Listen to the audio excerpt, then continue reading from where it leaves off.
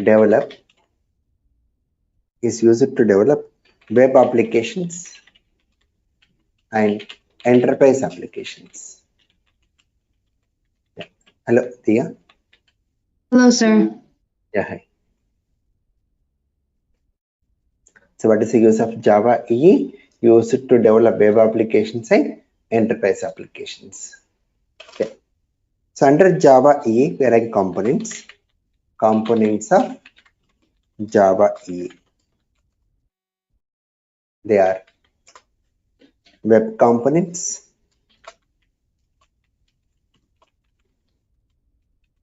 and enterprise components. We are having two components under Java EE. They are web components and enterprise components. These web components are used to develop web applications. They are for what purpose? Used to develop web applications. And the components are servlets and JSP. These two comes under web components. So JSP stands for Java Server Pages. Yeah. Coming to enterprise components, used to develop enterprise applications. And the component is EJB. Stands for Enterprise Java Beans. What do you mean by enterprise applications? When we say enterprise application, these applications are more secured, distributed. Distributed means application to application interaction, then transaction management. These all features will be there when we go for enterprise applications. Mainly when we go with banking applications where we require more security, we go for enterprise applications. We call them as enterprise applications. And we develop these enterprise applications using EJP, but this is outdated.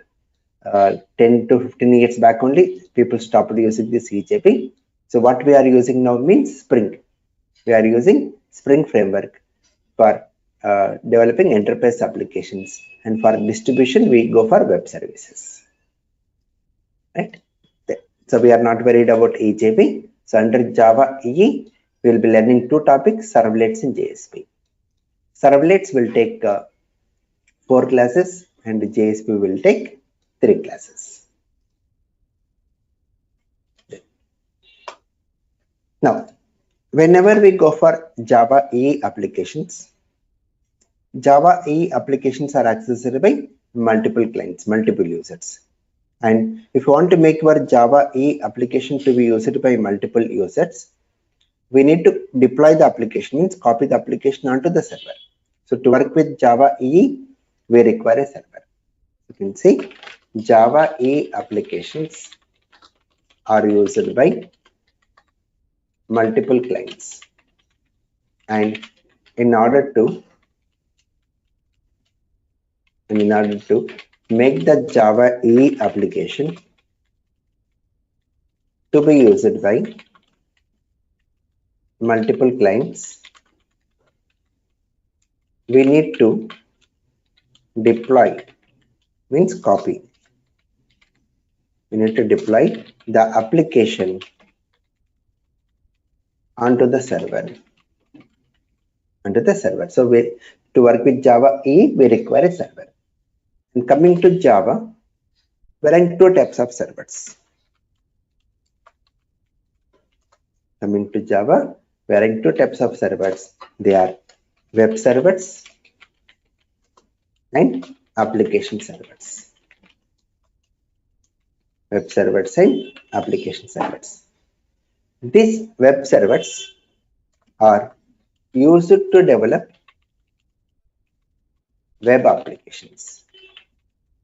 They are for what purpose? To develop web applications. Means these servers can understand servlets and JSP. And the popular web servers are like Apache Tomcat. This is the most popular and widely used by many developers. Hadoop, JRun, Jetty, like this. So these are the popular web servers. Most popular is Tomcat.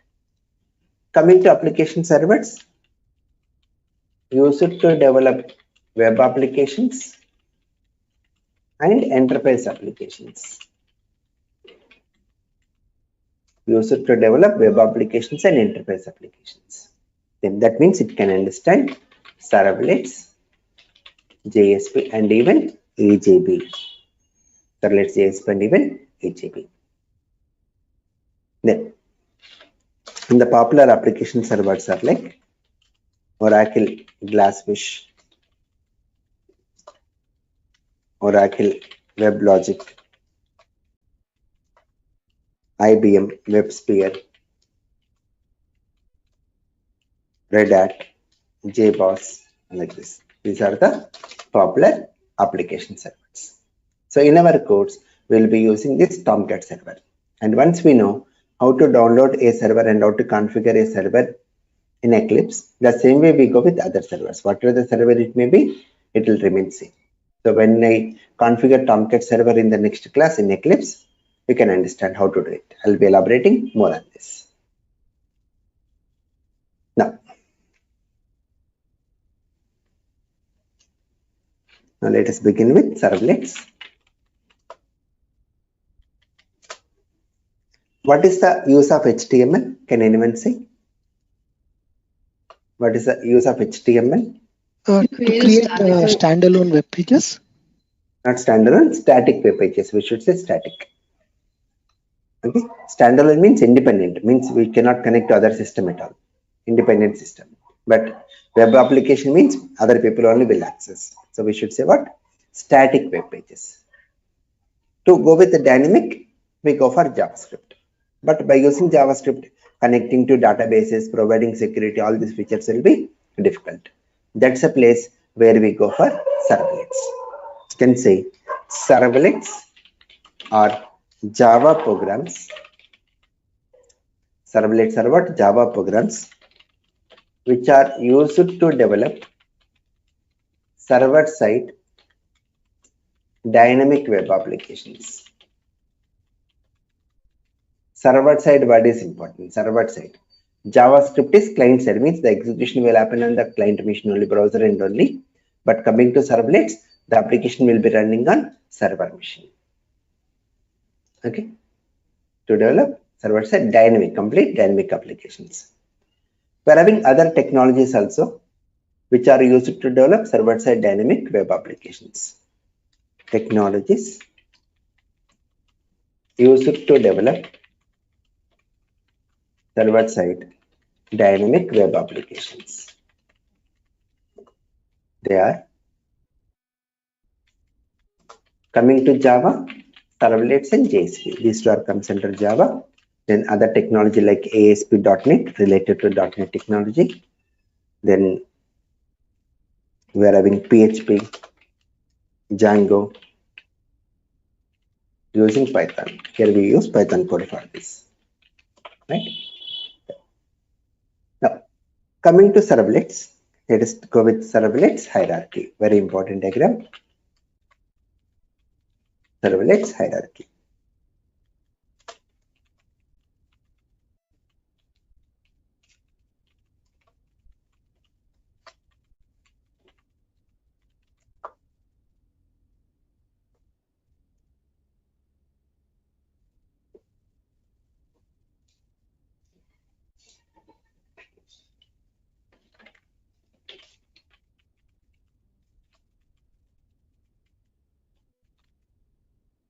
Now, coming to servlets, the topmost interface under servlet hierarchy is servlet interface.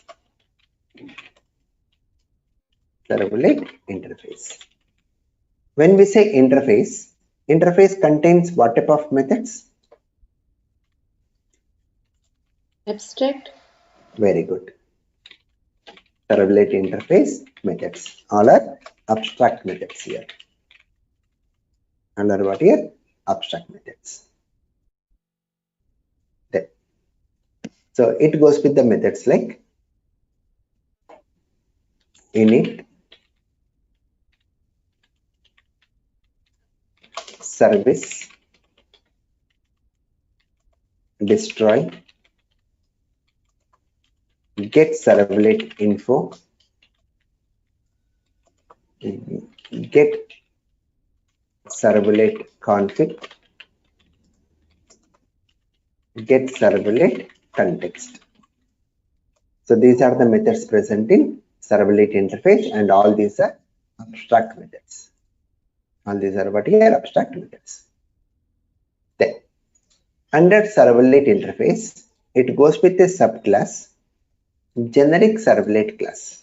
Under servlet interface, it goes with a subclass generic servlet class. Today complete theoretical words only. Next class only we go with practical. So under servlet, it goes with a subclass generic servlet class, and this generic servlet class implements servlet interface. And the diagrammatic symbol for implements is dotted triangle array.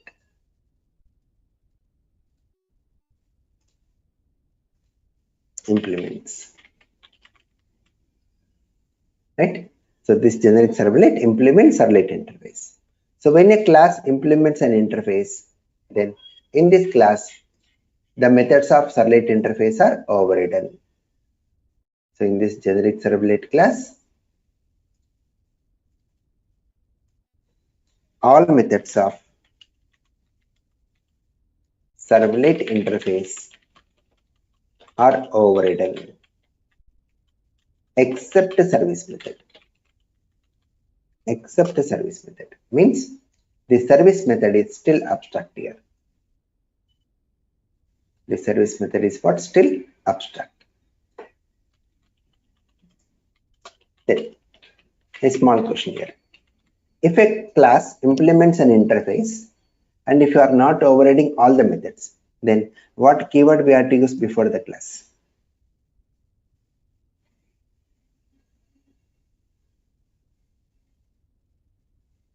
What keyword we have to use before the class? Core Java is very important. Yeah, very Abstract good. Abstract keyword. So Core Java is very important. You should never forget. So abstract, we have to use what keyword? Abstract before the class. So always remember, when a class implements an interface or when a class extends abstract class, and if you are not overriding all the methods, we should make the class as abstract. So this generic servlet is abstract class because service method is not overridden here. Then under generic servlet, it goes with a subclass HTTP servlet class. Under generic, it goes with a subclass HTTP servlet class, and this HTTP servlet class extends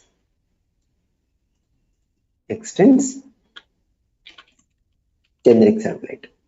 So when HTTP servlet class extends generic servlet, in generic servlet, which method is still abstract here? Service. So this service method is overridden here. Service method is overridden.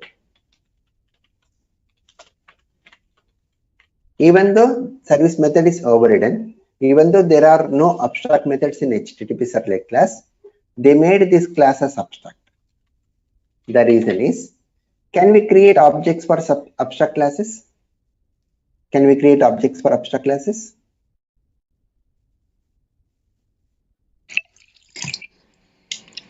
No, we can't create a. We cannot create objects for abstract classes or even interfaces. So why they made this rule is, whenever a programmer want to create a servlet, they cannot create servlet directly by using generic servlet or HTTP servlet class because we cannot create objects of it. So in order to form a rule, whenever a programmer want to create a servlet, they have to create subclass of this either generic servlet or HTTP servlet. To form that rule only, they made these classes as abstract here. And when we go for HTTP servlet, we generally override two methods here. They are doGet and doPost. doGet and doPost. So what is this doGet and doPost? What is the difference? I'll be discussing in the next class. So this is our servlet hierarchy. Slowly we'll be understanding step by step.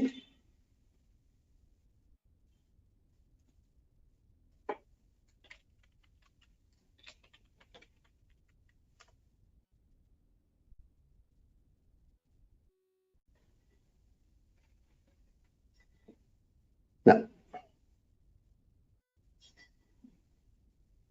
let us move to the next one. Servlet architecture.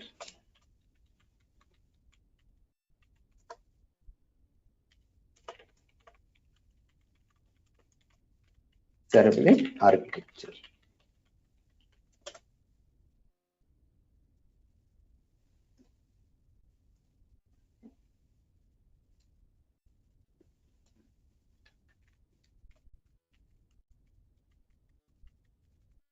Now, so whenever we go for servlets, we require a server. We require a server. And in server, we deploy the servlets. In server, we deploy the servlets.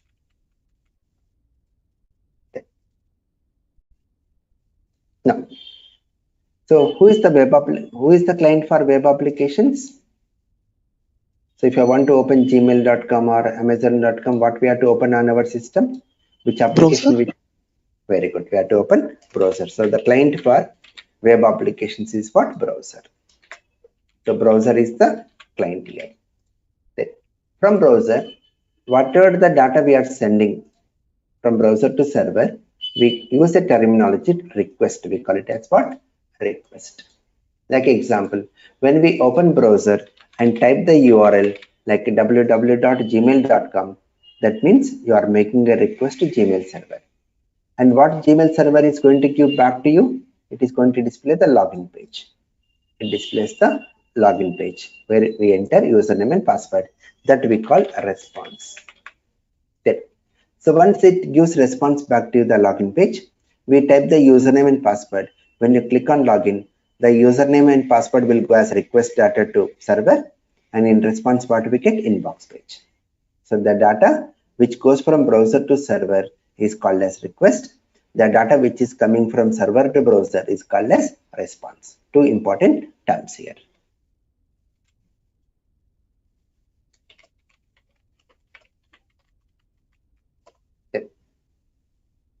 The next important one, servlet lifecycle. This is very important interview question.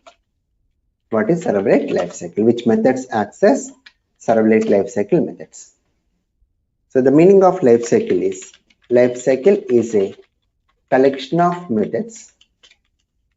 Lifecycle is what? It's a collection of methods which are executed in an order automatically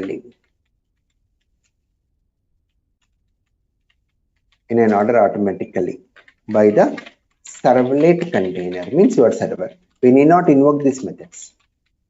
We need not invoke these lifecycle methods that will get automatically invoked, that will get executed automatically. Those methods only we call servlet lifecycle methods.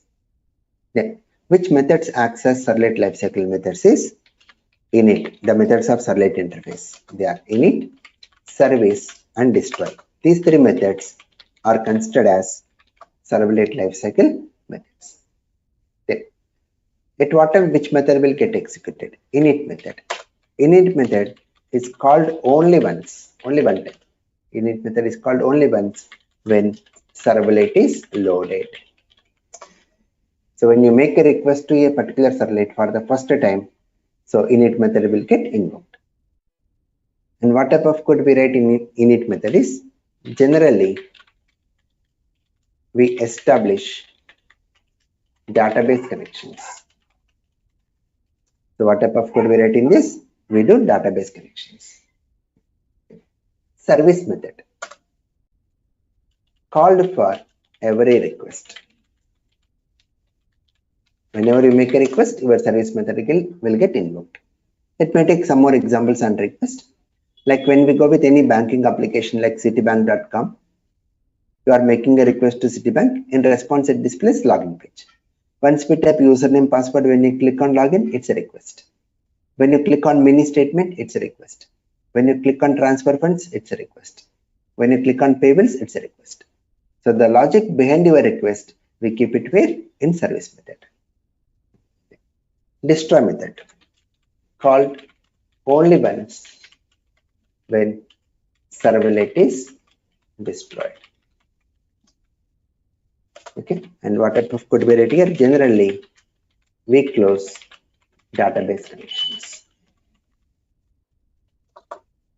What type of could be written here? We do the closing operations. Now,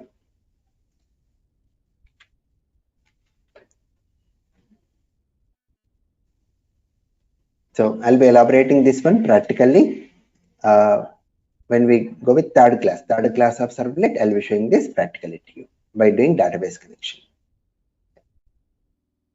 Now the next one, creating a servlet. Creating a servlet. So how to create a servlet is there are two ways. By creating a class which extends generic servlet class. By creating a class which extends generic servlet class, or by creating a class which extends HTTP servlet class. We are in two ways of creating. Either you can extend generic servlet or HTTP servlet class. Let us initially see generic servlet class. Using generic servlet class.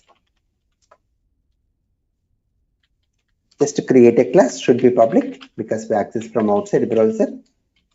Welcome servlet extends HTTP, extends generic servlet. So when a class extends generic servlet, see here, when a class extends generic servlet, which method we should override?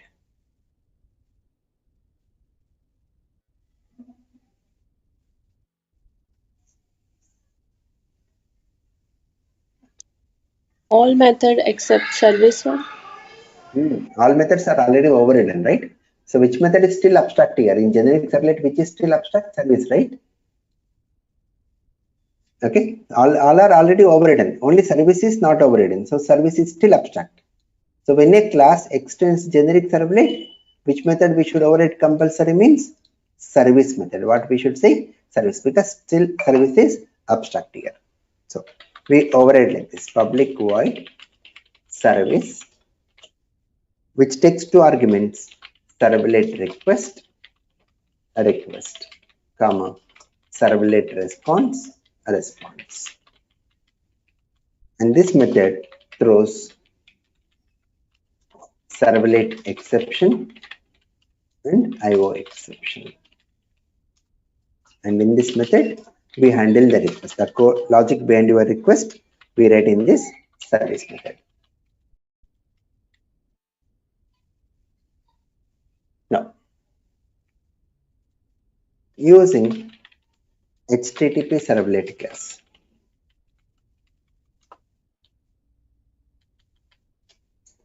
Using HTTP servlet class. So create a class, welcome servlet, extends HTTP servlet. So when we extend HTTP servlet, do we need to override any method compulsory? No, because it does not have any abstract methods. It won't have any abstract methods. But what I mentioned, when we go with HTTP servlet, we generally override two methods, do get and do post. Like this. Public void do get takes two arguments: HTTP servlet request, comma, HTTP servlet response. And this method throws servlet exception and IO exception. And in this, we handle the request.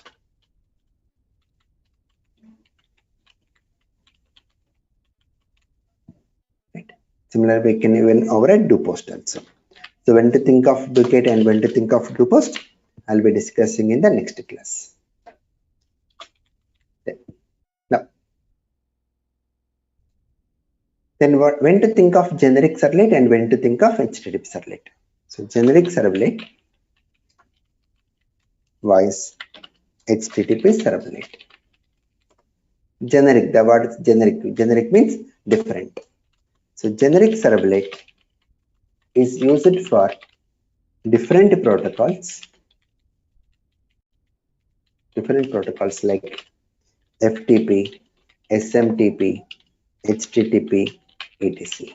Whereas HTTP servlet is used only for HTTP protocol. It is only for HTTP protocol. And the expansions are FTP means file transfer protocol. SMTP means simple mail transfer protocol. HTTP means hypertext transfer protocol. Right? So nowadays, whenever we go with any web application, by default it goes with HTTP, and even the tools like Eclipse also will use HTTP. So in our codes, we will be using HTTP servlet to create servlets. One more note. Interface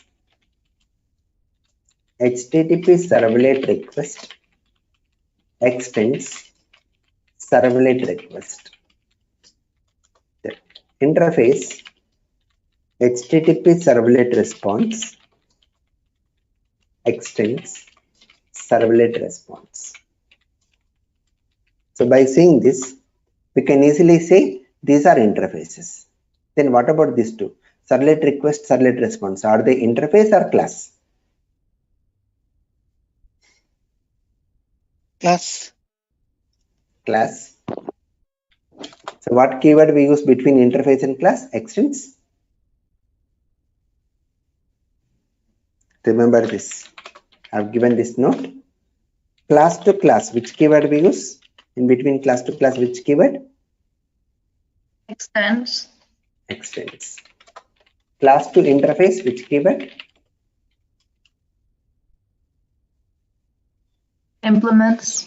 Very good. Implements. Interface to interface, which keyword? Interface to interface.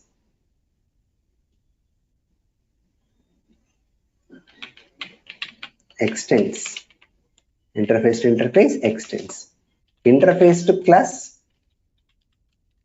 Interface to class not possible, goes with error. So we should not say this is what? Class. So by seeing this, what these are here? Interfaces, right? Servlet request and servlet response are what? Interface. Okay, interface to interface we use extends keyword. Interface to class not possible, goes with error. Got it, everyone?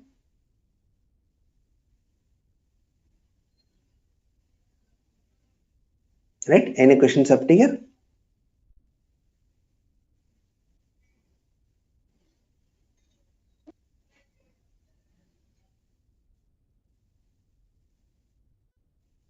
No.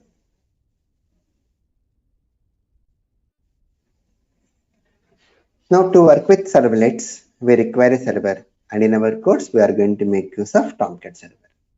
So let us see today how to download and install Tomcat server, so that from the next class, we use this Tomcat server in our applications. So today, let us see how to go with Tomcat server. Download and install Apache Tomcat server version 9. How to do this one is just we have to go to search engine like Google and say Tomcat 9 download. We have to say what here? Tomcat 9 download. Let me show this. Open search engine like Google.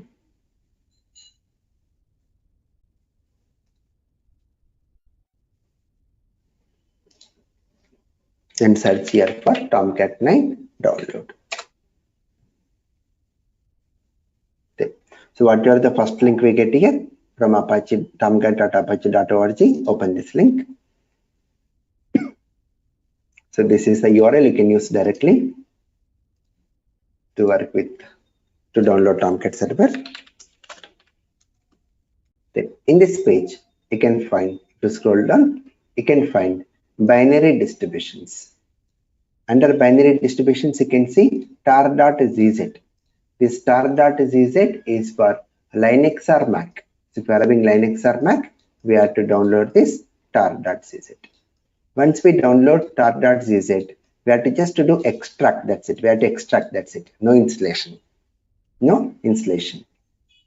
Or you can even go with 32-bit Windows zip or 64-bit Windows zip if you are having Windows operating system. When you go with the zip file also, only extraction, no installation. Then this one is installer. 32-bit or 64-bit Windows Service Installer. This one, click to download. Let me go with the last one. tar.zz or zip file, we have to just extract, no installation. See, it's getting downloaded, see? Right? So once the download is complete, we have to install it. But before I install in my system, already I'm having Tomcat server installed.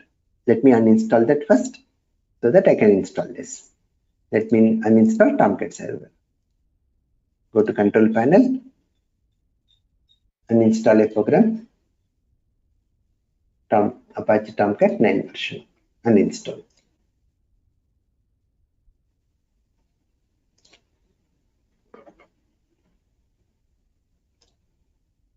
Right, there. Now let us install this. So click on the download file to install. Then say run. Click on next button. Accept the license agreement. Next button. Then see this page is important. This window, server shutdown port. It is going with -1, but it is not working. So I'm going with 1111. Then see the very important one, 8080. So Tomcat server will be running in a port number 8080. If one service runs in one port number, we cannot run other service in the same port number. If some other service is running in 8080 port number, then I have to change the port number here. We have to change the port number here. So how to change the port number? In Eclipse, I'll be showing in the next class. Okay, how to change the port number of Tomcat, we'll see in the next class. Let me keep as it is now. So if you get port number issues only, we have to change it, else not required. Okay, how to change port numbers, that you will see in the next class. For now, let us keep as it is 8080. Then click on next button. Then it will ask you where your GRE is located. It automatically takes from your system. Say next. Then it will ask you where you want to install Tomcat. In which folder we should install Tomcat. So by default, it will go with the C drive, program files, Apache Software Foundation, Tomcat 9.0. Then our work is to click on install button. That's it.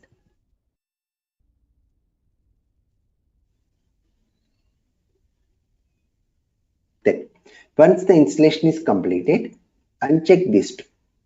Uncheck this two because we are not going to run Tomcat from here. We'll be running Tomcat from Eclipse. So uncheck this two and say finish. That's it. That completes our installation. So how to do? Once we open this page, you will see here binary distributions.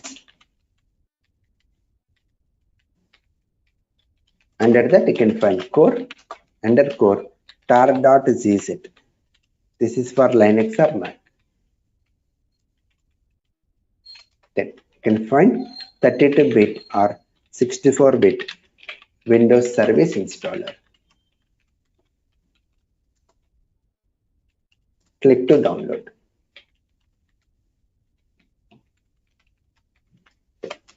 So once the download is complete, install it.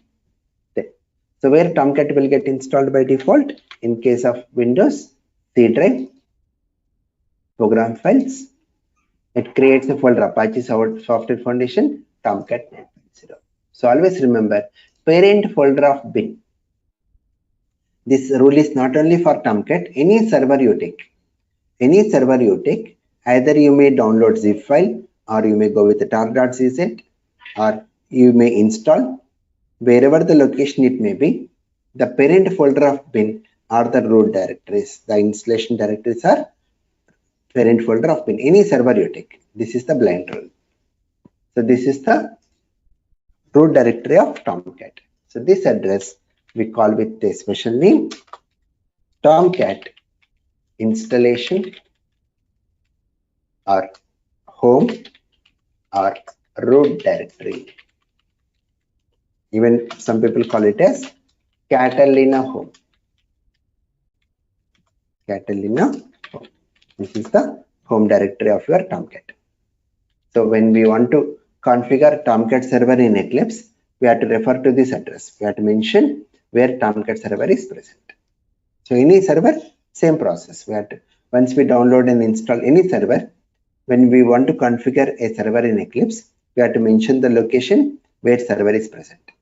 How to know? Always remember parent folder of bin is the root directories or installation directories. Clear everyone? Any questions? How to get Tomcat on your system?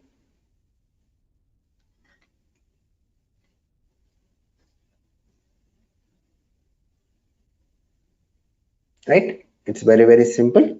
So let me stop here today so that next class we'll start with the practical part. So next class what we do, Monday, we'll be learning how to configure Tomcat server in Eclipse, and we'll be creating one servlet application. And even we'll be discussing one more, how to read HTML form data into servlet. What is the main use of HTML form? To accept user input. So how to read that form data into servlet and process it. That also we'll be discussing in the next class. Right? Thank you all and happy weekend. Thank you, sir. Thank you, sir. This conference will now be recorded. So in the last class, we have done with the servlets introduction, and we have seen how to download and install Tomcat server, right? So today let us go with the next one, how to develop a servlet. That is creating a servlet.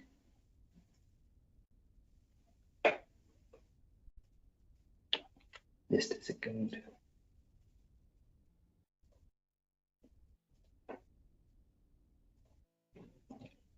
Creating a servlet in Eclipse using Apache Tomcat server version 9.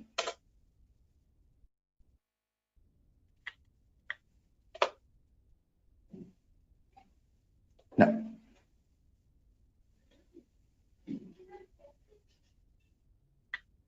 so for this one, the first step is we have to configure Tomcat server in Eclipse workspace. We have to configure our Tomcat server in Eclipse workspace. So we are having Eclipse, right? So already we are working in workspace Java programs. So let us change the workspace now. Let us work advanced Java in some other folder. So I'm saying here switch workspace, and you can go to other. And here let us go with one more new folder, Java EE under Java programs. Any folder your wish.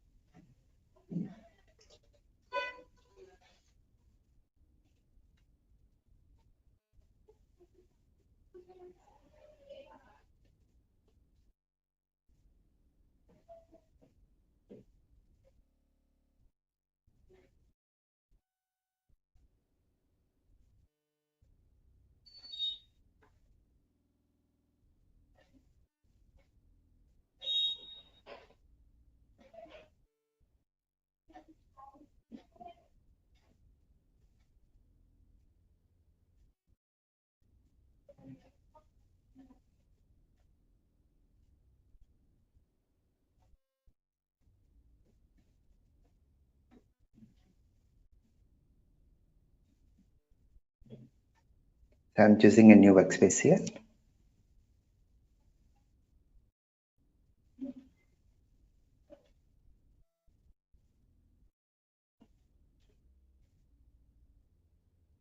The first step is we have to configure the server. Let me close this welcome screen. Now, how to configure server is go to Window, Preferences.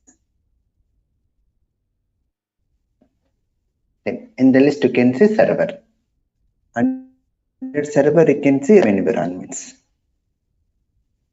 Then click on Add button. here we have to choose a server. See, you can see from different companies, you can see Apache company, when you go for IBM WebSphere, when you go for Oracle WebLogic, when you go for Red Hat JBoss, like this. So we have just to choose the server. Example, in our case, from Apache company, which is server Tomcat 9 version 9.0. Say next.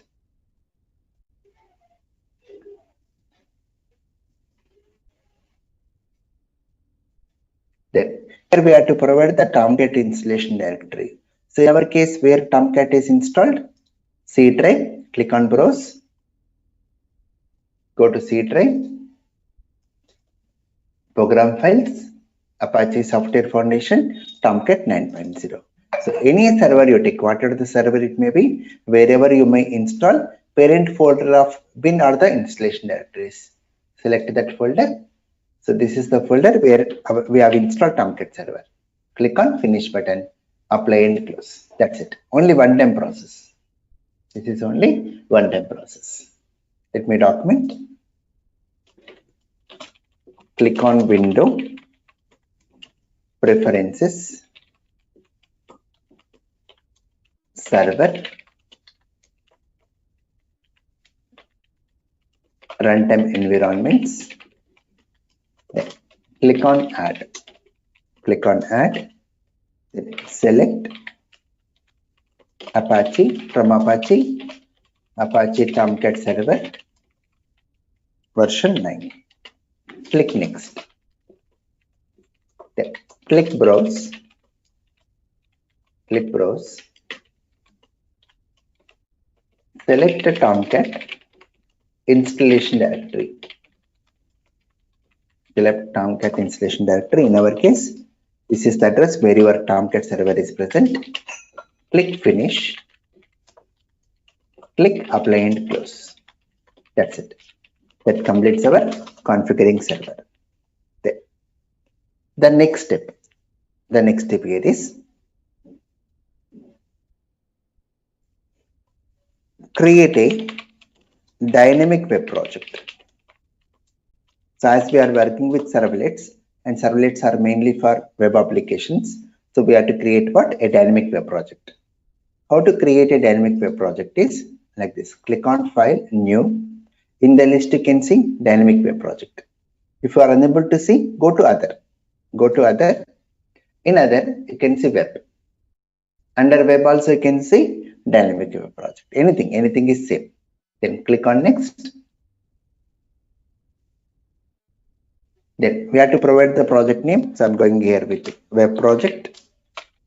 And project name is case instance. Case instance. Whatever the case we have used, that case only we have to use when you are referring to the project name. And very important one, in dynamic web model version, go with 2.5 now. Let us go with 2.5 because I want to elaborate the inner working of servlet. That's the reason I'm going with 2.5. Later, even discuss the latest version. Then click on finish button. That's it. Let me document how to create dynamic web project. Click on file, new. In the list you can see dynamic web project, or click on file, new, other,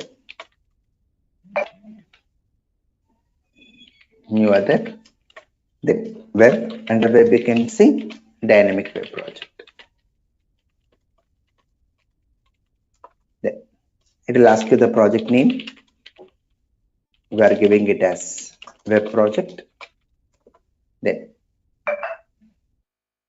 in dynamic web model version, go with the 2.5. Select this. Okay. And click finish.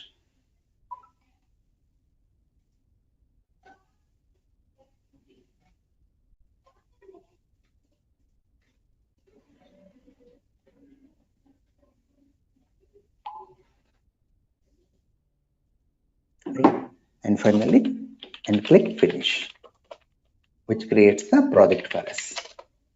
So you can see the project here. Now under this project, we want to create a servlet.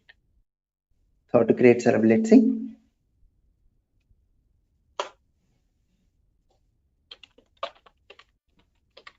right click. So what is the step here? Create a servlet in dynamic web project.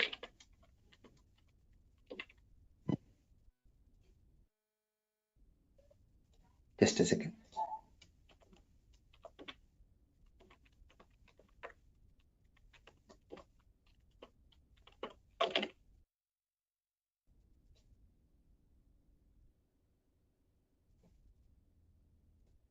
Right, we have to create a servlet in dynamic web project. Just a minute, everyone.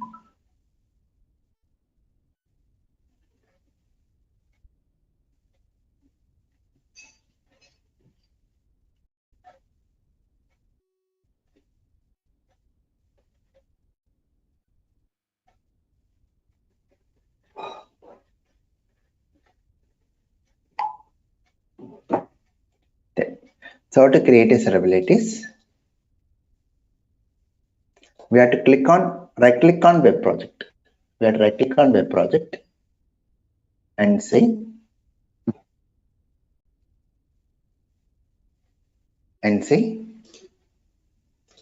new servlet. Right click on web project and say new, and in the list you can say servlet. Then in the class name, go with the name as welcome servlet, any name, welcome servlet, and we have to click on finish.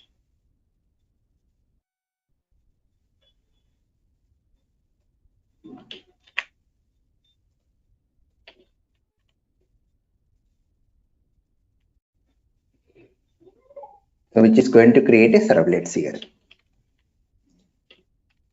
Here it says how to create a servlet. I said we have to create a class which extends HTTP servlet, and we have to override doGet and doPost method, either doGet or doPost, and which takes arguments is HTTP servlet request, HTTP servlet response.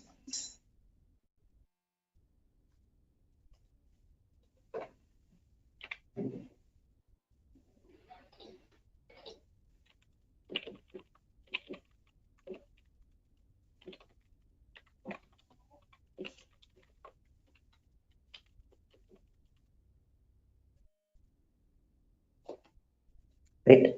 Then let us go with the import statements.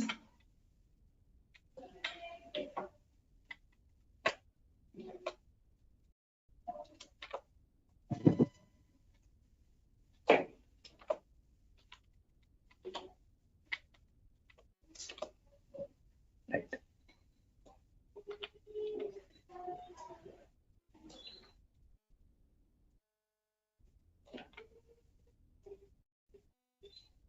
So let us go with only doGet method in this program. Then see, now observe now.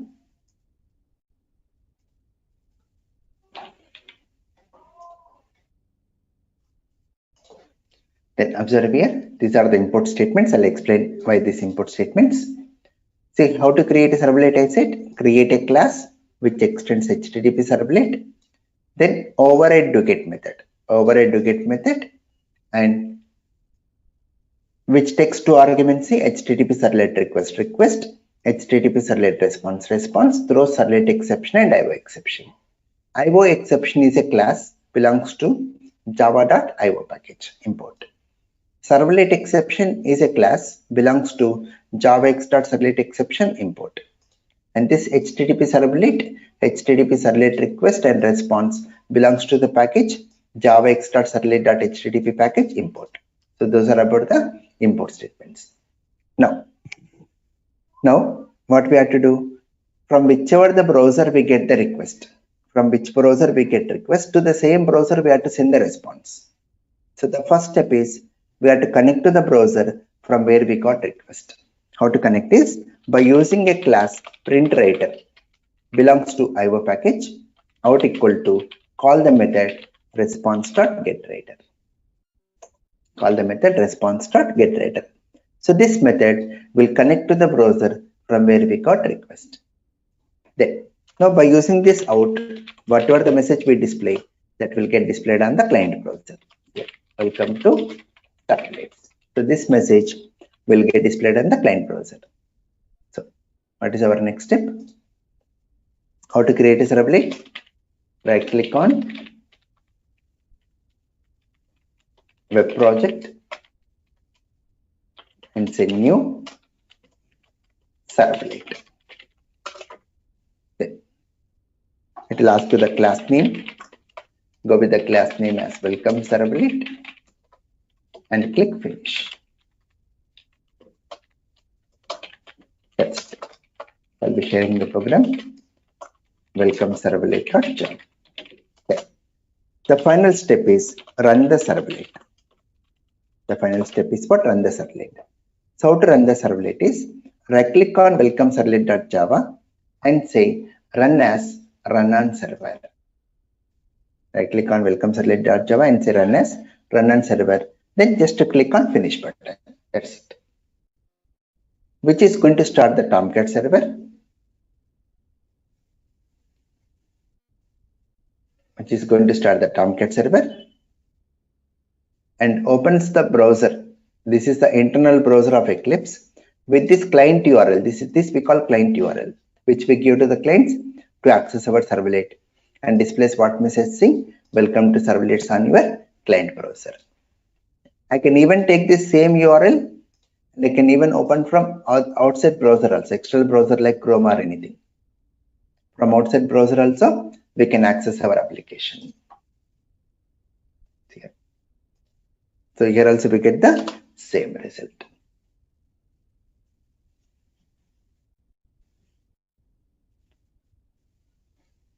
Here also we get the same result here. Okay. See here. What is our next step? How to run the servlet?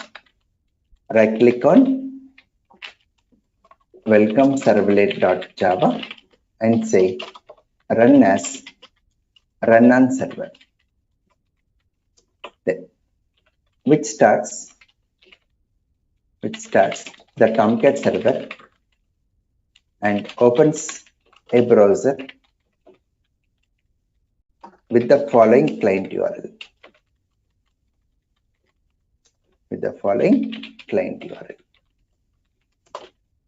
This is the client URL and displays welcome to servlets in browser.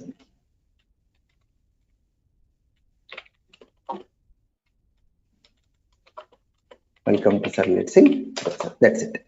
So these are the steps to develop a servlet application. So configuring server and creating web project is only one-time process. Right? Clear? Diya and Parul? Yes, sir. Yes, sir. Compulsory you have to practice on your systems. Okay, very, very important one.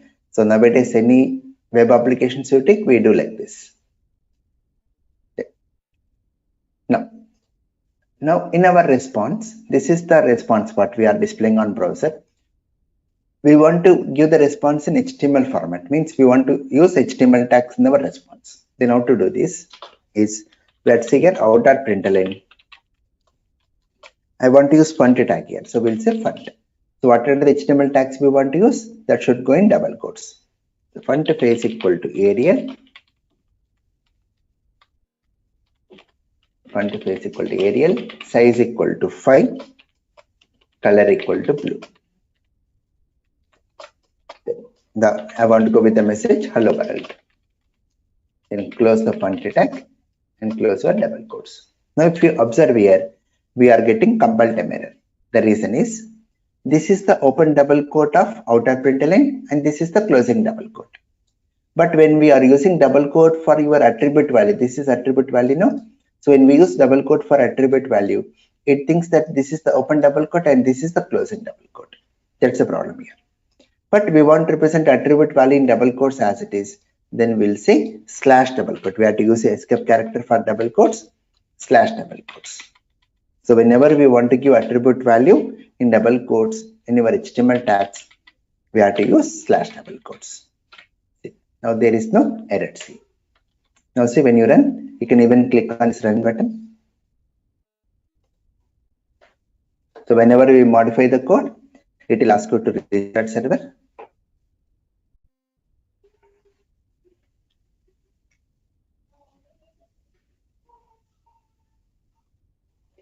Right, see, we are getting the result. See, hello world in blue color.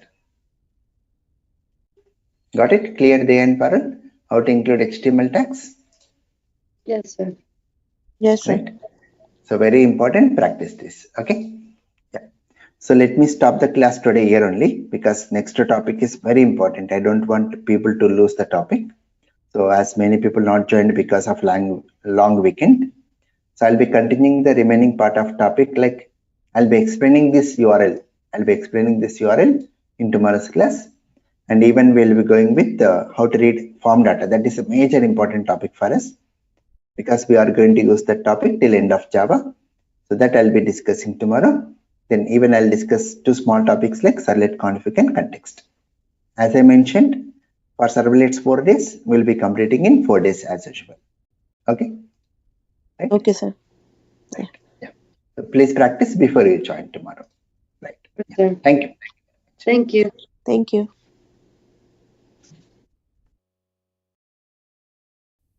This conference will now be recorded.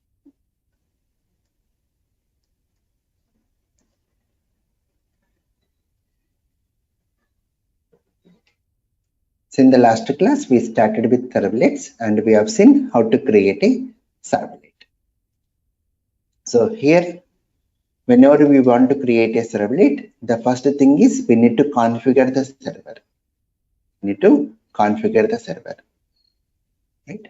Then once we configure the server, yeah, just a second. Hello, Deya. Hello, sir. Yeah, hi. Right. So once we configure the Tomcat server, we need to create one web project. In that, we have to create a servlet. How to create servlet? Right click on your project and say new servlet. New servlet. Then we have to go with the class name as welcome servlet, and it automatically writes the code extend HTTP servlet. So whenever we want to create a servlet, just to create a class which extends HTTP servlet and override the doGet method. doGet method takes two arguments, HTTP servlet request and HTTP servlet response. And the first step, what we are doing, see print writer out equal to response dot get writer.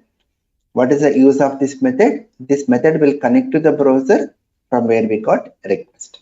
Then whatever we write here without our println, these messages will be displayed on the browser screen. So here when we run this program,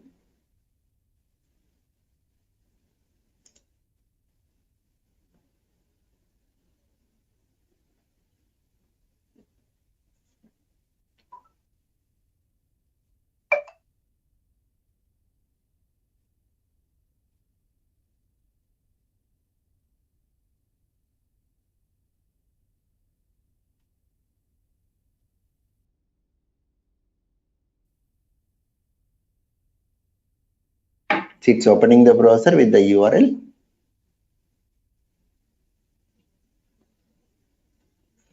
With the URL, see what here? This is the URL and it's displaying the message, say welcome to servlet and hello world. So let us understand more about this URL today.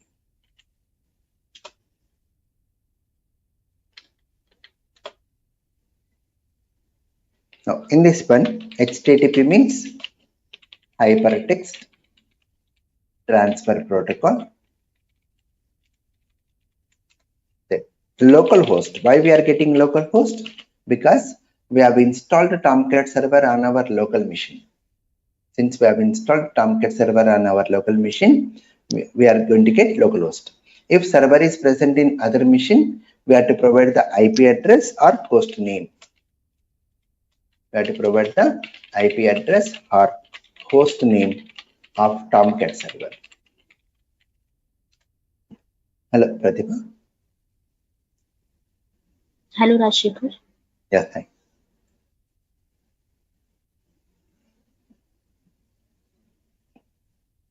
Right. So I was just explaining the client URL when we run the servlet. Then next one, 8080. What is this 8080? It is the port number where Tomcat server is running. It's a port number where Tomcat server is running. Then web project. What is this web project? This is the project name or application name.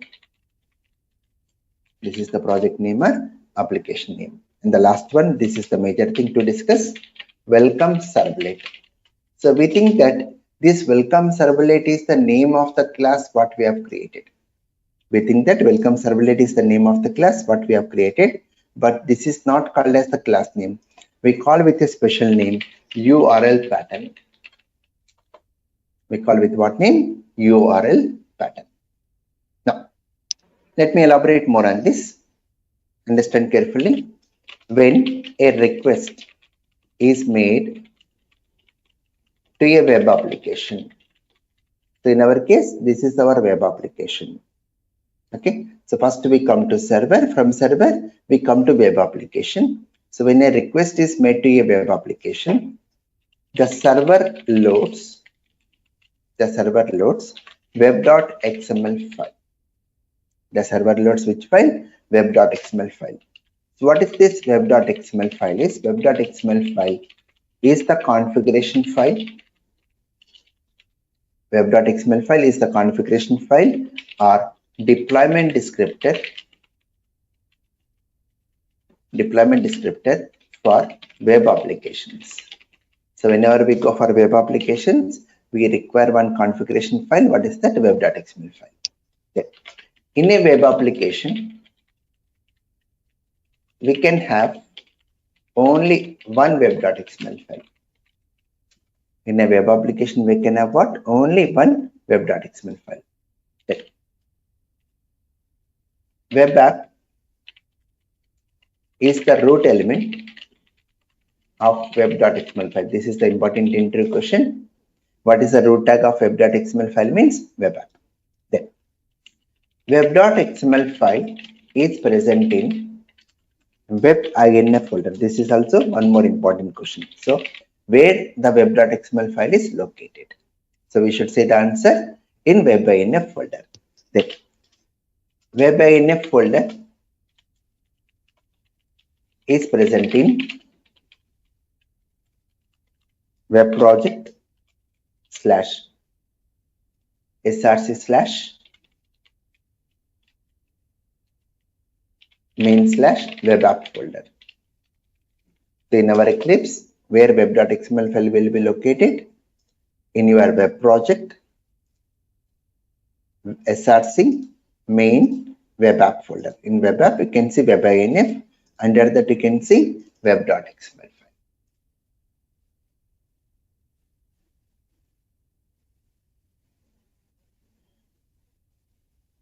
See, click on source tab, it will show the source code to us. Root tag, web app is the root tag.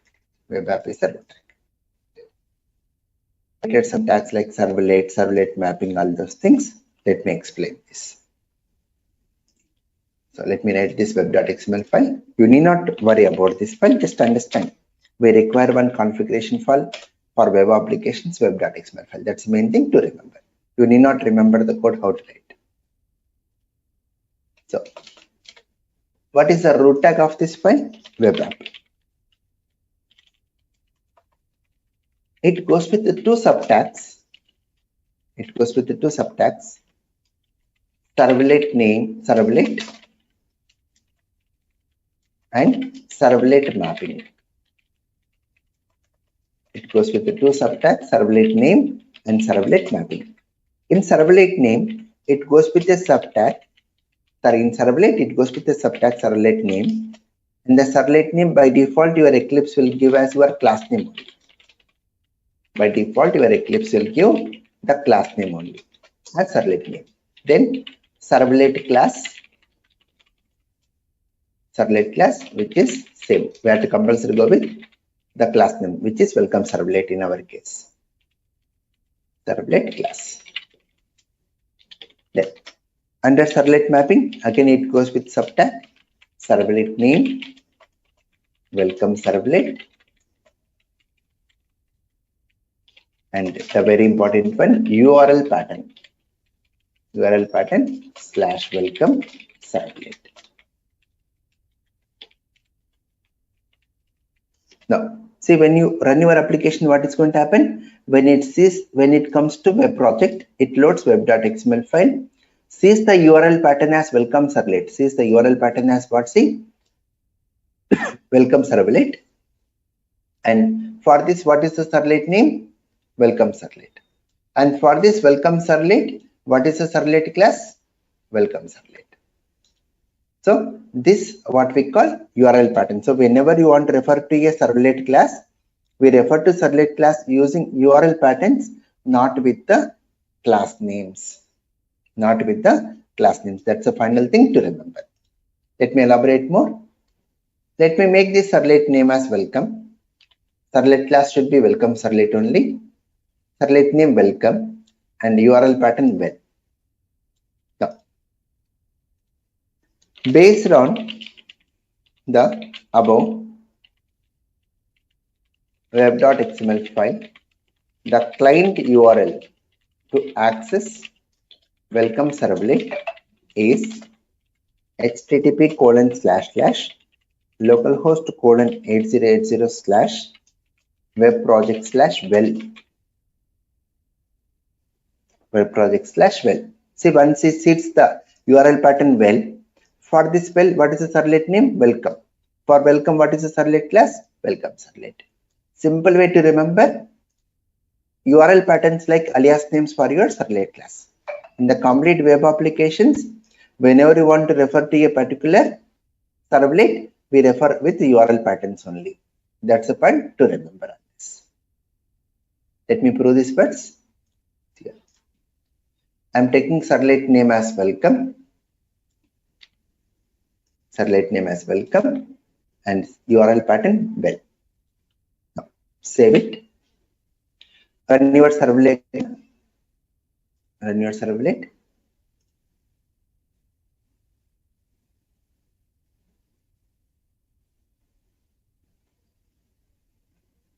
So whenever you modify servlet code or web.xml file, it will ask you to restart server.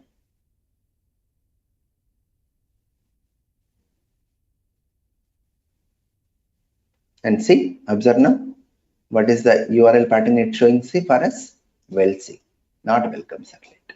Okay, clear everyone? Any questions? As we go with the next application also, you will understand more about URL pattern.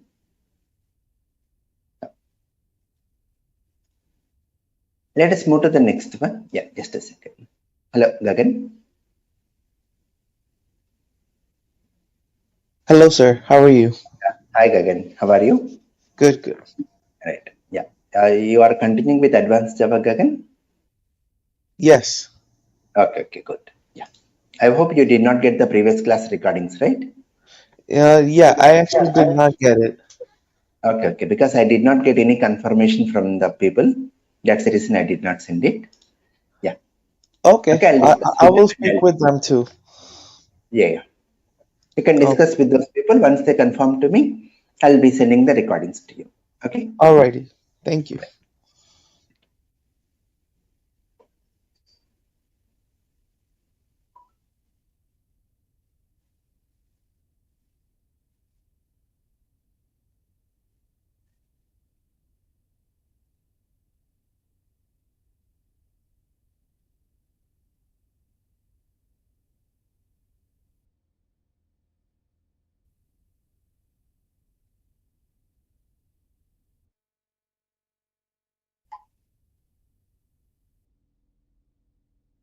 Just a second, everyone.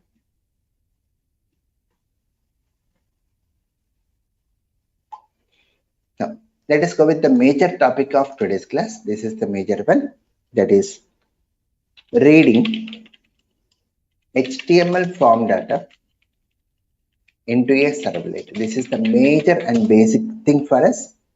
So till end of our course, we will be using this concept. Reading HTML form data into a servlet. Now, what is the main use of HTML form? HTML form is used to accept the user input. HTML form is mainly for what purpose? To accept the user input. Now, let me elaborate this more using a diagram. read HTML form data.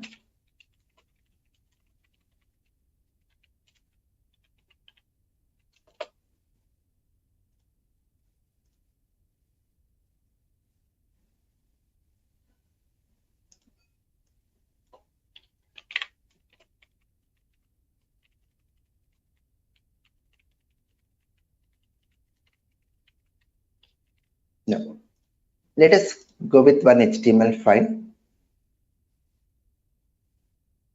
Let us go with the HTML file. Let me take the name as emp.html, where we accept the employee details like employee number, employee name, and employee salary, and one submit button. Then, to fill the data, we go with the text fields over here. Then one submit button. Now, let us suppose the user is filling the data like employee number 111, employee name some name, and salary some salary. Now when we click on submit button, we want to connect to a servlet. Let me go with the name of servlet as EMP servlet. And what this EMP servlet should do is, it should read this form data. And should display the response. The employee details in tabular format. Like this.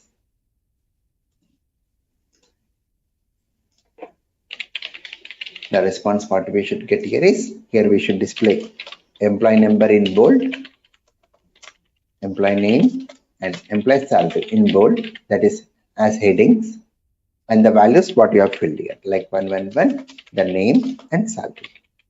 So whatever the form data we are filling, that we want to show in tabular format. That's a task here. Then how to do this task? If you know how to read this form data into servlet, and once you get the form data in servlet, whatever we want to do with the data, it's our wish, depends on the application. So to read this form data, we have to give the name to the form fields. So for this, we are giving the name ENO, ename, and salary. Now, how to read this form data into servlet is very, very important method. We use this concept till end. So remember this, request.getParameter. So this method is used to read HTML form data into a servlet.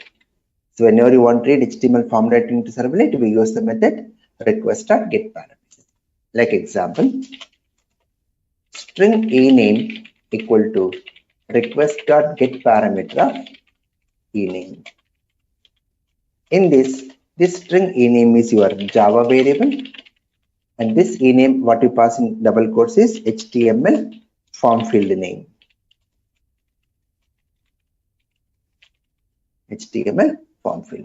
So whatever the value we enter in this text field ename, that value will come and store into this Java variable. And remember this note, I'll be keep on asking this question at multiple places. The return type of request.getParameter method is string. What is the return type of request.getParameter method is string here. Remember this point. Now, let us develop this application now.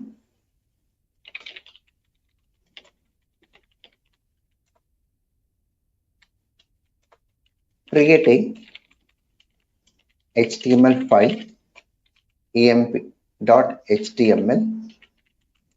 in web project. How to create HTML file is right click on web project and say new HTML file. Go with the name emp.html. Say finish. Design the form here, create the form. Form action equal to web project / EMP servlet. We have to refer with the project name. So whenever we click on submit button, it has to go to web project case sensitive. Whatever the project name we have used here should match with the project name what you have created, case sensitive. And we want to connect to EMP servlet. Accept the data like employee number, input type equal to text, name equal to EN. Names are important. Employee name, input type equal to text, name equal to ename. Employee salary, input type equal to text, name equal to salary. By using the names only, we can read the form data. Then one submit button. Input type equal to submit, value equal to submit. So when you click on this submit button, it connects to EMP servlet. So let me document here how to create servlet HTML file for the first time. Right click on web project and say new HTML file. It will ask you the file name, give it as emp.html and click finish.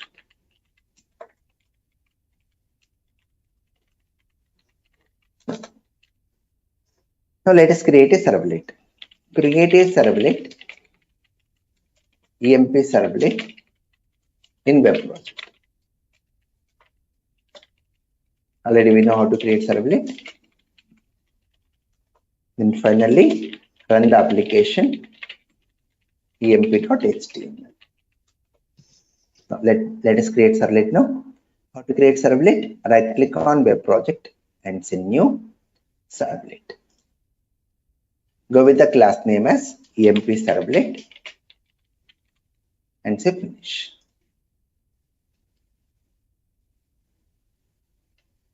Now import the related packages.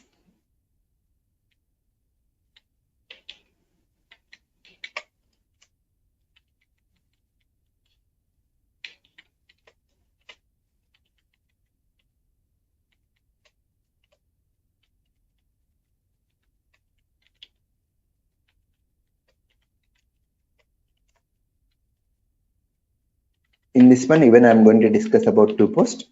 Let us even include DoPost here. Now, the first step is, what is the first step is? First of all, we have to connect to the browser from where we got request. So how to connect to the browser is like this. Print writer out equal to response.get writer. So this is our first step. We have to connect to the browser from where we got request. There. Now, let us read the form data into servlet. How to read? You can say like this. String envo equal to, what is the method to read form data? Request.get parameter of envo. That's it. Similar way, read other values. String ename equal to request.get parameter of ename. String salary equal to request.get parameter of salary. That's it. Now we have read the form data. Once you read this form data into servlet, now what we want to do? We want to show this data in tabular format. So create a table. How to create table? See, out.println table border. So whenever we want to use HTML tags, the HTML tag should go in double quotes of out.println method. Create a row, table row. In first row, we'll go with the table heading, employee number, then table data, the value of employee number, the value what you have printed.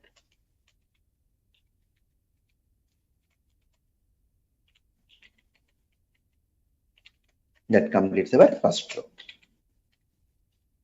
Similar way, create the next row, out.println, create a new row, th, table heading, employee name, close your table heading, Then table data, the value of email. Then close over TD, close over TR.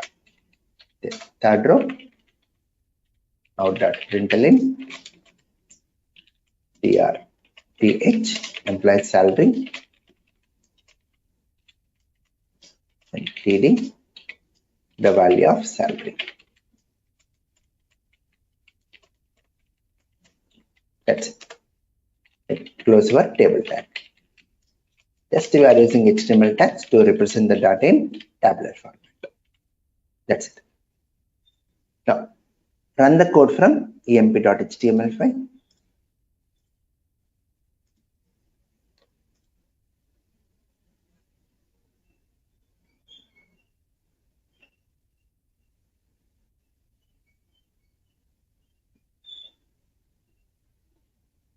So it's going to ask you the form data, fill the data here, like employee number 111, employee name, some name, salary, some salary. When you click on submit, it's going to show the data in tabular. Clear everyone? How to read form data into Servlet?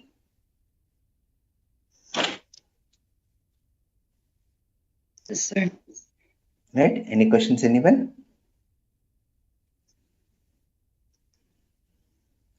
Now, understand carefully. What are the values we have entered in HTML form? Can you see those values in the client URL? It's here. In the client URL, the data what we have filled, that values you are able to see in the client URL. Let us suppose if the user is typing passwords, then password also visible in the client URL, which is not good. So someone sitting beside us can see the passwords. So let us understand why the data is going along with the URL. So why the data is going along with the URL is, whenever you go for HTTP request, whenever you make a HTTP request, the default method call will be get here. The default method call for all HTTP requests will be get. So when the method call is get, it will go to doGet method of your servlet. It will go to what? doGet method of your servlet, and the data goes along with the URL. When the method call is get, the data goes along with the URL. If you want to send the data as separate page, then we have to say method as what here post. If you don't want to make the data visible in URL, make the method as post. Then it will go to doPost method, and it is internally invoking doGet method. So the suggestion way of writing Servlet code is override doGet method and doPost method, handle the request in doGet method, and invoke doGet method from doPost. Right? So when the method call is post, the data goes as separate page. Now see, when I make method as post, let us run the code. Fill the data.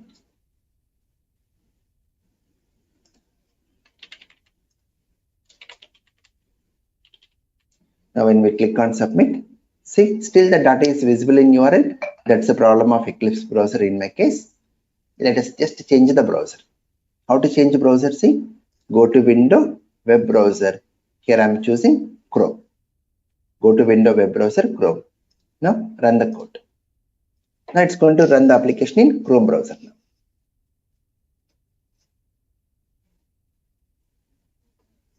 So it's opening in Chrome browser.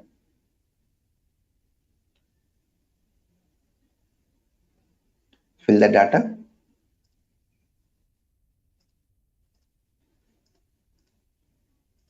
Now see, when we say submit, see here the data is not visible in the URLs. Right? What is the major important point? What is the difference between get and post means? Get by post. In case of get, the data goes along with the URL, means visible in URL, whereas in case of post method, the data goes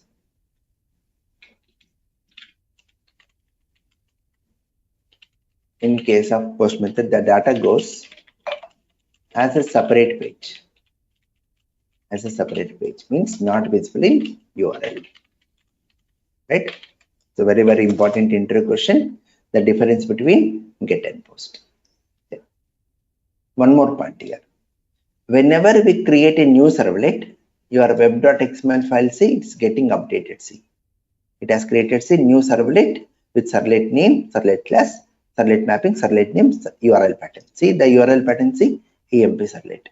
Whatever the class name we have created, that name only will give us URL pattern. Means in this HTML file, this EMP servlet is not the servlet class name. This we have to call it as URL pattern. This we call it as what? URL pattern. Means whenever we are referring to a servlet, we refer to a servlet using URL patterns, not the servlet class names. That is the final point to remember. Got it? Any questions up to here?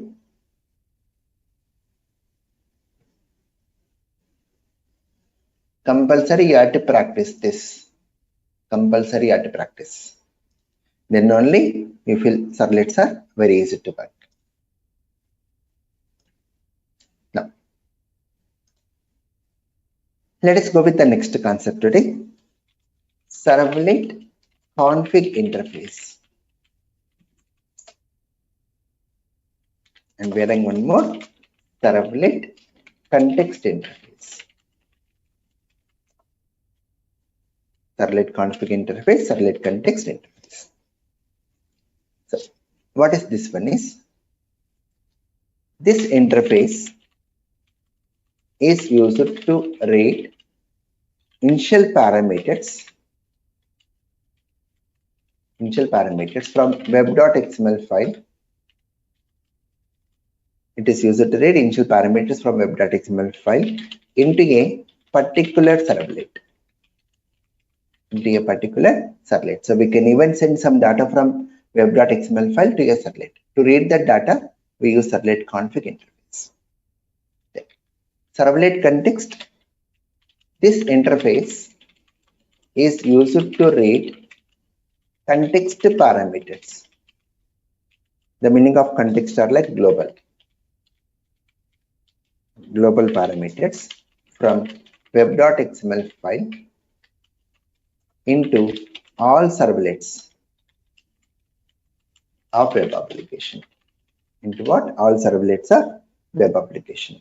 Means config is like local. It's only to a particular servlet.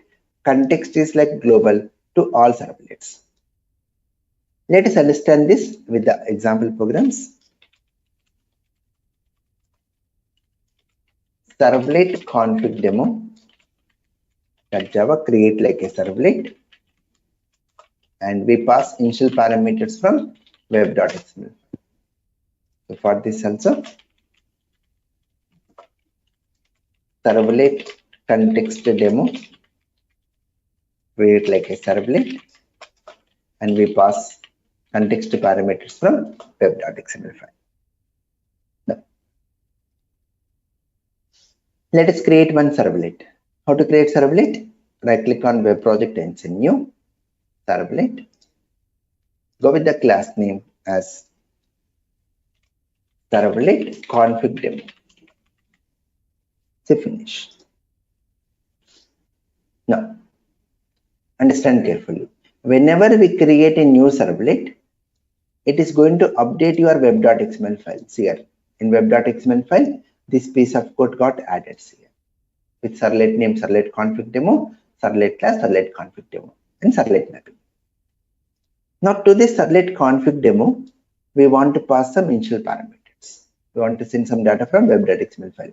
How to do is, in between the servlet tag, to whichever the class you want to send initial parameters, in between that servlet tag, we have to pass initial parameters like this. Init param.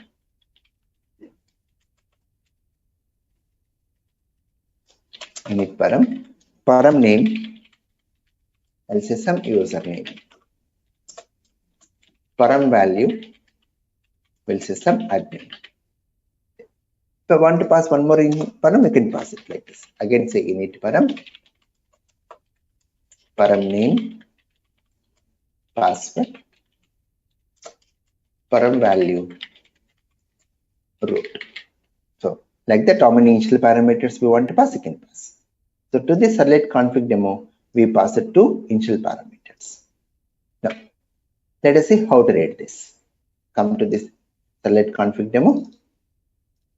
Import all the packages, the related packages.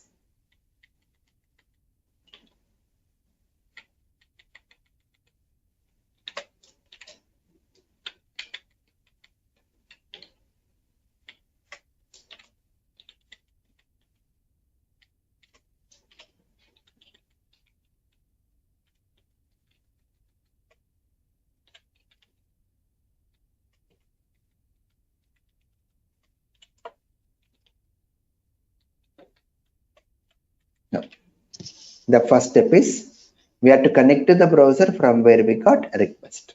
How to connect? See, print writer out equal to response.getWriter. Now, in order to read initial parameters from web.xml file, we have to create reference of interface servlet config interface. Servlet config equal to call the method get servlet config. Call the method get servlet config. Understand carefully. Get servlet config, it's a method of servlet interface. And since generic servlet implements servlet interface, this method is implemented by generic servlet class. Important intro question. Get servlet config method implemented by which class means? The answer is generic servlet class. Implemented by generic servlet class. Then, since HTTP servlet is a subclass of generic servlet class, we can call the method directly. Now, by using this config object, we can take the initial parameters like this. Config dot get init parameter of username,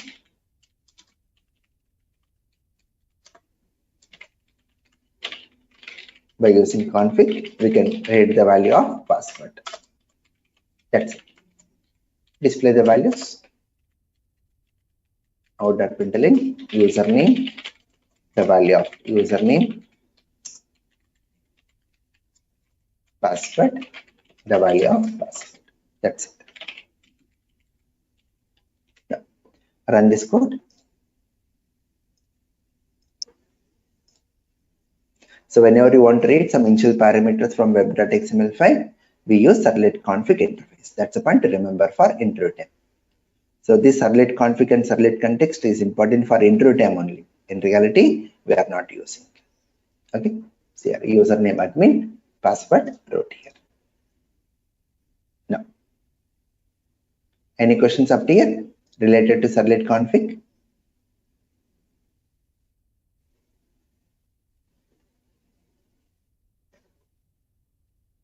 Next one, servlet context. For that, let us pass context parameter. How to create the context parameter is in between web app tag.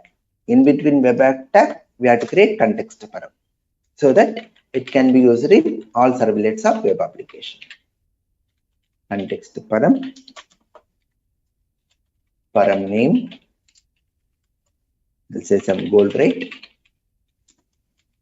param value, some 50,000. So in between web app tag, we have to create this context param. Now, to read this, let us create one servlet.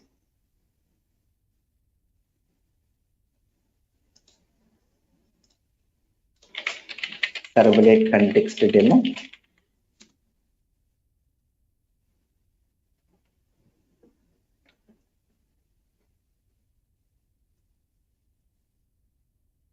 Now, import the related packages.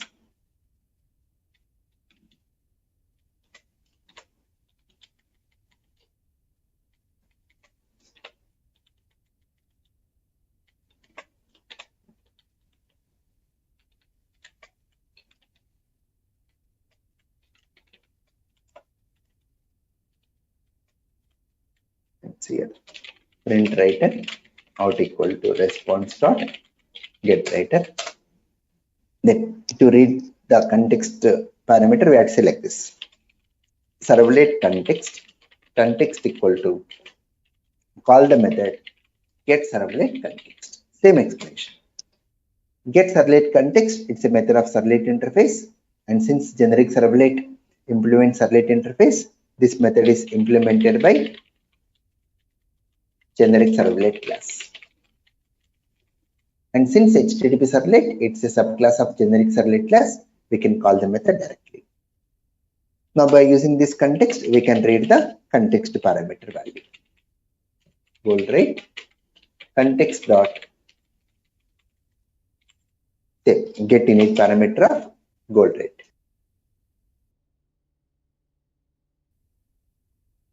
Get init parameter of gold rate, same method. Now display the value. Out.println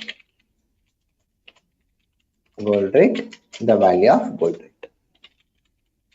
That's it. Let me even document here how the web.xml file looks.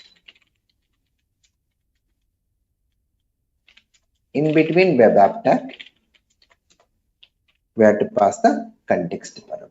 In between web app tag, we have to pass the context param so that any servlet can read this value. Run this code.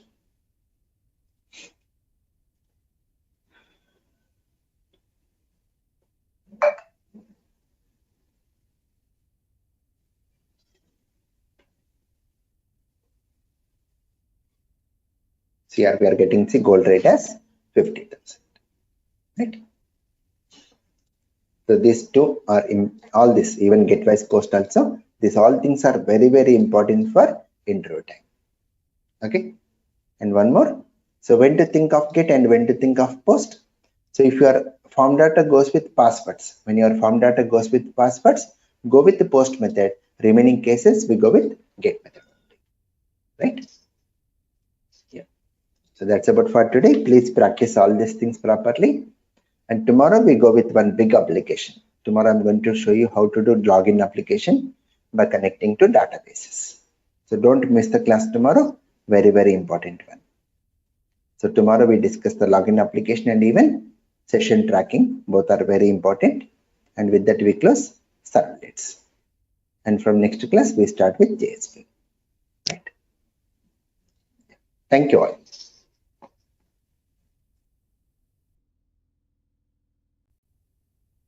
This conference will now be recorded.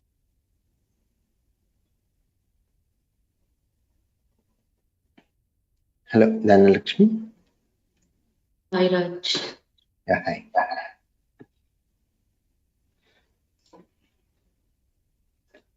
So in the last class, we have seen about servlets, like how to read HTML form data into servlet. So the important method to remember is request.getParameter method. Request.getParameter method is used to read HTML form data into servlet. Okay. So today let us move to the next part, like servlet to servlet communication. Servlet to servlet communication. So let us understand this with a diagram. Servlet communication.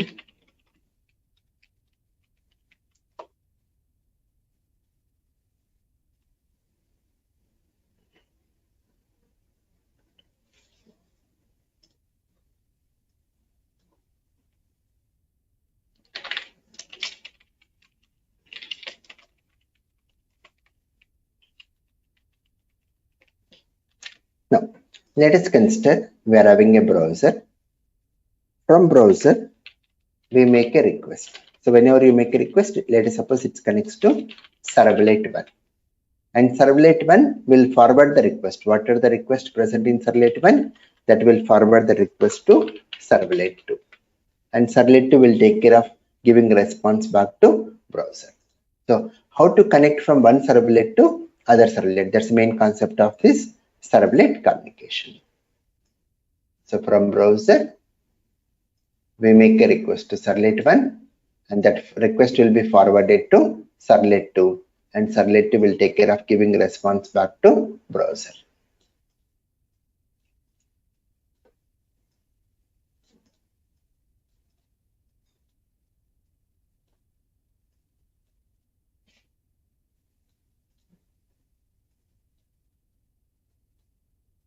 So from browser, request will go to servlet 1. Servlet 1 will forward the request to servlet 2, and servlet 2 will take care of giving a response back to browser.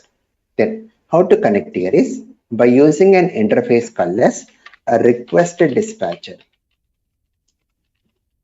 A request dispatcher interface.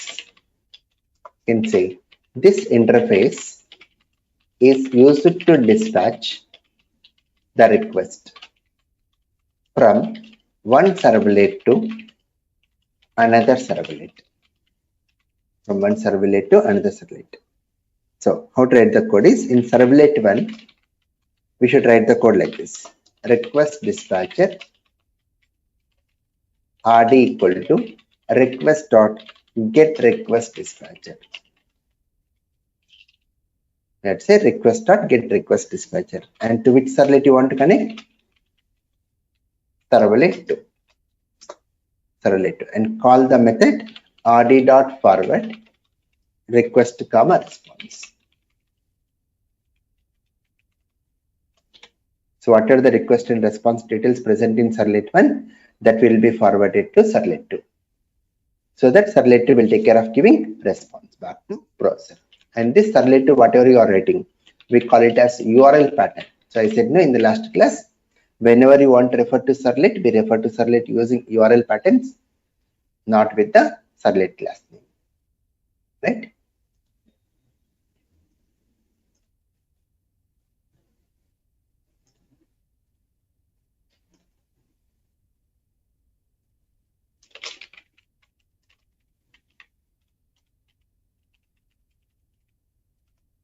Now, let us go with one more method here. Response.send redirect. So by using this method also we can connect to other servlets. So this method is used to redirect to other servlets or JSPs or even HTML files. Like example, you can say response.send redirect web project / login.html. So from our servlet, we'll redirect to login page here, login.html. Then what is the difference between this servlet to servlet communication and send redirect is, in the case of servlet communication, the data will get transferred. But in the case of send redirect, the data will not get transferred, only redirects to other pages. That's the difference. Now, let us understand these two concepts using the example application. And that application, let me call it as login application. Now let us understand what we are going to do in this login application using a diagram.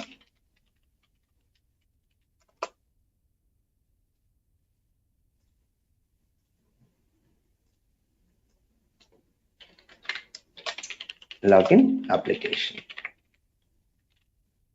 Now, so whenever we go for login application, what we accept from user? Username and password. So here we create one HTML file where we let me go with the name as login.html, where we accept the username and password, and one login button. So here we go with the text fields for username and password and login button. Now, let us suppose if the user is filling the values like username as AAA, password as AAA. Now, when we click on login, how to check whether this user is authenticated? Where our user details will be present?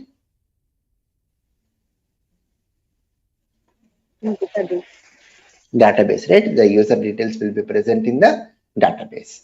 So let us consider we are having one database table over here.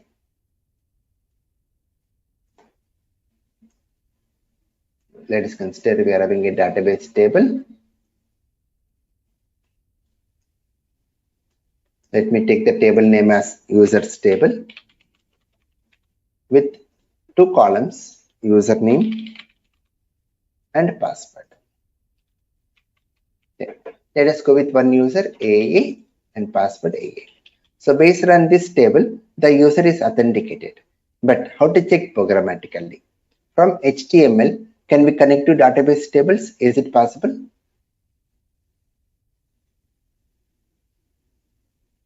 No, right? HTML is only for presentation.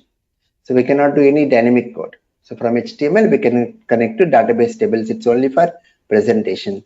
Then the solution is we require a server-side application like servlet. So when we click on login, what we do? We'll connect to a servlet here. We'll connect to a servlet. Let me call it as login servlet. And what this login servlet is going to do? It connects to this users table using JDBC and reads the data. It's going to do the read operation. Read operation means which command we have to use? Select command. By using select command, we'll check whether this user is present in the table. And if the user is present in the table, that is, if the authentication is success, if the user is present, we'll display a dialog box to the user. Login success. We'll display a dialog box to the user. Login success. And with OK button. Now, when we click on this OK button, we'll connect back to login page here. So from servlet, you are coming to HTML file. So here we use a response.send redirect. Use which method? Response.send redirect. So whenever you want to connect from servlet to HTML files, we use this method. Now, let us consider we are going with the username and password as BBP. Username is BBP, password is BBP. So based on the table, this user is not present in the table, then it goes with the failure scenario. It goes with what? Failure scenario. So if the login is failure, we'll go with a dialog box to the user, login failure, and with OK button. Then when we click on OK button, we'll connect to one more servlet. From login servlet, we are going to connect to one more servlet. Let me go with the name as register servlet. So from login, you are connecting to register. So servlet to servlet, we go for request dispatcher. We use here what? Request dispatcher. And what register servlet is going to do? It's going to take your data, that is username and password, and inserts the data into the table. I want to show even insert operation here. That's the reason I'm writing the code in this format. So we'll go with write operation means insert command. Okay. So it will insert the record into the table. After inserting the record into the table, we want to display a response back to the browser. We want to display the response back onto the browser, that is registered successfully.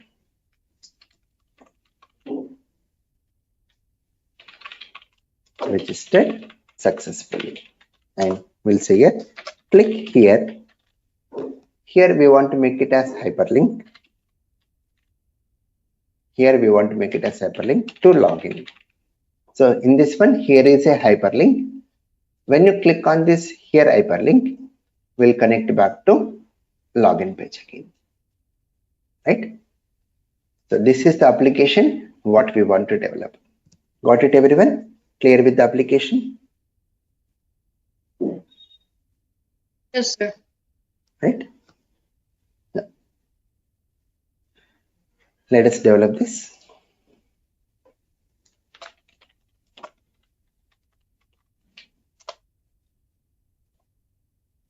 So the first step, let us go with the backend. Let us create a database table. Create a table users in MySQL. Create a table what? Users in MySQL. So at MySQL prompt you can say create table users with username varchar of 10 comma password varchar of 10. Okay. Let us insert one record.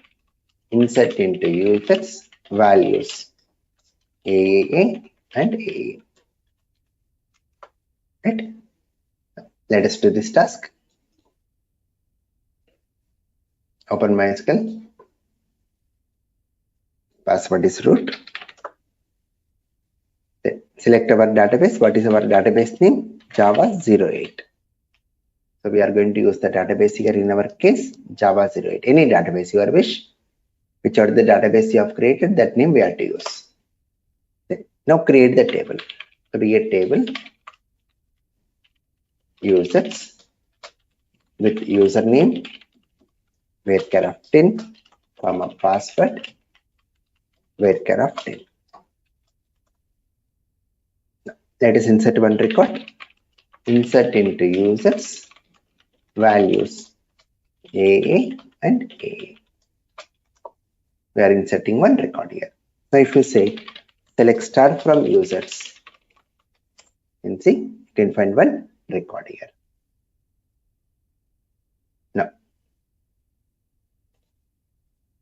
Now let us go with the next one, welcome page, HTML file. Create a welcome page.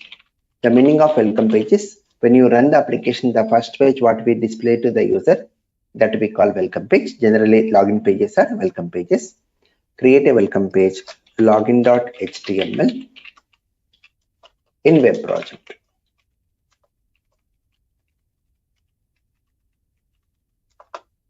So open Eclipse.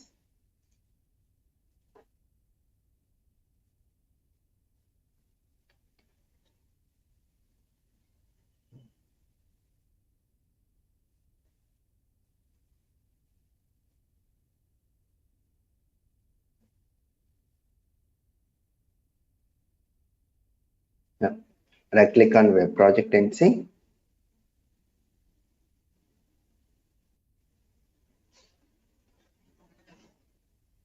new HTML file.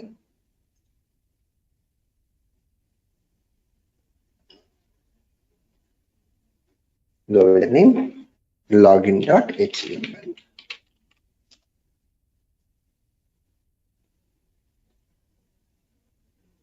Now design the form. Form action equal to web project slash login servlet. When we click on login button, we'll connect to login servlet. Since we are accepting passwords, we'll say method as post. Now design the form. Username, input type equal to text, name equal to username,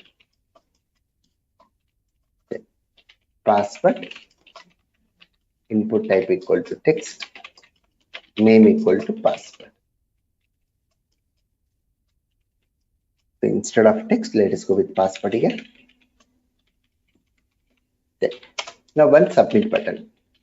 Input type equal to submit, value equal to login. Now, so when you click on this login button, it connects to login servlet.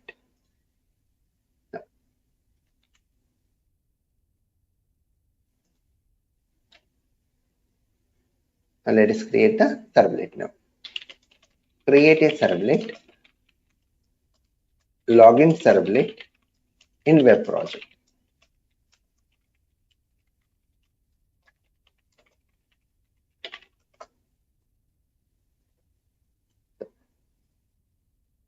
How to create servlet? Right click on project and say new servlet. Let us go with the name as login servlet.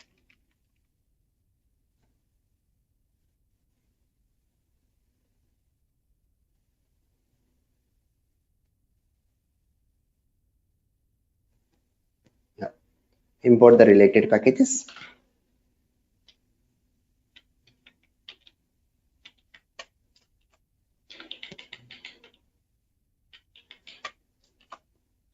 Now, can anyone say the lifecycle methods of servlet? What are the lifecycle methods of servlet?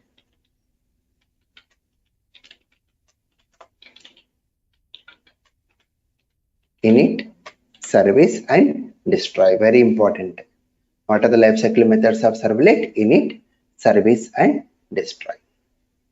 Okay. So whenever we make a request to a servlet, it goes to init method and it is invoked only one time. And we handle the request in service. So instead of service, here we are going with the do get and do post. And destroy also invoked when the servlet is restored, means when we close the browser window. So in init method, we generally do database connections, and in destroy we do the closing operations. Then, as we are going to connect to database, so let us import the package java.sql package. Now, here go with the connection object. Now override the init method, like public void init, which takes the argument servlet config as argument. Yesterday we discussed what is servlet config. Then in this init method, we do the database connection. So how to do database connection? Go with the load the driver class. How to load driver class? For name, same JDBC code I'm writing here. Class.forName com.mysql.cj.jdbc.driver. Then establish the connection con equal to driver manager.get connection. Then say jdbc colon mysql colon / localhost colon 3306 / java 08. Our database name, username is root, password is root. With these two steps, we get the connection to MySQL database. Then override the destroy method, public void destroy. In destroy, what we do? We do the closing operation. Con.close. In destroy, we do the closing operation. Now come to do get method. In do get method, we handle the request. So what is our first step? We have to connect to browser from where we got request. How to connect? Print writer out equal to response.get writer. Then say, now take the value of username and password.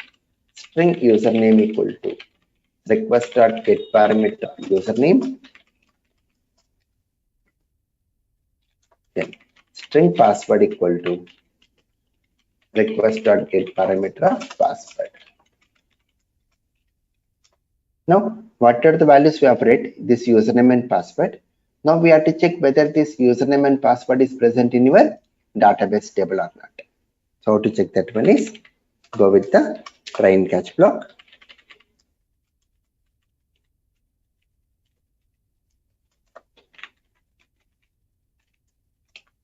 So we have to use here what? Prepared statement. Prepared statement st equal to con.prepared statement. Prepared statement st equal to con.prepared statement. So we have to use which command? Select command. Select star from users. What is the name of the table? Users. Where username equal to your username. How to replace Java variable? Single quote, double quote plus the variable name plus double quote, single quote, and password equal to single quote, double quote plus password plus double quote, single quote. So whenever you want to replace a Java variable in SQL command, the value should go in between double quote plus variable name plus double quote. Why we are using single quote means because of varchar. For string varchar, we use single quotes here. Now execute the command. Result set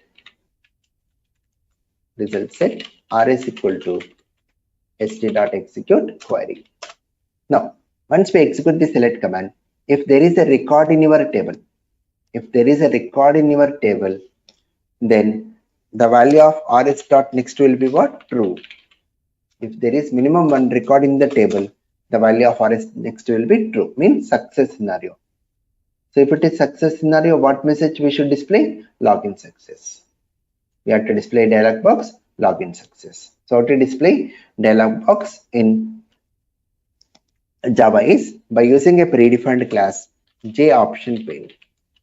belongs to javax.swing package with a method show message dialog. With a message show message dialog and go with the message as login success. Login success. Now once we click on OK button, we have to connect back to login page. How to connect back? Response dot send redirect web project / login.html. That's it. Now else means failure scenario. If it is failure, what dialog box we should display? Login failure. And when we click on OK, we have to connect to register servlet like this. So go with the dialog box, the option pane dot show message dialog null comma login failure. Then now we have to redirect to register servlet. So to redirect is request dispatcher rd equal to request dot get request dispatcher, and to which servlet you want to connect? Register servlet. Now call the method rd.forward request comma response. That's it. So this is success scenario, this is failure scenario. That's it. That completes our login servlet here. Any questions, anyone? Compulsory you have to recap it and practice on your system. You have to practice it compulsory. The code will become complex from today onwards. Every day you have to practice. Right? Any questions?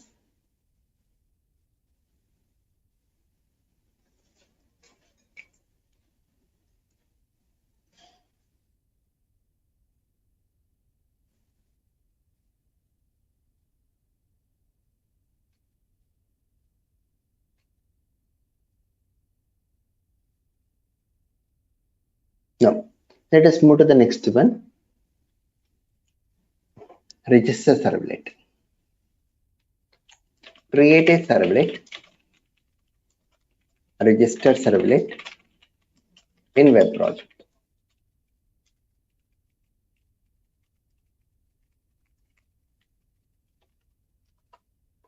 And finally, run the application login.html.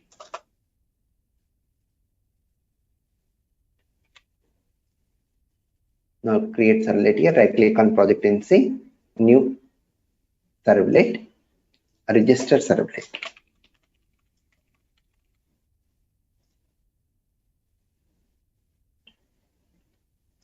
Import the related packages.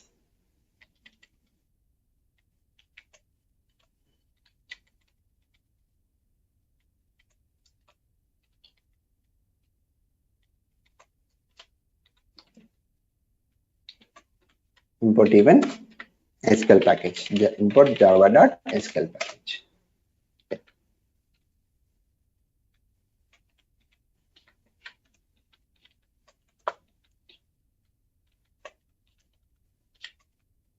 Now go with the connection object here, connection call.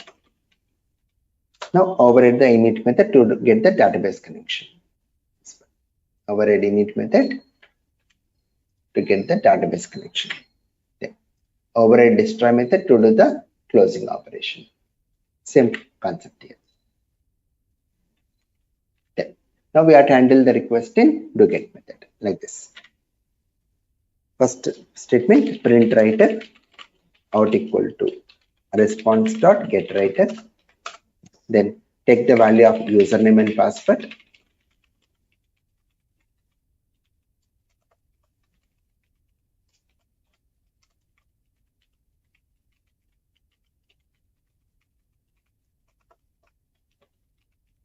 Now once we read this username and password, what we want to do? We want to insert these two values into table. So go with the try and catch block. Go with the prepared statement. st equal to con dot prepared statement. And what's the command to insert? Insert into users values your username and password. So to replace your Java variables, single quote, double quote, replace the variable name, place double quote, single quote, comma, single quote, double quote, plus password plus double quote, single quote. That's it. Now call the method st.execute update. When you call the method st.execute update, the record will get inserted into the table. Now, once we insert the record into table, what message we should display to the user? Registered successfully and hyperlink here to connect to login page again.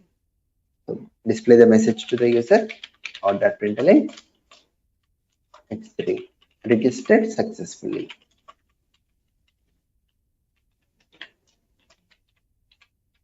And let us create one hyperlink. How to create hyperlink? You can say click here. Here should become hyperlink, means anchor tag href equal to web project / login.html. Here to login. So in this one, this here will become hyperlink. This here will become hyperlink. And when you click on this here, it will connect to login.html file. Right? That's it.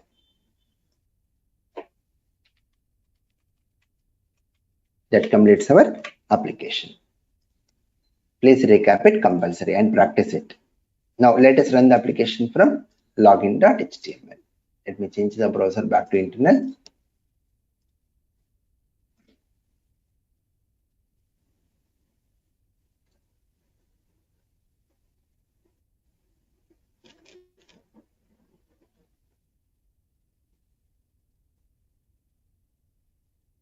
So it is asking for username and password. When you enter username as AAA, password as AAA. See the output here. We are getting one exception, class not found exception. It's unable to identify this class. It's unable to identify this class. So if you remember, in JDBC, we have done one setting. When we got this error, we have done one setting. That is, we have downloaded one jar file, MySQL connector jar file. Do you remember that? Yes, sir. Yes. That's right. So we have downloaded jar file. That jar file we need to add it to the project. So how to do in the case of web applications is just to take the jar file what we have downloaded. So when we discuss at JDBC, we have downloaded that file and copied into our folder Java programs. So in this Java programs, you can see this file. This is the file which has been downloaded for us. So copy this file. Just we have to copy this file and we have to paste in lib folder of web.inf. Under web.inf, you can see lib folder. There we have to paste it. Lib folder of web.inf. Yes. The application will be running on server machine and server will look for jar files in lib folder of web.inf. Now run the application again.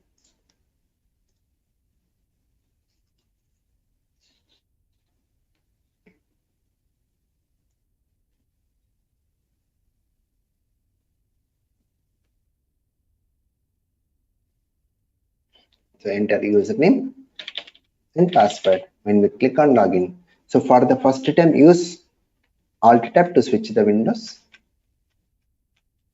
So here you can see login success. When you click on OK, it will go back to login page again. Now if I say, let me show once again, here login success. When you click on OK, goes to login page. If you say now BBB, it will say login failure. If you click on OK, it is going to register that. Registered successfully, click here to login. If you click here, it will go back to login page. Now if I say BBB, since it is registered, we get login success. And you can even check in table. You can see one more record added into the table. Got it, everyone? Right, please practice this. Setting for login application. So to work with the login application or whenever you want to connect database, what we need to do, copy MySQL connector Java 8.0.29.jar file into lib folder of web.inf. Right, that's it. Maitri, did you go through JDBC concept? What I have sent it to you? Yes. Yes, Raj. You are able to understand today's class, right? Yes. Okay, good. Now, let us move to the next concept here, session tracking. The last one, session tracking. The meaning of session, what is the meaning of session is, session is used to navigate between the pages. So whenever you are moving from one page to other page, we go for session. Session is used for what? To navigate between the pages. Like example, you are having page 1. From page 1 we can go to page 2. And from page 2 we can go to page 3. Similarly, from page 1 we can go to page 2. From page 2 we can go to page 4. So navigating between the pages is only session. Now, what is this tracking? Tracking is like when we open page 2, we should check whether you are coming from page 1 properly or not. When you are opening page 4, we should check whether you are coming from page 2 or not. That only we call session tracking. So you can say session tracking. Session tracking is used to track whether the user is coming from previous pages properly or not. Previous pages properly or not. Right? Now, how to do this session tracking? By using HTTP session interface. You can see HTTP session interface is used to track the user session by using attributes. By using what? Attributes. So how to do this process is, when you are in page 1, we begin the session first. How to begin the session is by using interface HTTP session equal to call the method request.getSession. When you call the method request.getSession, the session begins. Now by using session object, we set the attribute here. We set the attribute with attribute name and attribute value. With attribute name and attribute value. In page 1, we are beginning the session and we are setting one attribute. Then from page 1, we connect to page 2. When we come to page 2, we take the session details, HTTP session equal to request.getSession. Now, by using session object, we get the attribute here. We get the attribute and we pass the attribute name. Now, if you are opening page 2 directly, what will be the value of session.get attribute? It's going to return null. Because if the attribute is not set and if I am able to get the attribute, it returns null. So if it is returning null, that indicates invalid session. You are not opening pages properly. If I come from page 1 to page 2, since the attribute is set, when I call the method get attribute, it won't return null. If it is not returning null, means you are coming properly from previous page. Okay. Let me elaborate this total concept using programs. Session.html. This we should run. Then HTTP page 1.java, create like a servlet. HTTP page 2.java, create like a servlet.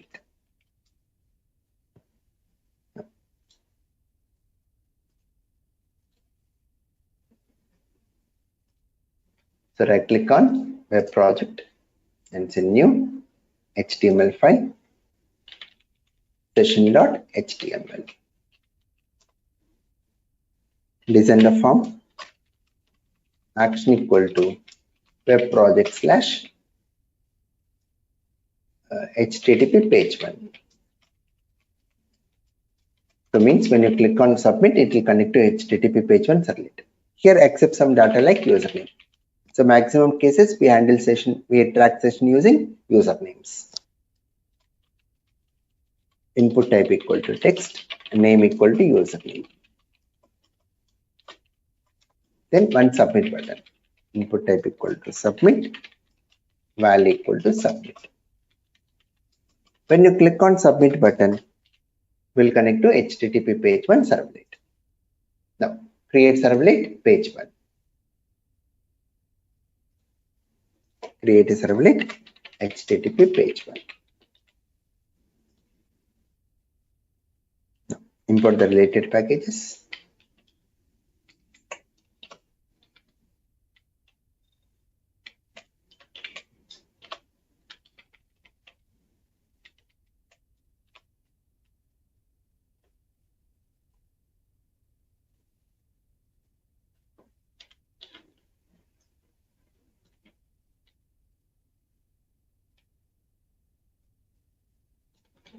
Now here into get method will connect to the browser, print write route equal to response.getWriter. Now take the value of username from HTML file, request.get parameter of username. So this username value, we'll use it for tracking session. So how to begin session is HTTP session equal to call the method request.getSession.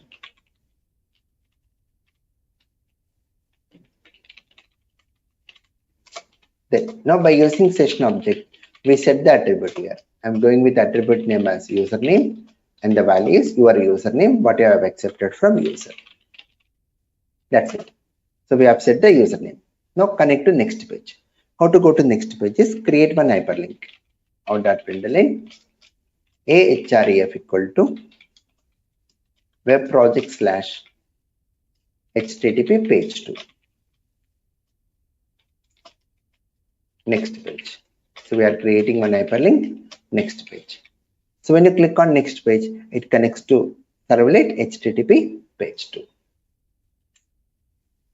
Now create page 2. Now create page 2 servlet like this. Right click on web project and say new servlet http page 2.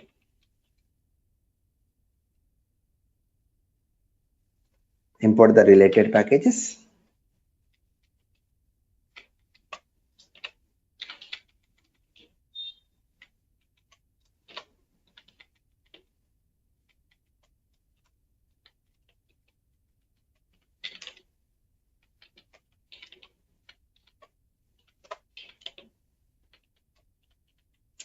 Connect to browser, print writer, out equal to response.getWriter.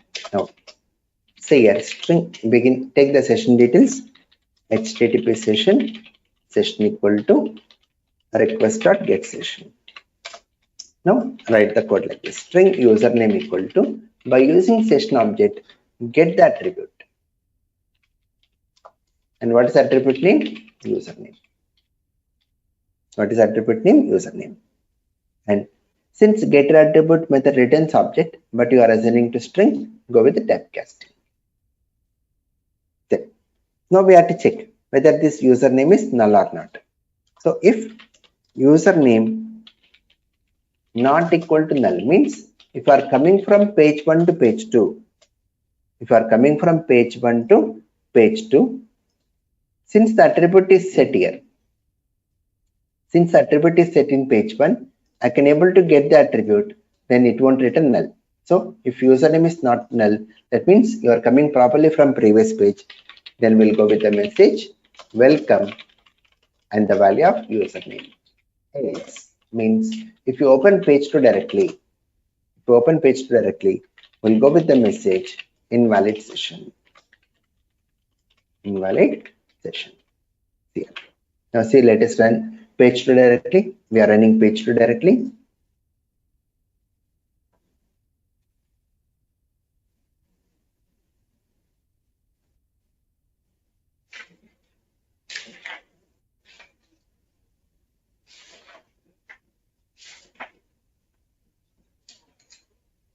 See here, we are getting, see the message invalid session.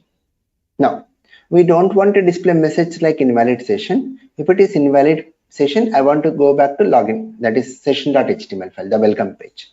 So how to do that one is, instead of displaying message invalid session, we want to redirect to session.html file. How to redirect?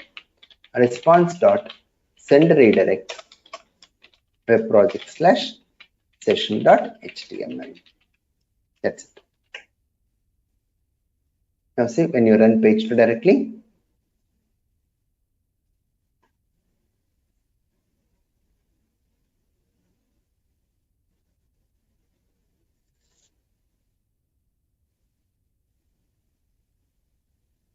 see, it's redirecting to see session.html. Now let us run session.html. Enter username like admin. Now when we click on submit, it will ask you to go to next page. So when I say next page, it says welcome admin, means you are coming properly from previous pages. Clear everyone? The meaning of session tracking, just moving from one page to other page only, session. So from session.html you are coming to page 1, from page 1 to page 2. That only we call session. Now if I open any page directly, should not allow, we have to go with message invalid session. That tracking only we call session tracking. So this is important mainly when you are going with authentications like banking applications or mailing applications. Without the authentication, I should not open any page directly. Clear? Any questions? Rajshekhar, if I want to debug the servlet code, then how can we do it? So what do you mean by debugging, like whether it is moving from one page to other page properly or not? Yes, and whether it is taking the proper value or not. Yeah. So whenever you go for web applications, the testing is done by some other third-party group. Whenever you want to debug whether your code is working properly or not, then how to do that debugging process? How to do that debugging process? I'll be sharing one document to you. Okay, Pratibha. Debugging in Eclipse. Just to go through the document. Okay, Pratibha. Okay. Right? Okay. How to do Thank you. debugging process for Java applications. Okay. Okay. Here we can Thank go you. here like this, run, and you can find the option debug. We have to put some checkpoints. By using checkpoints, we can do the debugging process. Okay, so you can see it, debug option F11. Okay, so the meaning of debug is like checking whether the line of code is executing properly or not. That process only debugging process. But I have made one document. So just to go through the document, you will understand debugging process. Okay. Okay.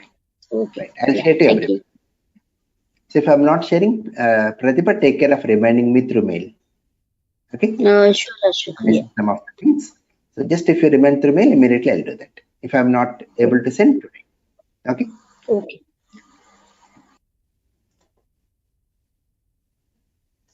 Right. So next class tomorrow we'll be starting off with a new topic, very important, JSP. Okay. Right. Thank you all. Thank you, sir. This conference will now be recorded. So today let us start off with one more new topic and very important, JSP.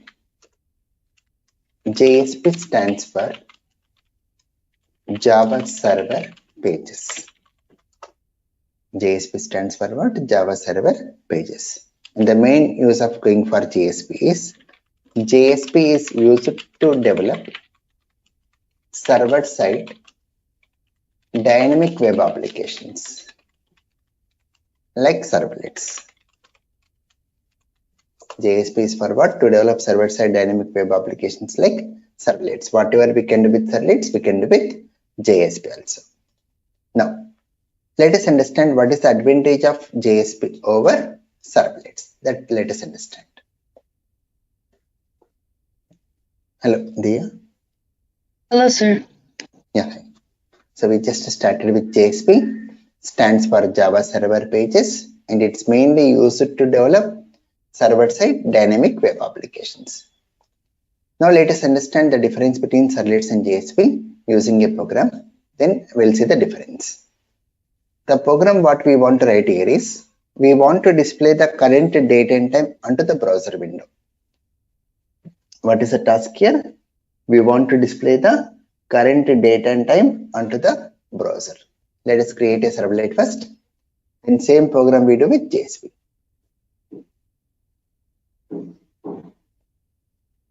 Create a new servlet. Let us go with the name as date servlet.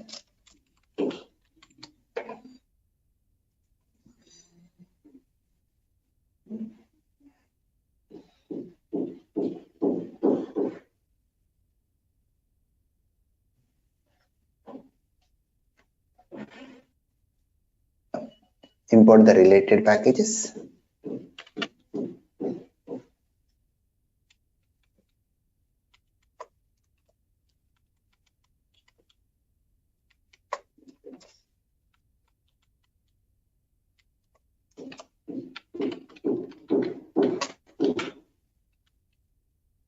Override the doGet method. Now connect to the browser from where we got request, like print writer out equal to response dot get writer. Now to display the current date and time, we'll say here out.println current date and time.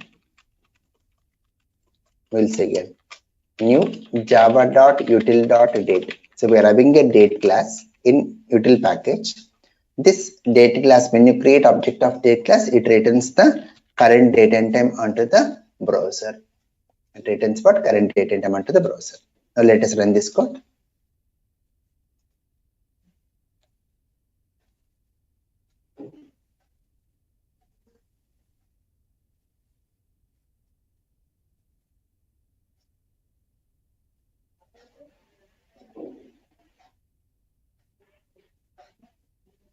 Here it opens the browser and displays the current date and time onto the browser. Now see how many lines of code we have written. We have written totally 9 lines of code, including imports and curly braces. Now let us do the same task using JSP. How to go with JSP is right click on project and in new JSP file and go with the name date.jsp. The extension what we give for JSP file is .jsp. Say finish. Now, see in the case of JSP, see the lines, current date and time, percentage equal to new java.util.date. That's it. Single line of code will do the task for us. Single line of code will do the task. Now let us run this one. Here we get the same result. This is the main difference. So the size wise, number of lines wise, JSP code is less than servlet. And one more advantage is here, if I use H3 tag, I want to display the current date and time in H3 format. Now see, when you run, we get the current date and time in H3 format. So one more difference is in the case of servlets, when you modify the code, it will ask you to restart server. But in the case of JSP, when you modify the code, it is not asking you to restart the server. It is directly displaying the result for us. So what is the difference? Very important, servlets wise JSP.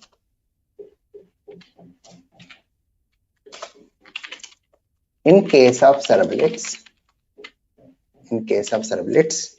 Java code contains HTML code, whereas in case of JSP, HTML code contains Java code. Reverse in between HTML, we write Java code. So this is the one. So this is complete HTML code. In between HTML code, this percentage symbols are here now. They are your Java code. So don't worry what is this percentage equal to. We'll discuss today. This is the main thing. One more difference. In case of servlets, if the code is modified, we need to redeploy and we need to recompile and redeploy the application. Redeploy the application. Whereas in case of JSP, if the code is modified, we need not recompile and redeploy the application. That's the reason it won't ask you to restart the server. Okay. One more major difference is JSP code is less than servlets. JSP code is what? Less than servlets. As in JSP, we can use JSP tags, JSP implicit objects, and JSTL. So because of these features, JSP tags, JSP implicit objects, and JSTL, JSP code will be less for us. So understanding these topics completes our JSP. Coming to the next concept here, JSP lifecycle.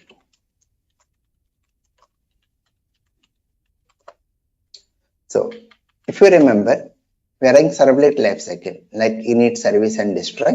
Similar way, we are having JSP lifecycle methods. They are JSP init underscore JSP service and JSP destroy. These three methods are considered as JSP lifecycle methods. Concept remains same, called only once when JSP page is loaded. The service method called for every request and cannot be overridden. As a programmer, we cannot override this method. So based on the tags, based on this tag, the code will go to this underscore JSP service. But as a programmer, we cannot override this method. The destroy method called only once when JSP page is destroyed, means when we close the browser window. Now let us move to the major and important topic of JSP, that is JSP tags. JSP tags are divided into some categories like directive tags, scriptlet tags, action tags, and custom tags. So these are the four types of JSP tags. Then under directive tags, we are having page directive tag. The symbol is %@page. Again, we end with %. Then include directive tag. The symbol is %include. End with %. Tag lib directive tag. The symbol is %taglib. All the directive tags starts with %@ symbol. Next one. Scriptlet tags. We are with scriptlet tags like declaration tag. The symbol is %! Expression tag.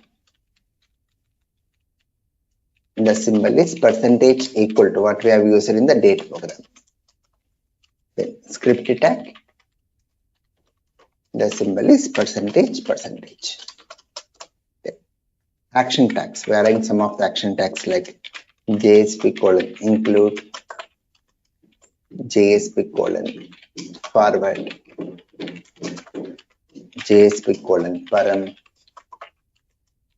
JSP:usefin, JSP:set property, JSP:get property. Right. Then finally custom tags used to create user defined tags in JSP. This is self-learning for you. So after completion of JSP, just open any Google or YouTube and just search custom tags in JSP. You will get the complete document where you can learn it very easily. Nowadays, we are not using this in reality. That's the reason I made it as self-learning. So the plan is like day one, means today. Today, I'm going to discuss about page directive, include directive, and the scriptlet tags. Then tomorrow, second day, we'll go with action tags. Third day, second day, we'll go with action tags and even JSTL also, even JSTL. And third day, by using all these concepts, we'll be developing one big application. And when we go with the JSTL, we'll even discuss about tag-lib directive. So today objective is we'll discuss page directive, include directive, and scriptlet tags. That's the object of today's class. So, let us go with the first one, page directive tag. The symbol is %@page and with percentage. And the use is used to import Java packages. What is the use of page directive? To import Java packages. Like example, you can say %@page import equal to java.util.star. If you want to import one more package, you can say %@page import equal to java.sql.star. Java.sql.star.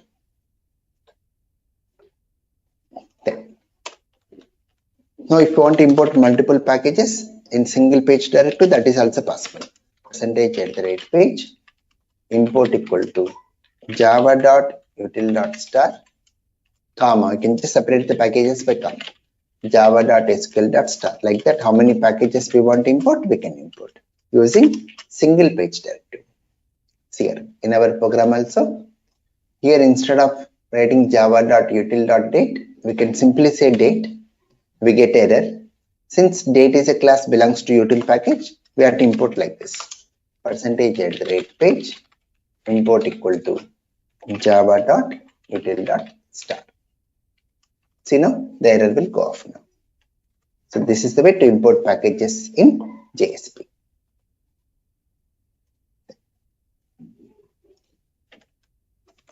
Clear up here, both of you? Yes, sir. Yes, sir. JSP is very simple. Next one, include directive tag.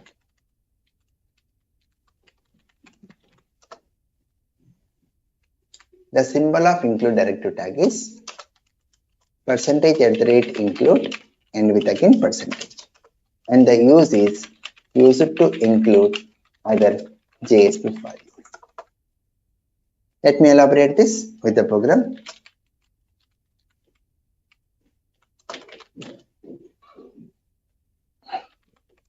Header.jsp, footer.jsp, and include demo.jsp. This we have to run.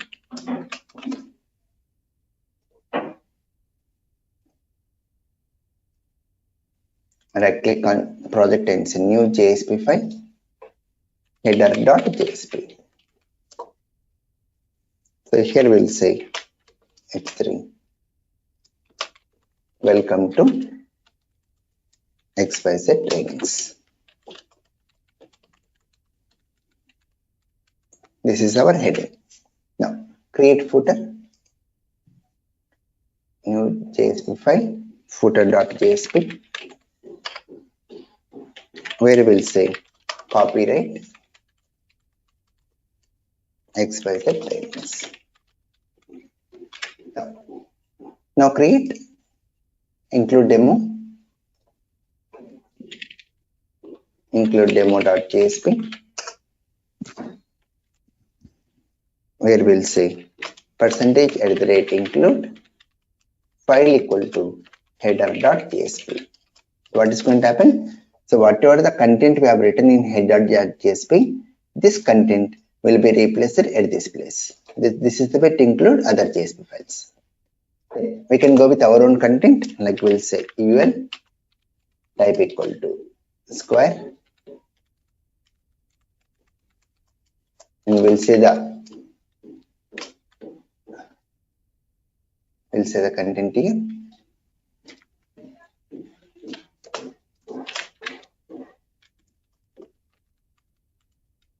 Courses offered. Then list item Java, Python, PHP. So this is our content. This is our content. Now we'll go with the footer %@ include file equal to footer.jsp. Now see, when we run this code, see here, this one you are getting from header, this is your content, and this you are getting from footer. So to display this web page, to create this web page, 3 programmers can work here. One programmer can work on header.jsp, one more programmer can work on footer.jsp, and one more include demo.jsp. So the division of work will be easy in the case of JSP. Right?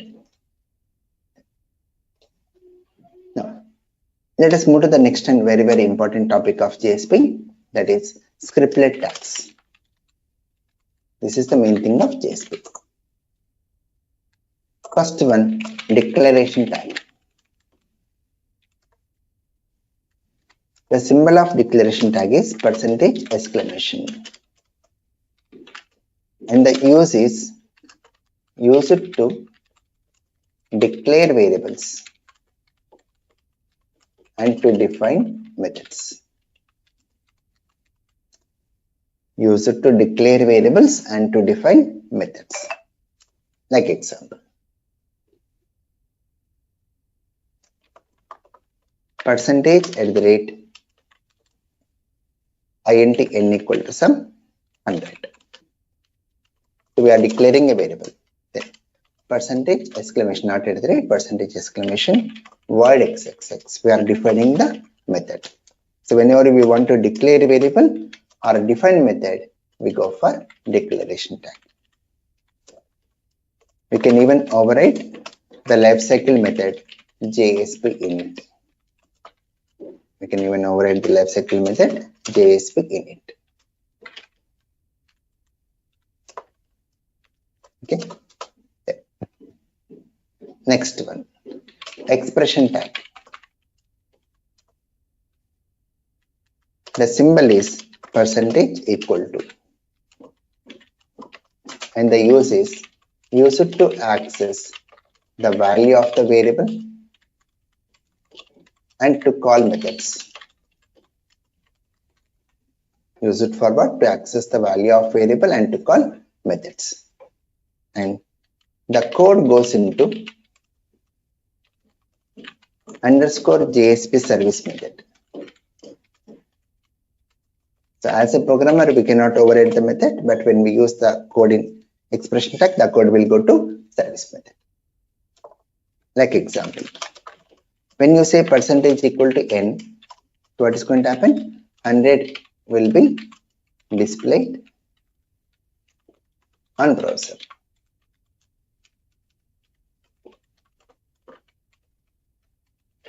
See here? So what is the value of n here? 100. So whenever you want to take the value of this variable, we use %= n. To call method, %= xxx. It's going to invoke this method xxx.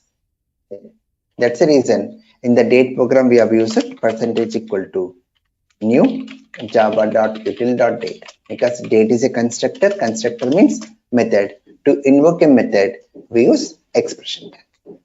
Clear, both of you, the need of going for expression tag? Yes. Right. Next one, script tag. The symbol is %, and the use is used to include Java statements. Use it for what? To include Java statements. Here also, the code goes into underscore JSP service method. Like example, percentage, and we can write any Java statements here, like for int I equal to 1, I less than or equal 10, I plus plus, and we'll say out.println the value of 1. So which is going to display 1 to 10 on browser, right? Now, let us understand all these tags by using an example program. And once we see the example code, we can easily know where to use which tag. Now, go with the code here.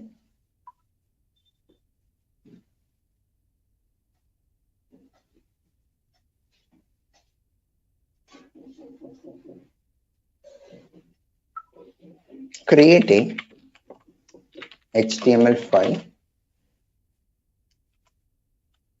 which accepts a number from user. Create a JSP file which reads the number from HTML file and displays the factorial of the given number. This is the task. So it's simple way. We are going to accept a number from user. For that number, we want to display the factorial. For programs, fact.html, where we accept the number from user. Factorial.jsp will display the factorial of given number. Let us go with the code. Create HTML file. Right click on project and say new HTML file. Fact.html. Now, design the form. Form action equal to factorial.jsp. See here, we are not mentioning the project name here. So in the case of servlets, in order to connect to servlet, we mention project name, but here we are not giving any path. The reason is HTML files and JSP files are located in the same folder web app. Here, HTML files and JSP files are located in the same folder web app. That's the reason we need not give any path here. Design the form, go with a label, enter a number. We'll say input type equal to text, name equal to number. Then one submit button. Input type equal to submit, value equal to display factorial. Now when you click on this button display factorial, it connects to factorial.jsp file. Now create JSP file. Right click on project and say new JSP file factorial.jsp. Just a minute.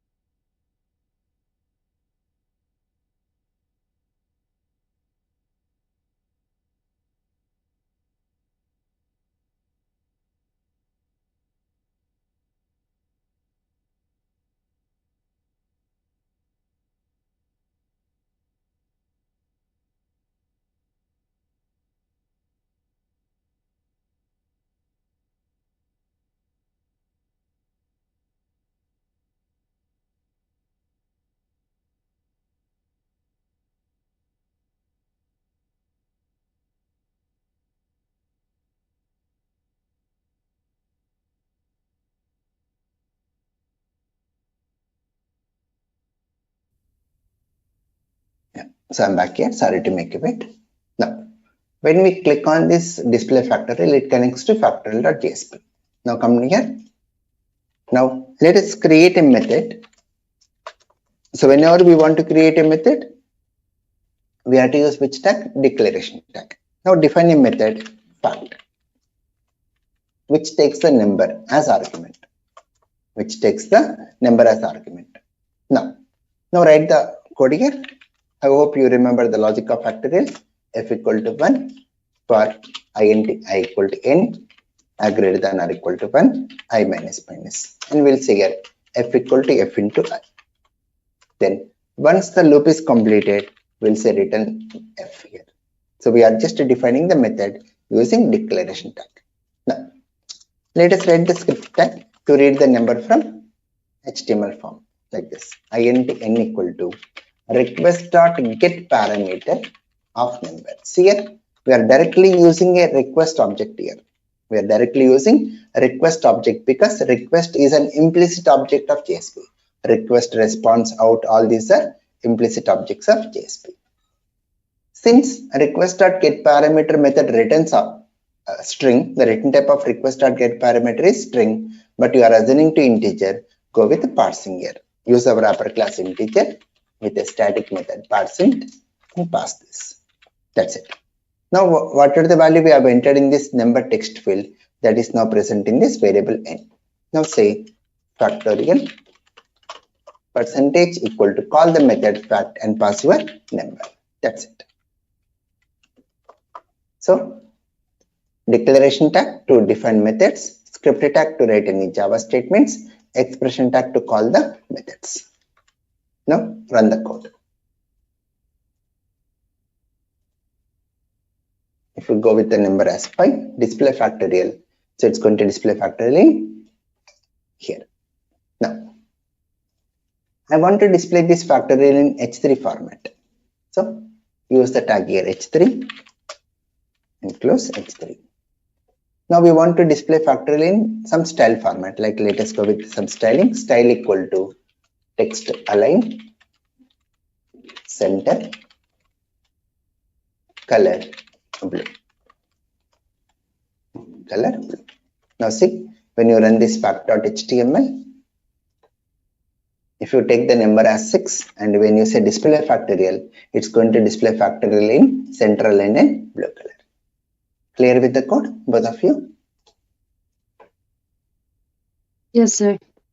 Right? Now let us take one more example. Create a HTML file which accepts a color from user.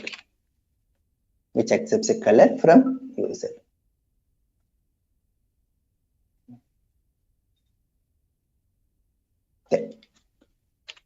Create a JSP file which reads the color from HTML file and sets the background color of web page with the given color. Now let me elaborate this task using a diagram. bgcolor.png.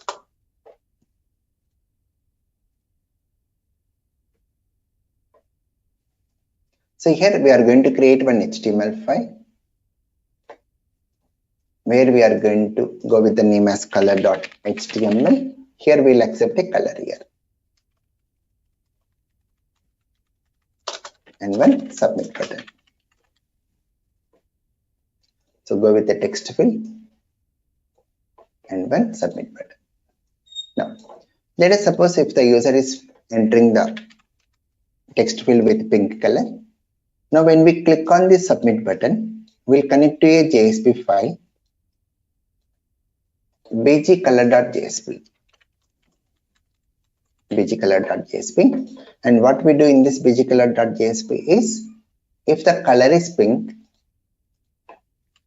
if the color what you have entered is pink, then we'll set the background color of your web page as pink color here. We'll set the background color of your web page as pink.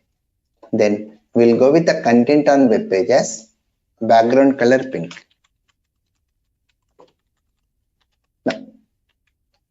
Now let us suppose user is not filling any color. User is not filling any color or going with some spaces. That means if the color is null or space, then we'll set the background color as white here.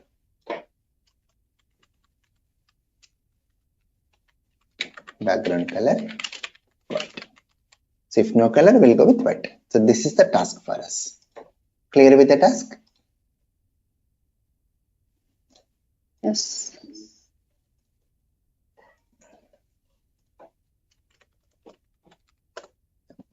Let us write the codes here. Color.html and bgcolor.jsp. Right click on project and say new HTML file, color.html, where we will create a form, action equal to bgcolor.jsp. Accept a color, we'll say input type equal to text, name equal to bgcolor. Then one submit button. Input type equal to submit, value equal to submit. So when you click on submit button, it connects to bgcolor.jsp. Now create a JSP file, bgcolor.jsp. Okay. Now let us write the script tag here. First of all, let us read the color value from HTML file, like string bgcolor equal to request dot get parameter of bgcolor. Request dot get parameter of bgcolor. Now once we read the color value, we have to check whether it is null or space. How to check? If bgcolor equal to null or bgcolor dot equals space. But how to know how many spaces the user is entering?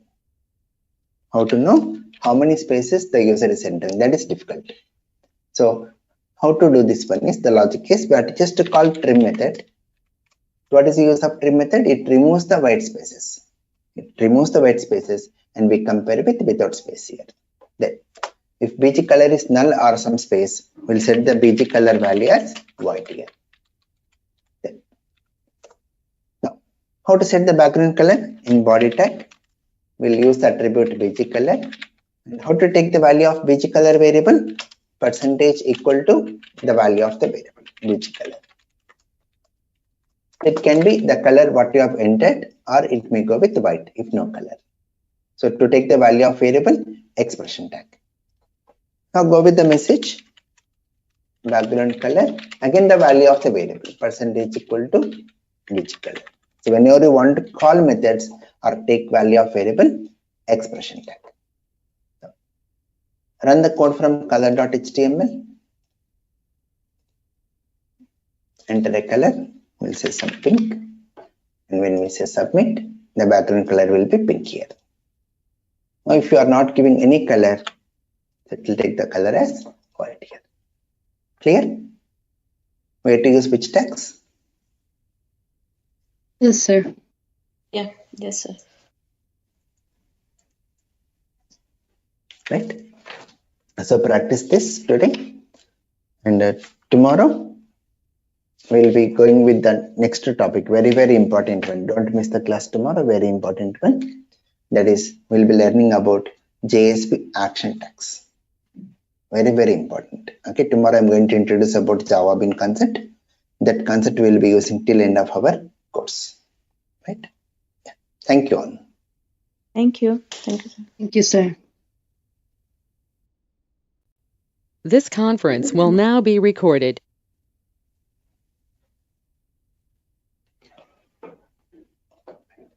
So in the last class, we started with JSP. JSP stands for Java Server Pages. And the main use is to develop server-side web applications. And we have seen the important thing like JSP tags. So what are the JSP tags we have seen? Page directive tag. The symbol is percentage %@ page. %@ page. And we end with percentage. The use is used to import Java packages. Used to import what? Java packages. Okay. Then we have seen the next one, include directive tag.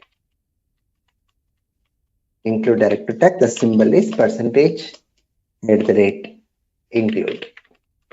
And with again percentage, and the use is used to include other JSP files. Okay. Next one, we have seen about the scriptlet tags like declaration tag. Declaration tag, the symbol is %@ exclamation.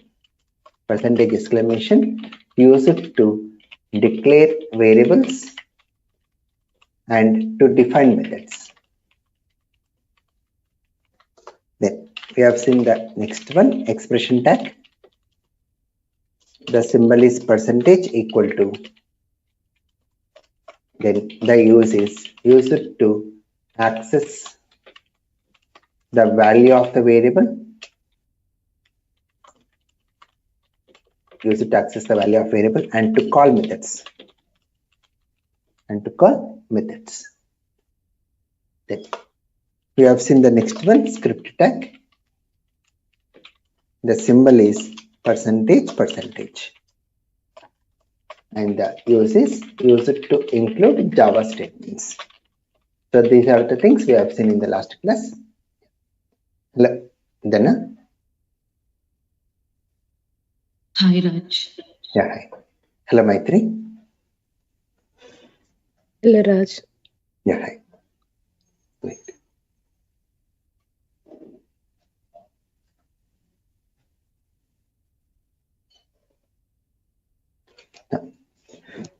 And we have seen about these tags and we have seen some example programs by using these tags. Now, today let us move to the next and important one, JSP action tags. JSP action tags. So we are having some of the action tags like JSP::include, JSP::forward, JSP::param, JSP::useBean, JSP::set property, JSP::get property. Right? So let us see these tags one by one today. Let us initially go with include and forward.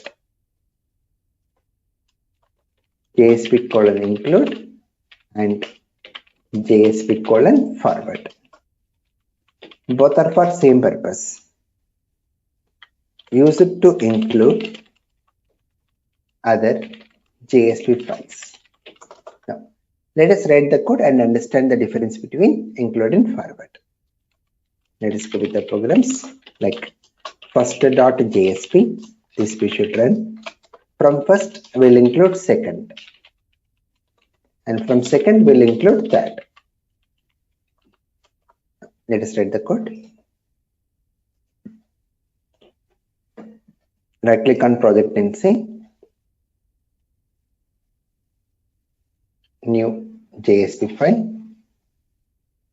First.jsp. Here, let us go with the message. This is first page. JSP::include page equal to second.jsp. From first we are including second. Then we'll see here. This is end of first page. Now create second.jsp. Right click on project and say new JSP file. second.jsp. Here we will see this is second page. Then JSP colon include page equal to third.jsp. From second we are including third. Then we'll say this is end of second page. Now create third.jsp.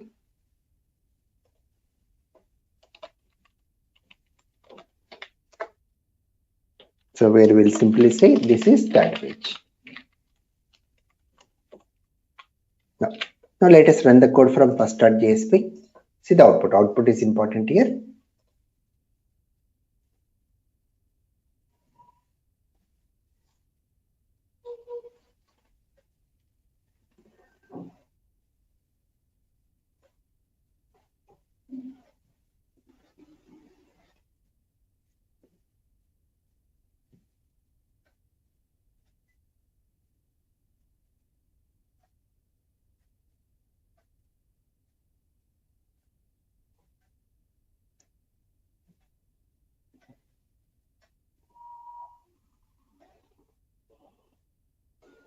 See the result here.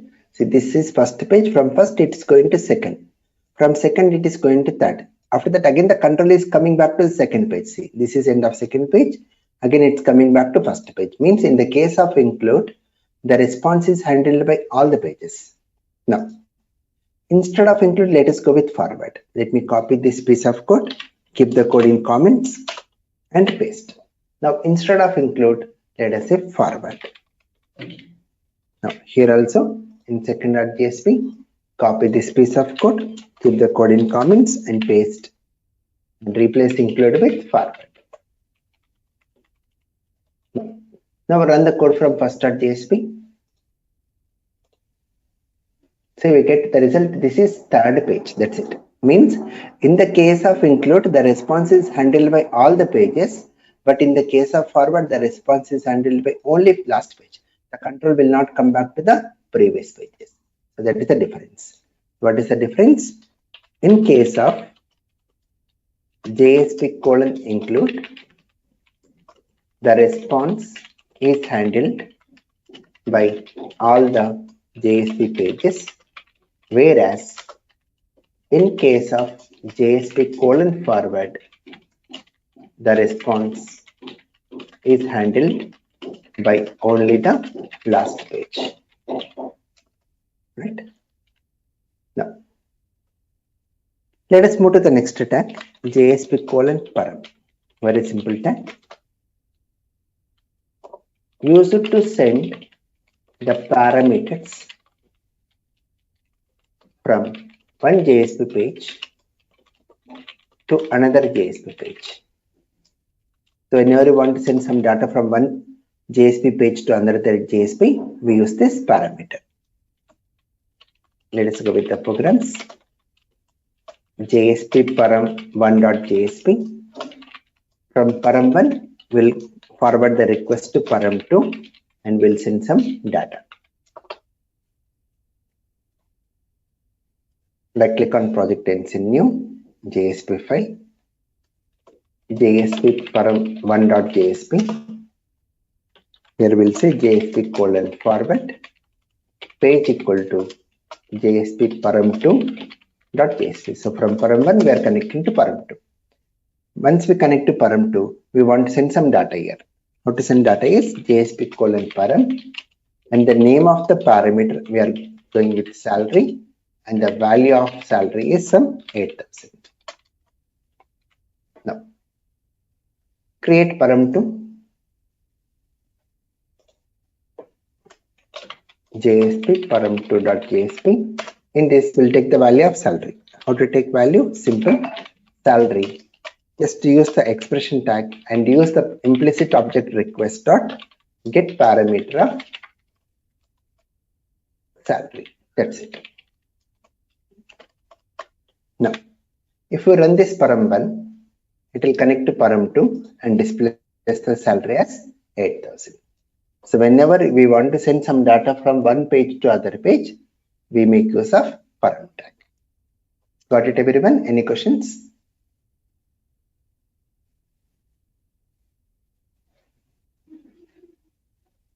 right? Now, let us go with the major topic of today's class. Using Java beans in JSP. This is very, very important. The concept of Java bean. This Java bean concept we'll be using till end of our course. So any project we take, we use Java bean, but it's a simple one. It's a very simple concept. A Java bean is a public class. What is a Java bean? It is a public class with private properties. With private properties and public setters and getter methods for every property. What do you mean by property? Data members only. So for every property, we should have a setter method and getter method, so that I can handle every property independently. That is the use. Now, like example, we are going with a Java bean class like employee. And Java bean class should be public because it is a reusable component we use in other applications. Then here we go with the private properties, private int employee number. Let me take book. Let me take book. Employee will use in some other location. So private int book number, private string book name, private double price. Then for every property, we should have a setter method and getter method. Setter means giving the value to property like this.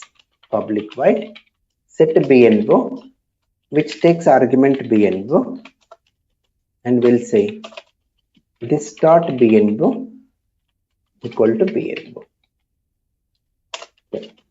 Public int get BNO, which returns the value of the property like this. Return BNO. Like that, we should have setters and getter methods for every property. And one more important point. Here, if you write like this, set book number, then this is not Java bean class now. This is an ordinary class. Whatever the methods you are taking should start with compulsory set get only. And whatever the property name we are having, that same name we have to use here. BNO means BNO only. Bname means bname only. Price means price only. We cannot go with our own method names here. So set get, and for every property we should have the respective method names. Should match with the property names. Then only we call it as a Java bean class. Clear up to here, everyone? How the Java bean class looks? Yes, sir. Right, it's very simple. There. Now let us understand how to use this Java bean in JSP. Let us understand using a diagram. Java beans in JSP.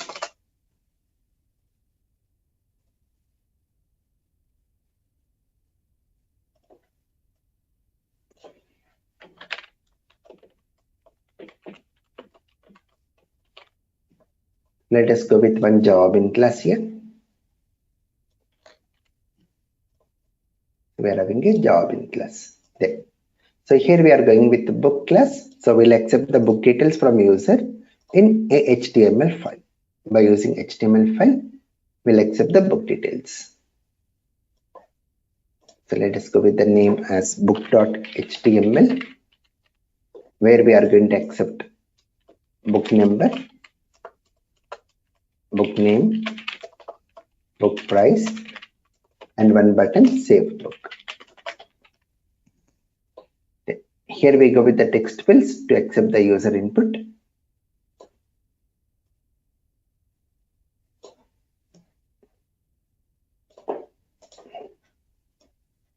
Now let us go with the name of the text fields like BNO, bname, and price. Now let us fill the data into these text fields.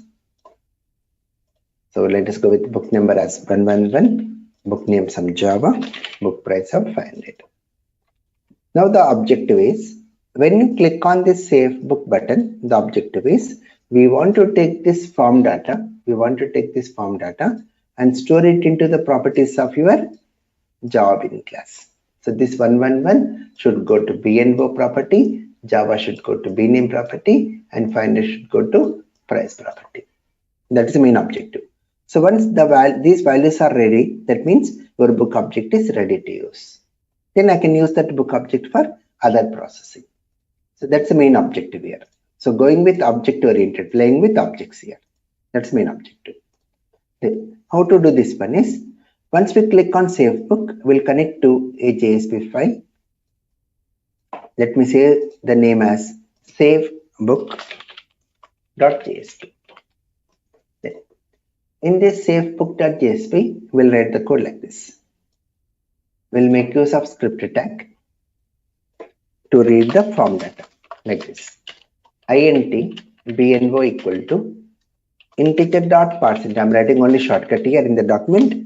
Integer.parseInt request.getParameter of bno. So we are reading the form data and converting into the primitive integer data type here. Similar way, go with other string bname equal to request.getParameter of bname. Double price equal to double.parse double request.getParameter of price. So we have read the form data. Once you read the form data, create object of book class.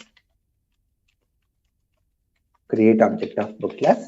Then set the values. Book.setBNO. We are calling the setter method. Set BNO and pass your bnumber value.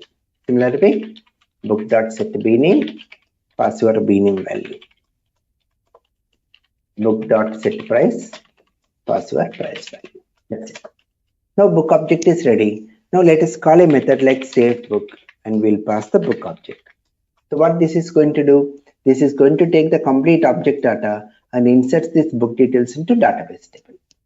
Book table. That's the task here. But today I'm not going to show any database connection. Tomorrow we go with the database connections. Okay. So going with object oriented, playing with objects. Once the object is ready, I can use that object for other purpose. Now, understand carefully. Whatever the code we have written up to now, there is a drawback with this JSP code. The drawback is like, in future,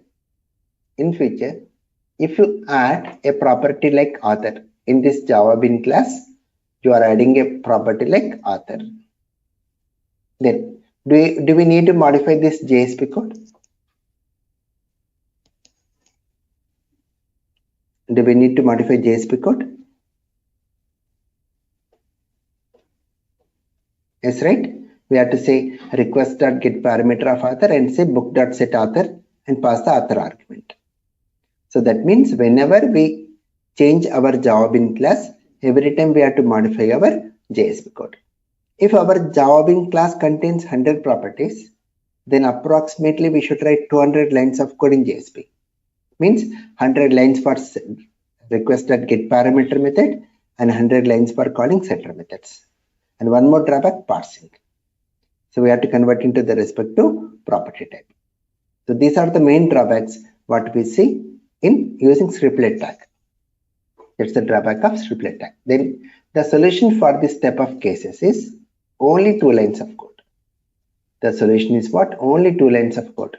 How many properties your Java bin class may have and what are the data types it may be, we can manage this only with 2 lines of code like this. JSP:usebin, we use a tag. JSP:usebin, ID equal to book means the object name is book and say class equal to book here, referring to which Java bin class? Book. Then once we have connected to this Java bin class book, we have to invoke the setter methods like this. JSP:set property, name equal to book means we are referring to the ID book and simply say property equal to star. That's it. And simply say property equal to star, then automatically this 111 is given to the argument like setBNO. It invokes setBNO. Java will go to setBname, Finder will go to setPrice. Then how it knows that this 111 should go only to set BNO. How it knows? The Java Bean class property names and HTML form field name should match. Then only it will take to the respective property. So what is the condition to be followed here?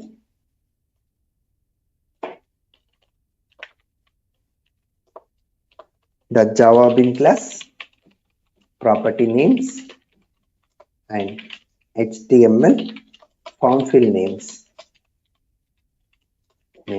should be same. Then only we can make this possible. Right? Okay. Now, let us understand this total concept using the example application now.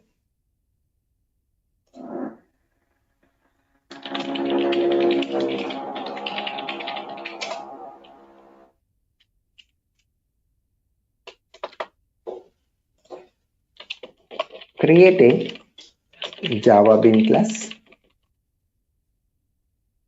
Create a Java Bean class, or before that, let's go with create a package. Create a package, mypack, in web project. In that, create a class, Java Bean class book in mypack package.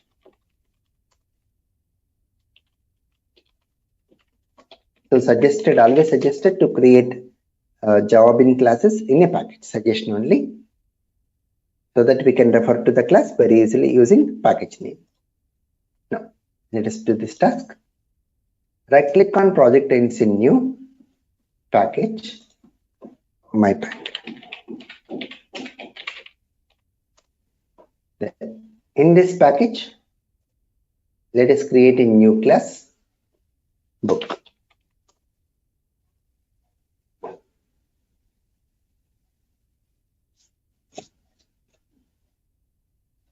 Now go with the properties like private int, book number, private string, book name, private double price. So we are having totally 3 properties here. Means how many setters and how many getters? 3 for setters, 3 for getters. Means total 6 methods. If you are having 100 properties, then we should write 200 methods. 100 for setters, 100 for getters. So your time goes only for typing the code. There should be some shortcut way to generate. The shortcut is very simple. Right click on book.java and say go to source. Right click on book.java and say go to source, and you can see the option generate getters and setters. Generate getters and setters. Then select all and say generate. That's it. So the code is ready in front of you. Okay, so that's the reason I said Java Bean concept is very simple.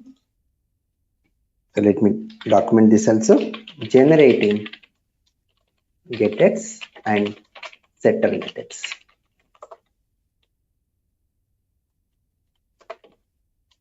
Right click on book.java and say source, and you can see the option generate getters and setters. Click select all and click generate. That's it. Now, let us go with the next one. Create a welcome page. What is welcome page? The first page what we display to the user when we run the application. Create a welcome page, book.html in web project.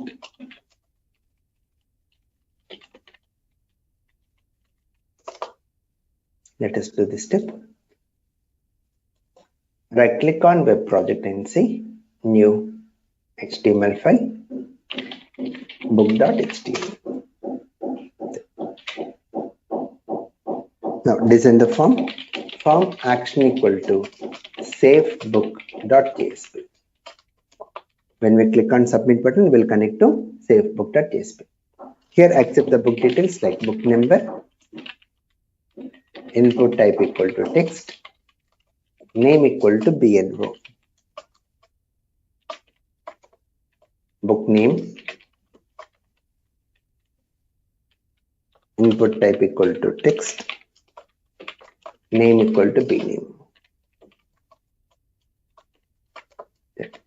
Book price, input type equal to text, name equal to price. And one submit button. Input type equal to submit, value equal to save book. So when you click on this save book button, it will connect to book.jsp. And remember, what are the property names we have used here? That same spellings only we have to use for your HTML form fill names. Then only we can make this concept possible. Now, let us create savebook.jsp. Create a JSP file, savebook.jsp in web project.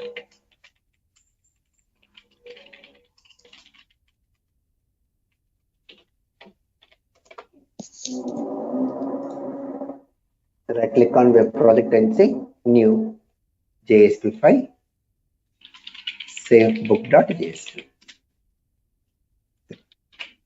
Here, let us use the JSP colon use bin tag. JSP colon use bin ID equal to book means the object name is book, and we are referring to the class mypack.book. And let's go with the package name mypack.book. Just a minute.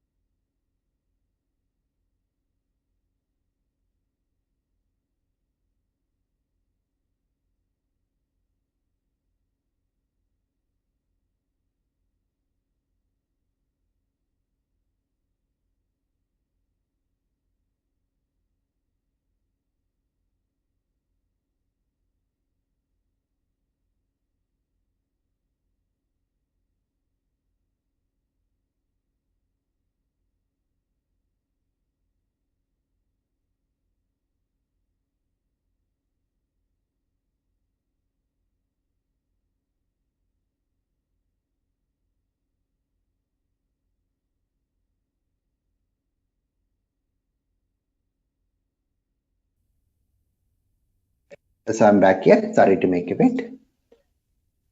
So here JSP colon use bin ID equal to book, class equal to mypack.book, and say scope equal to session. The meaning of scope equal to session is like the data which is coming from this book.html, the data which is coming from this book.html to save book.jsp, that data need to be used to make this object ready. That's the reason we say scope as session here. Now call the property as JSP colon set property name equal to book and say property equal to star. That's it. That's it. With these two lines, your book object is ready with values. Now instead of star, if you say only BNO, then it is going to invoke only set BNO method. And when we say star, it's going to invoke all the setter methods. Now, once the object is ready, we want to display this book data in tabular format. So for that, let us go with one more JSP file. We'll create one hyperlink here, href equal to displaybook.jsp and say display book. Say display book. So now when you click on this hyperlink display book, it connects to this displaybook.jsp, and this will take care of displaying this book details in tabular format. Means we are going to invoke getter methods here. Now let us create this file. Create a JSP file displaybook.jsp in web project.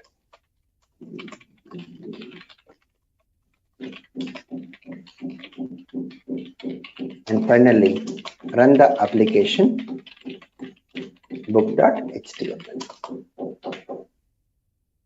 And let us do this task now.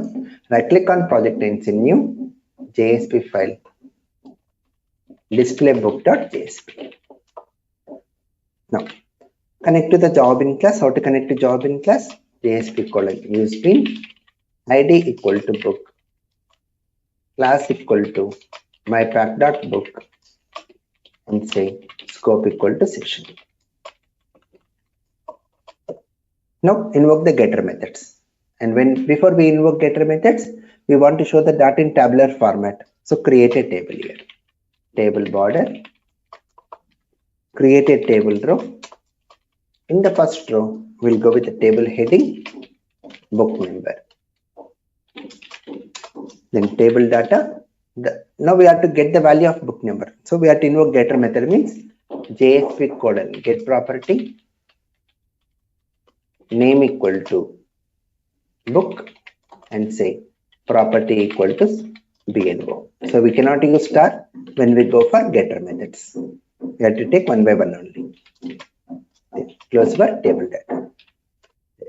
Create one more table row.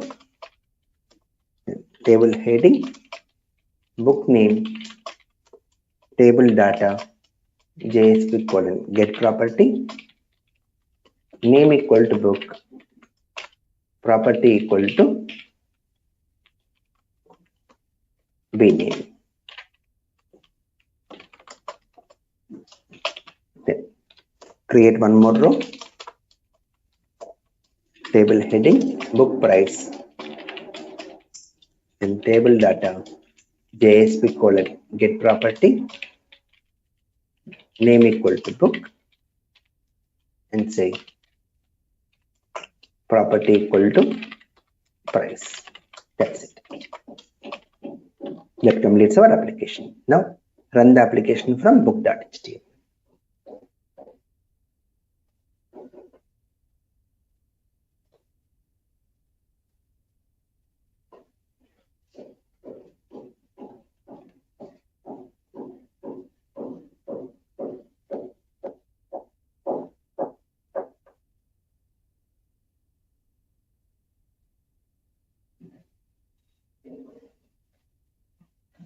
Now fill the data, book number, book name, and price.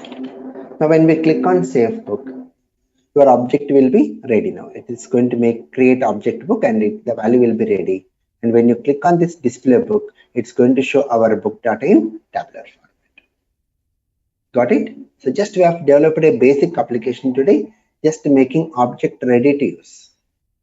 So tomorrow we go with one of the big application. Tomorrow we do a very big application where we are going to use all the concepts what you have learned in JSP, and we'll accept the details. Like example, we'll go with customer details like customer name, customer user ID, password, email, age, like that. And we take all this data and put it into one Java bin class object. and we take that object and we insert that object into a customer table. Okay, so a bigger application we are going to do in tomorrow's class. Okay, so before you join the tomorrow's class, all of you please recap what we have done in yesterday's class and today's class, because tomorrow I'll be concentrating only on the application. Then only we can complete application in time. So tomorrow I'll be concentrating only on application. So just to go through yesterday's class and today's class before you join the class tomorrow, so that you can understand the application very easily. Okay, so tomorrow we complete advanced Java. Then next class onwards we'll be entering into the frameworks, the third category of our course, frameworks. Okay, very, very important one. Right? Yeah. Thank you all. Thank you very much. Thank you, sir. This conference will now be recorded.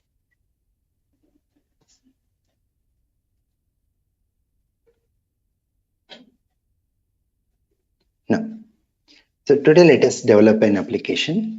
Sorry.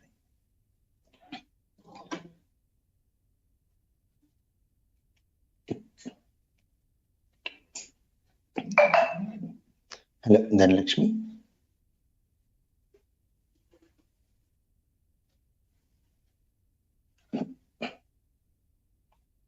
Yeah. So today let us go with an application where we are going to accept the customer details. Yeah, sorry very much. So where we are going to accept the customer details, like customer name, username, password, age, and email. These details we want to store it into a database table. That's the main objective. So the task is create a HTML file which accepts customer details like customer name, username, password, age, and email. Create a JSP file which reads the customer details and stores these details into a customer table. That's the task here.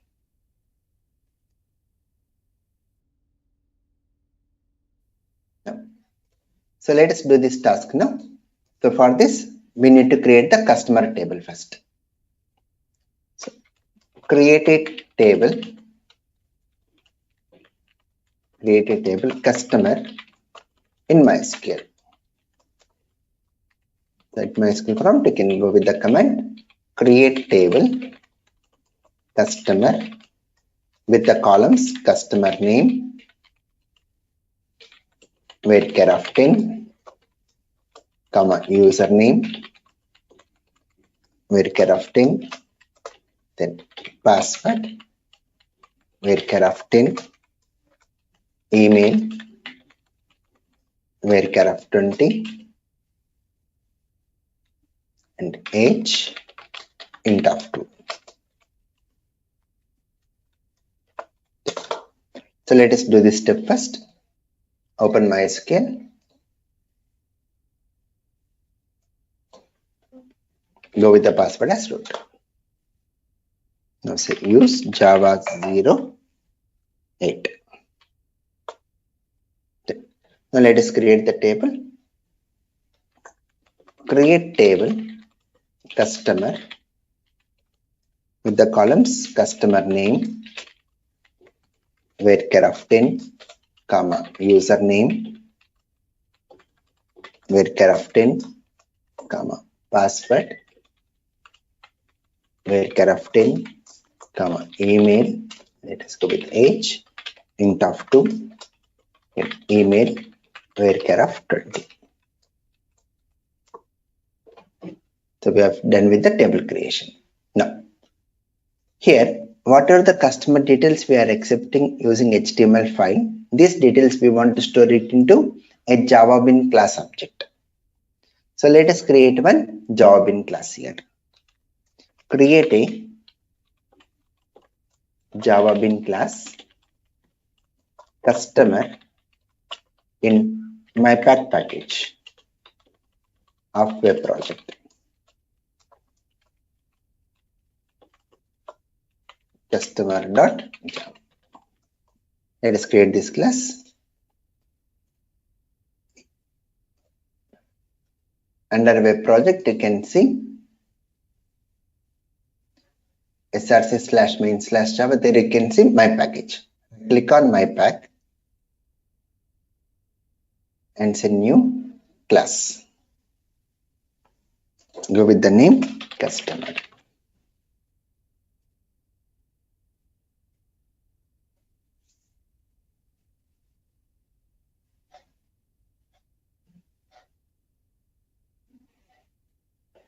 Go with the properties here like private string customer name, private string username, private string password, private int age, private string email. Yeah. Now generate setters and getters. How to generate? Right click and say source, and you can see the option generate getters and setters. Then say select all and say generate here. So the class is ready now with setters and getter methods. Now the next step, let us create one welcome page where we accept the customer details. Create a welcome page, customer.html in web project.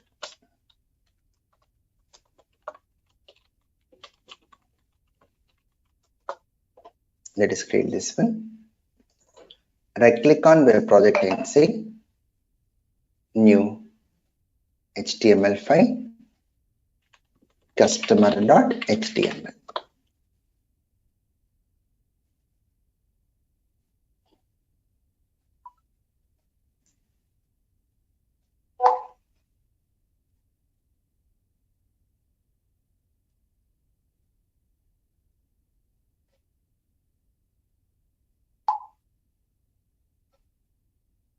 Just a second.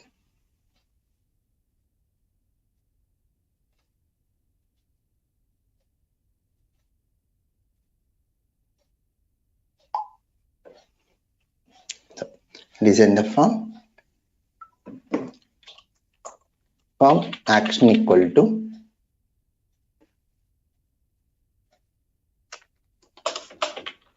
save customer.jsp.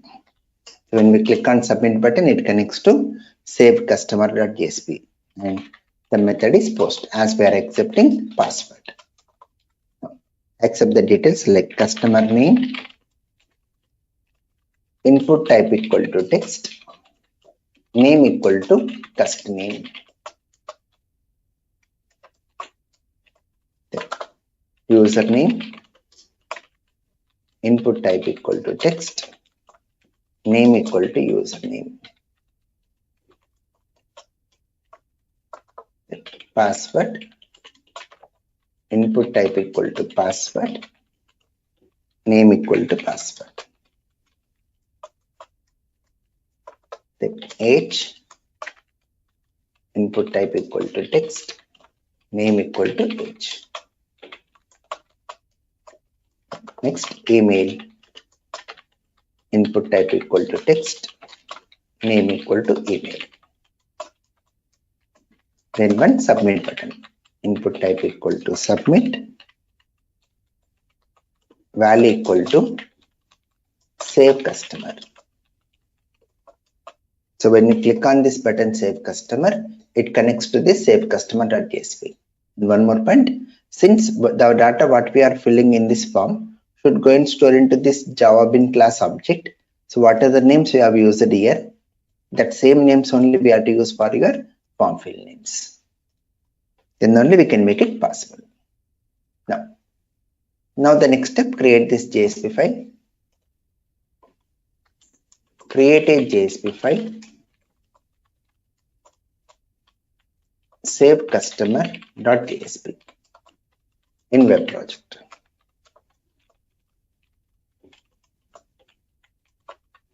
save customer.jsp. This is the major important code. Right click on project and say new JSP file, save customer.jsp. Now, here, what are the data we are accepting from HTML form? We want to store it into Java Bean class object. So which tag we have to use here? JSP:UseBean. ID equal to customer means the object name is customer and we are referring to the class mypack.customer. Then scope equal to session.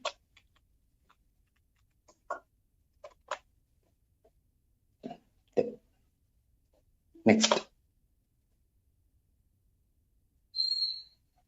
Now, the next step is we have to invoke the setter method. So to invoke setter methods, JSP:set property, name equal to customer, referring to the property star. Name equal to customer, property equal to star means when these two lines of code executed, whatever the data we have filled in the form, that will come and store into this properties of customer class. Means your customer object will be ready with values now.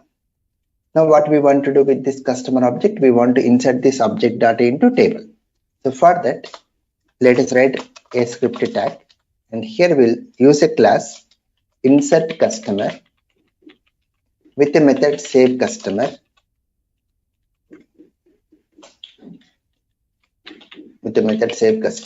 and we'll pass this customer object. So this method will take care of inserting this customer data into customer table. And if the record got inserted, it's going to return a value, true value. So we'll go with the return type as boolean flag. So if the record is inserted, the value of flag will be true. So we check here. If flag, then we'll display a message to the user out.println, where out is an implicit object in JSP. So here we go with the message customer added successfully. We are displaying a message to the user. Then here we create two hyperlinks, a href equal to customer.html, add new customer. Then one more hyperlink, display customer.jsp, display customer details. So when you click on this hyperlink add new customer, it will again connect to the welcome page customer.html where we can add the customer data again. And when you click on this display customer details, it will connect to display customer.jsp and this will take care of displaying all the customers what we have added into a tabular format. Right? Got it everyone up to here? Any questions?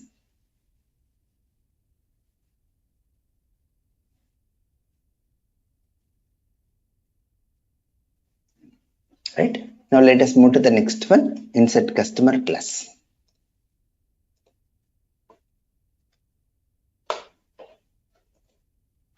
Create a class insert customer in my pack package. Insert customer. So let us create this class. Right click on my pack and say new class insert customer with main method. Sorry, not required main method. It's not a web application, no? Main method not required. So here we import java.sql package. Then let us go with the method here, public static boolean save customer, which takes customer object as an argument. Now whatever the data present in this customer object, we want to insert into customer table. So for that, let us take a variable n equal to 0. I'll discuss what is the use of n variable. Now let us take one by one value from customer object. That means we have to invoke getter methods. So call the getter methods here. String customer name equal to customer dot get customer name. We are invoking the getter methods. String username equal to customer dot get username. String password customer dot get password. Then age equal to customer dot get age. String email equal to customer dot get email. Right? Now the data is present in your hand. Now these values we want to insert into customer table. So for that, get the database connection.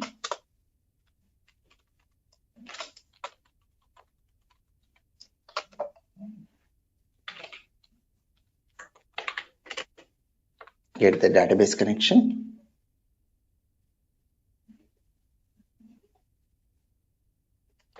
Class start for name. com.mysql.cj.jdbc.driver.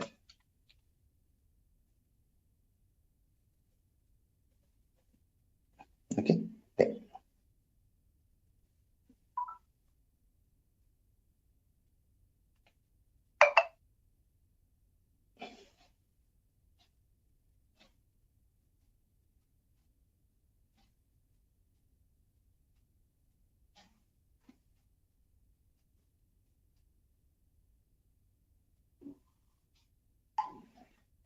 Right. So just right here, class start for name, go with the connection com.mysql.cj.jdbc.driver. Then now say here connection on equal to driver manager dot get connection and pass the argument like jdbc colon mysql colon slash slash localhost colon 3306 slash java 08. Username is root, password is root. Hope you know all these things. Just simply we are writing jdbc code here. Okay, now go with the prepared statement. Prepared statement st equal to con dot prepare statement, and what is the command to insert? Insert into customer. The name of the table is customer. To this we have to pass these values. So to replace Java variables in SQL command, single quote double quote plus the variable name plus double quote single quote comma single quote double quote plus username plus double quote single quote. Just a second.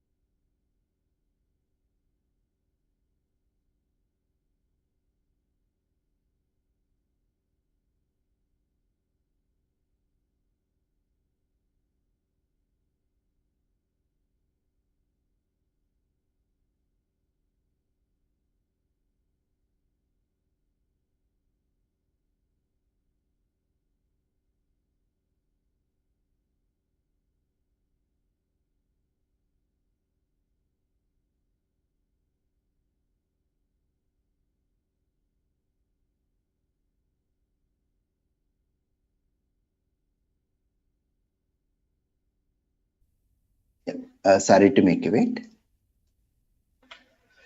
So coming to this insert customer.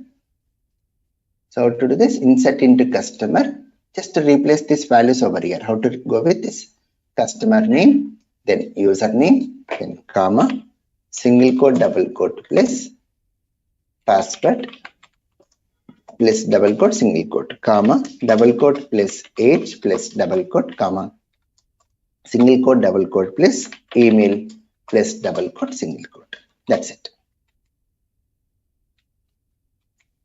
So with this, now we have to execute this command. How to execute the command? N equal to st dot execute update. So when we call this method execute update, the record will get inserted into the table. If the record is inserted into the table, the value of n will be what? 1. The value of n will be 1. If the record is not inserted in the table due to some reasons, the value of n will remain what? 0. So what is the use of this n variable? To check whether the record has been inserted into the table or not. For that we are using n variable. If the record is inserted, n value will be 1, else it will be 0 as it is. So that only we check here. If the value of n is 1, will return true. Means the record has inserted successfully, else will return false. So that only we are calling here. In this save customer.jsp, when you call this insert customer.save customer, it will go to this method save customer, and if the record is inserted, it is going to return true. So if it is returning true, if it is true, we'll display a message to the user, customer added successfully. Now, since this insert customer is a class belongs to my pack, we have to import the package here. How to import package? %@page import equal to mypack.insert customer. That's it. The error will go off now. Now we are left out with what? This one, display customer.jsp. Now, so before we go to this display customer.jsp, we are having one concept like JSTL, a very simple one, JSTL. JSTL stands for JSP Standard Template Library. JSTL stands for what? JSP Standard Template Library. Okay. JSTL is a collection of tags created by Apache company. JSTL is what? It's a collection of tags created by Apache company. Okay. So this is a third-party library given to us. Okay. In order to use JSTL tags, we need to copy JSTL 1.2.jar into lib folder of WebInf.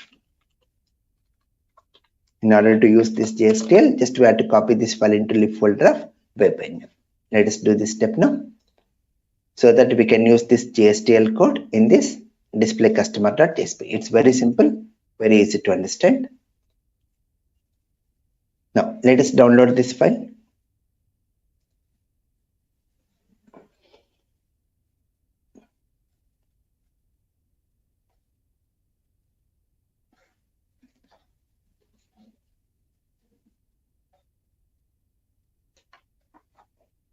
Open search engine like Google.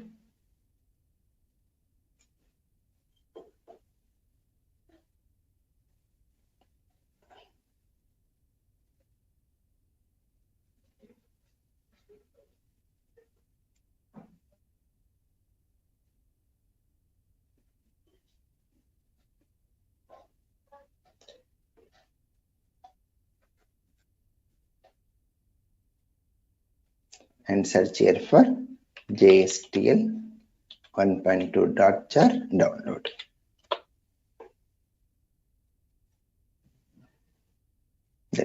You can use any link to download. Generally, I prefer to go with Maven repository. What is Maven? I'm going to discuss tomorrow. So just we have to click on this jar to download. Click on this jar to download.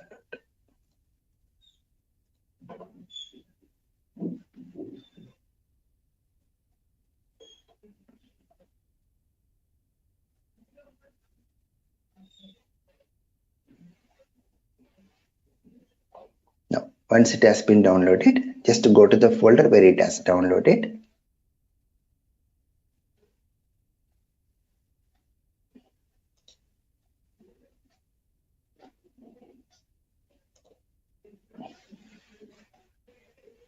Just copy this file.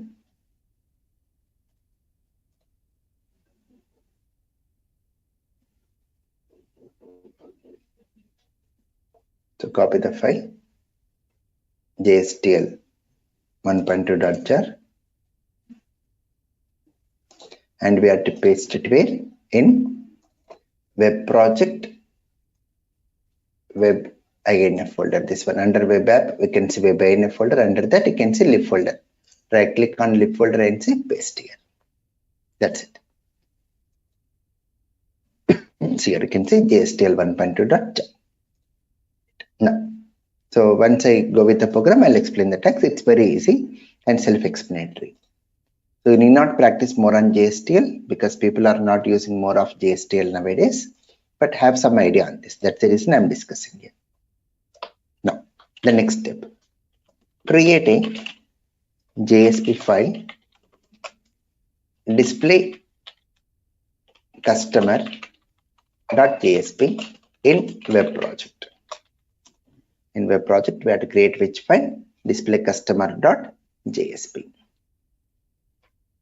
Now, let us do this step now.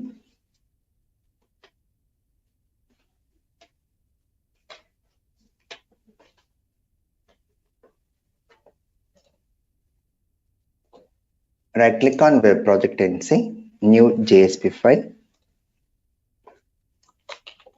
display customer.jsp. Now, since we are going to make use of JSTL tags here, since they are third-party tags, means not created by Java, some other third-party group like Apache has been created these tags. So we have to refer to that third-party library. How to refer to the third-party library is by using the tag %taglib. %taglib URI equal to http://java.sun.com/jsp/jstl/code. Means we are referring to the core tags. Prefix equal to C. Means whenever we use the tag, we have to refer with the prefix C. The meaning of prefix is like, so when we are using this JSP:\usepin, JSP: set property, the tag is usepin. The tag is set property, but JSP is what? Here prefix. Similarly, whenever I want to use JSTL core tags, I'm referring with the prefix C. Similar way, you go with SQL tags. SQL tags are mainly to go with the database connection. Here we go with the SQL tags. It's mainly to go with the database connection. Now, so we are referred with the JSTL tags now. Now let us get the database connection now. By using JSTL, let us see how to get database connection. So JSTL comes with what? Tags only. So by using tags, we do all the process here like this. SQL:set data source. What is the name of the tag? Set data source and use it with prefix SQL. Then here provide the data like variable data source. Then say driver. What is the value of driver? com.mysql.cj.jdbc.driver. URL equal to jdbc://localhost:3306/java08. User root, password root. That's it. So with this tag, we get the connection to MySQL database, and that database connection is referred with what variable name? Data source. Everything we play with the tags in the case of JSTL. Then, now, let us go with the body tag. Here, we want to execute the SQL command select star from customer. because we want to take the customer details from customer table and display in tabular format. So whenever we want to execute SQL commands, we use the command tag here SQL:query. We use the tag SQL:query variable equal to customers and referring to which data source? $data source. So whenever you want to refer to a specific variable, this is the variable, no? Whenever you want to refer to this variable, so in this JSTL will refer like this, $curly brace, the variable name. So this data source is referred to this data source where it goes with a database connection to MySQL.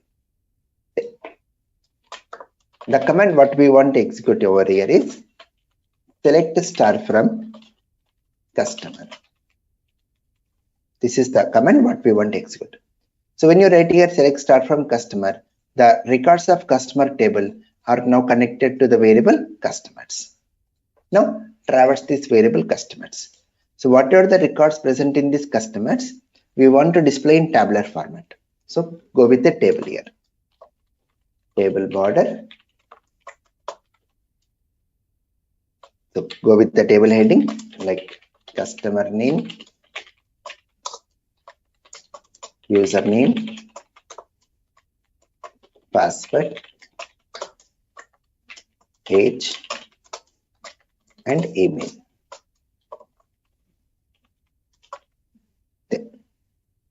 So here we have to go with the table row. So this all headings will come in the table row.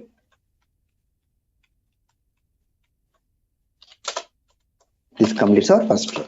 Then now we have to traverse this customers now. So how to traverse this? We have to use a core tag for each. We have to use a core tag prefix with C for each. Then here we'll say variable equal to customer and say items equal to $customers dot rows. So when you say here $customer dot rows, no need to remember the code, okay? No one will ask you to write this type of codes. Just understand what is happening. So when you say items equal to customer dot rows, customers is connected to this customer table, which contains all the customer records. Then what this is going to do, it's going to pull out one row and stores into this customer variable. Display the record now. How to display? For every record, create a table row. Then say TD. How to display a value onto the browser is C:\out value equal to $customer dot customer name. That's it. So when you say here C:\out means it's going to display this value onto the browser in tabular format. So whenever you want to take the value of variable, we'll use what symbol? $curly braces customer dot customer name. Similar way, go with the other values. Username,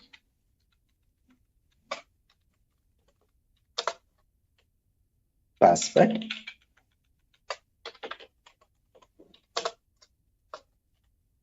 age,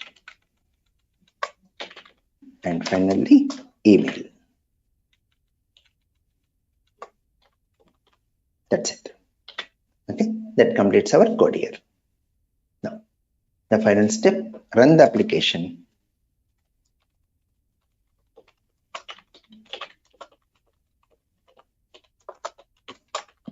Run the application customer.html. Go to this customer.html and run this application.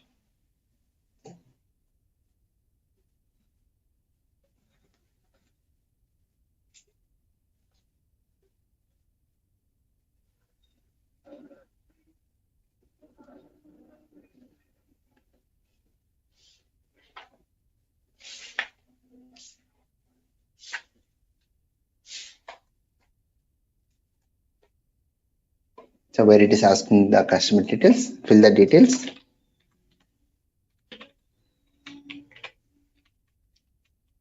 @720 email raj@rt.com. Now say save customer. If the record is inserted, we'll get the message customer added successfully.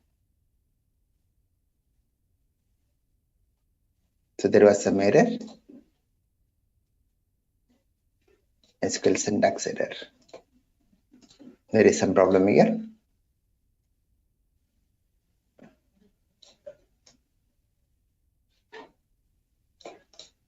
Cust name, single quote, double quote plus values. Okay. This values word is missed.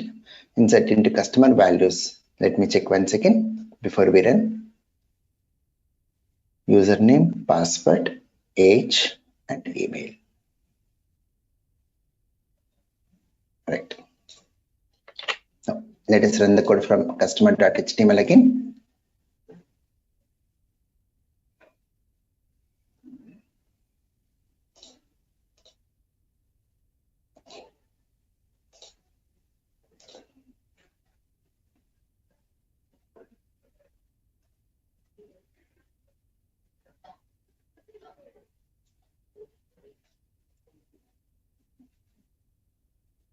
Then fill the data.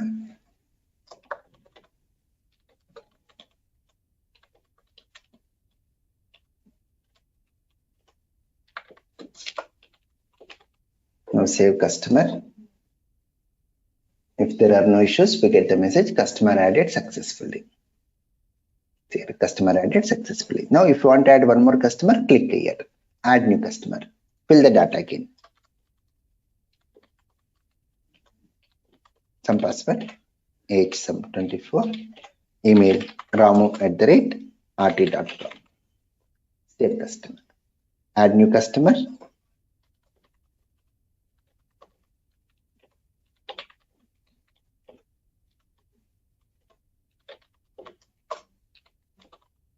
Save customer. Now, like that, how many records you want to insert, you can add the customers. Now, when you click on display customer details, it's going to show all our customer data in tabular format. So here we are getting all the data in tabular format. And even if you check your database table, select star from customer, you can see the records here. Whatever the records we have added, that will get added into the table. Clear all of you, the application? Right? Compulsory practice this. Very, very important one, practice this. Now, what are the code we have written? There are some drawbacks here. We have used JDBC to insert the record. But when you go for JDBC, we are having some drawbacks. The drawbacks are like, in this customer, if you add something like address, in this customer, if you add a property address, again I have to come back to this program and modify the code here. The insert command I have to modify, everything I have to modify. Then one more drawback is, that means whenever my Java bin class changes, I have to modify my JDBC code. That is one drawback. Because it is not playing with object directly. We are pulling out one property separately and using. I'm not playing with object directly. That is one drawback. And one more drawback is, here we are connected to MySQL database. In future, if you want to change to Oracle, again I have to come back to program and modify the code. That means JDBC is database dependent. JDBC is not object oriented, and it is what? Database dependent. Then the solution for this type of problem is, we go with ORM framework. We go with ORM frameworks like Hibernate. In this one, what we do is, if this is the method, save customer, where we passed customer object as an argument, then just we use a predefined method of Hibernate, save, and we'll pass the object here. That's it. So this single method will take care of inserting complete customer object data into customer table. And this method is common for any database. This method is common for any database. So that's the thing what we are going to start from tomorrow. So from tomorrow, we'll be entering into the next category of our course, that is frameworks. That is what? Frameworks. Then before we start with framework, we'll discuss first Maven tool, then we'll start off with Hibernate framework. Okay, right. Any questions, anyone?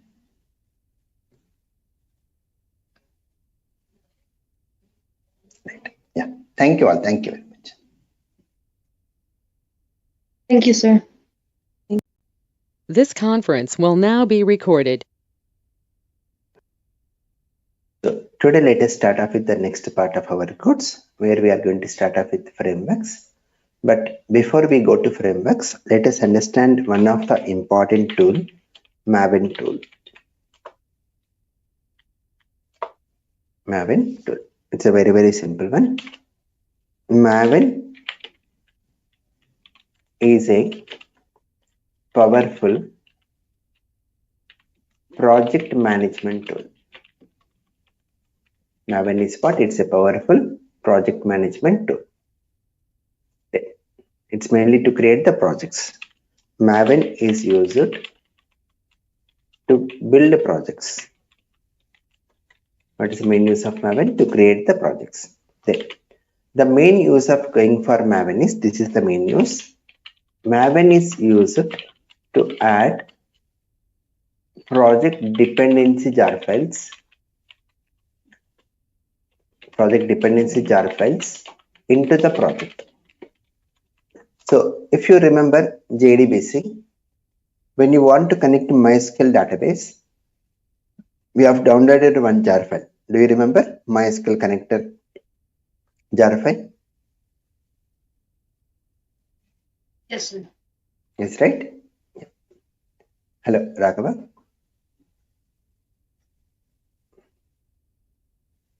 Right.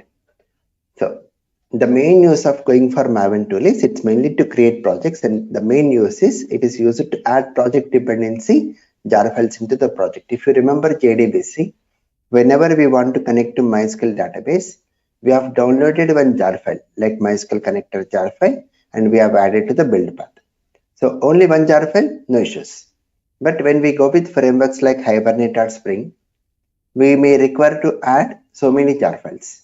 So remembering that many jar files, adding it to the build path, that is a complex part of the programmers. That is a place where we go for Maven tool. Maven is used to create a right project structure. Maven is used for what? To create right project structure. Means where to create .java files, where to create configuration files, where to create HTML or JSP files. That structure it's going to provide to us. Maven is used to build and deploy the project. Maven is used to build and deploy the project. Now, let us see how to create a Maven project. Creating a Maven project in Eclipse. So, how to create a Maven project in Eclipse is open Eclipse. I've taken a new workspace. Hibernate here. However, we are going to start working with Hibernate from tomorrow. So I've taken new workspace here, Hibernate. Now, how to create a Maven project is, it's very simple. Just to go to File, New, and choose your Maven project. At the top only you can find.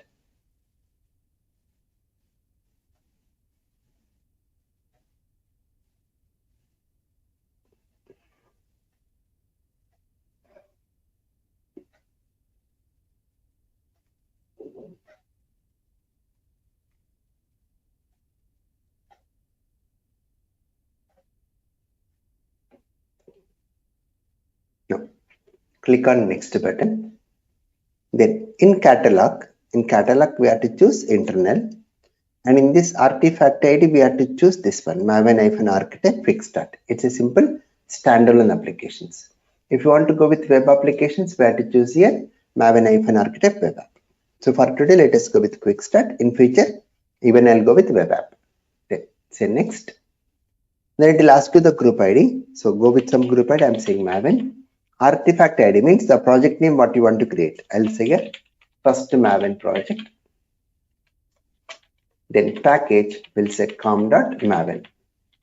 So the meaning of package is like this is the place where we store our .java files.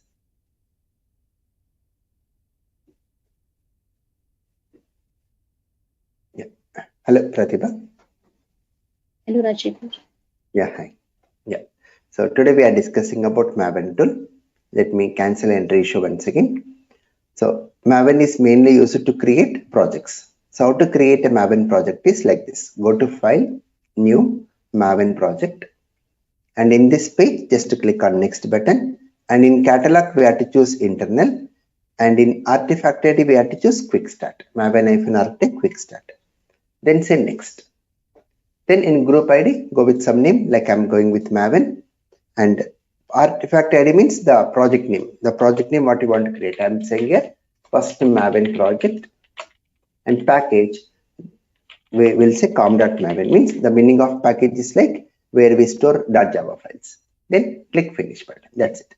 The project will be created, and we have created project using Maven tool. So how to create Maven project? Click on File, New, Maven project. Click Next. Then in Catalog, select Internal. In Artifact ID, select Maven-Architect Quick Start. Then click Next. Then it will ask you the group ID. So I'm giving Maven. Artifact ID, the project name, but the project what you want to create. First Maven project. Then package com.maven. Something, all the things are your wish. Then in this first Maven project means the project name what you want to create here. And click Finish. That's it. Which creates a Maven project for us. See here? You can see a Maven project, see first Maven project. Done. In this project, you can find one file, see pom.xml file. And here under src/main/java, you can see the package here. The package what we have given, com.maven. In that you can see a sample Java file. So if you open, you can find simple a class app with main method. So this is the meaning for this, gives right project structure, means where to create which file. So in src/main/java, in package com.maven, the .java files we create here. Now, and one more important file, pom.xml file. This is the meaning of method.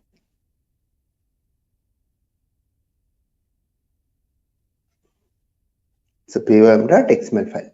The root tag is project. So let me elaborate what is the use of this pom.xml file. This is the main thing of Maven. So the meaning of POM is project object model. In this XML file, we add the project dependencies.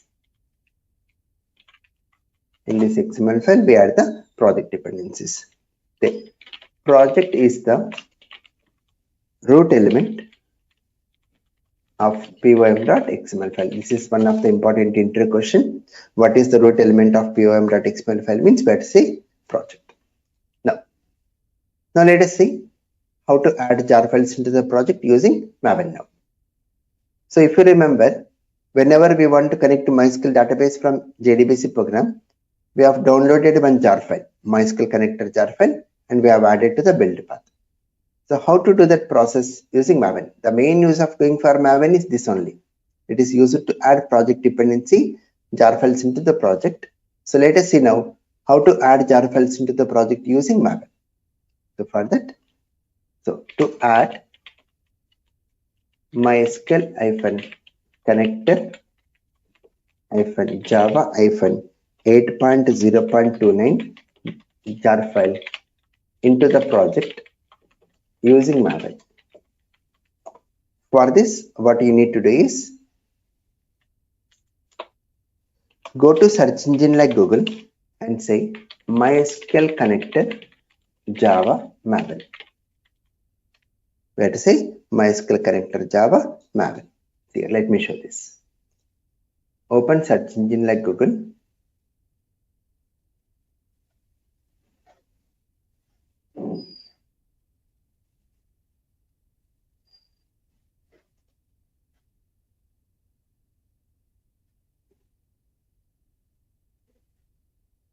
and search here for MySQL connector Java Maven, and we are in with Maven. Then go to this first link, Maven repository, mbnrepository.com. Open this link, and here you can see the versions here. 8.0.29, that is the latest version. Now, let us suppose in our operating system we are having MySQL 5 version database. So when you are having MySQL 5 version database, then we need to download jar file of MySQL 5. So you can go with any 5 version. Then what we need to do, we have to just click in this box. Understand? This is the major step.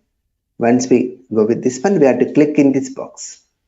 Just to click in the box, the code will get copied. And once the code is copied, come back to Eclipse in pym.xml file. In pym.xml file, in between dependencies element, understand carefully. In between dependencies element, we have to paste it. So what we have done, we have to go to this Maven repository, copy this piece of code.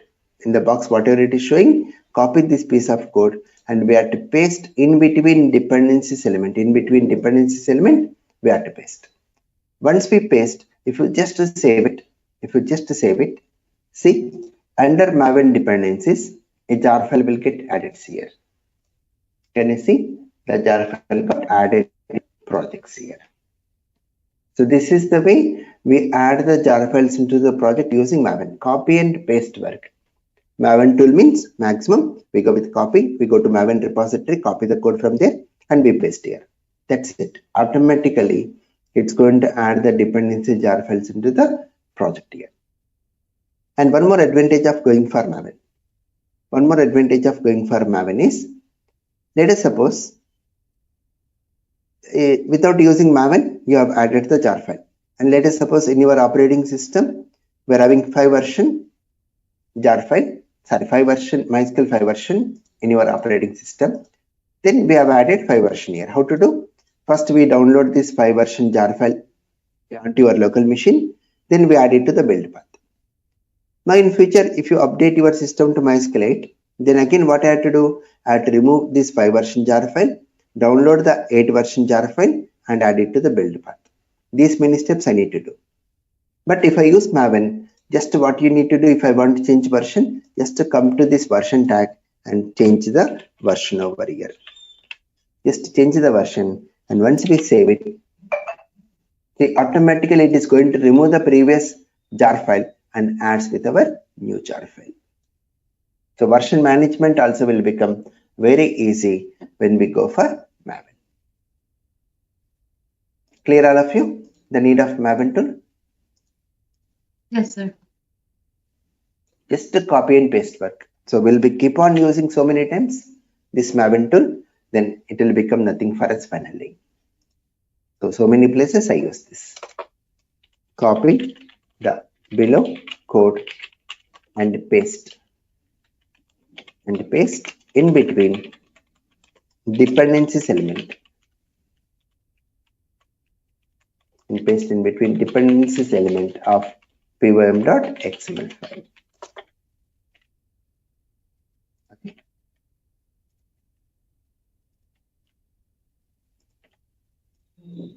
So however, I'll share the program to you, pym.xml file. Right. So tomorrow also, when I go with the Hibernate framework, so when we develop the project using Maven, I'll be showing how to add jar files related to Hibernate. Okay, that also will be using.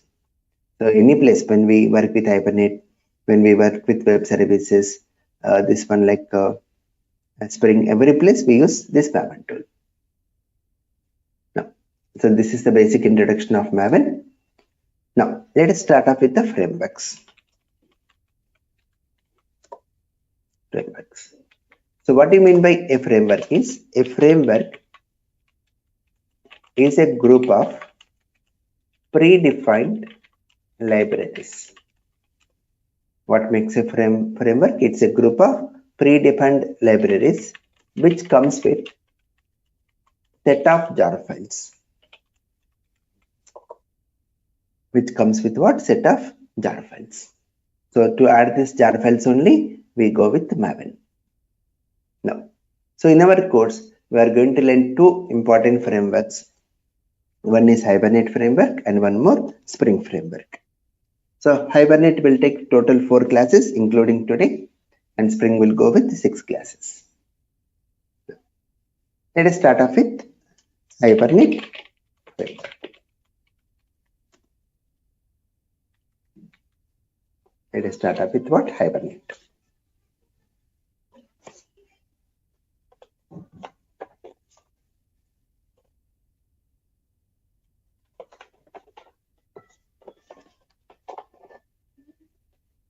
So what is this Hibernate? Hibernate is an ORM framework.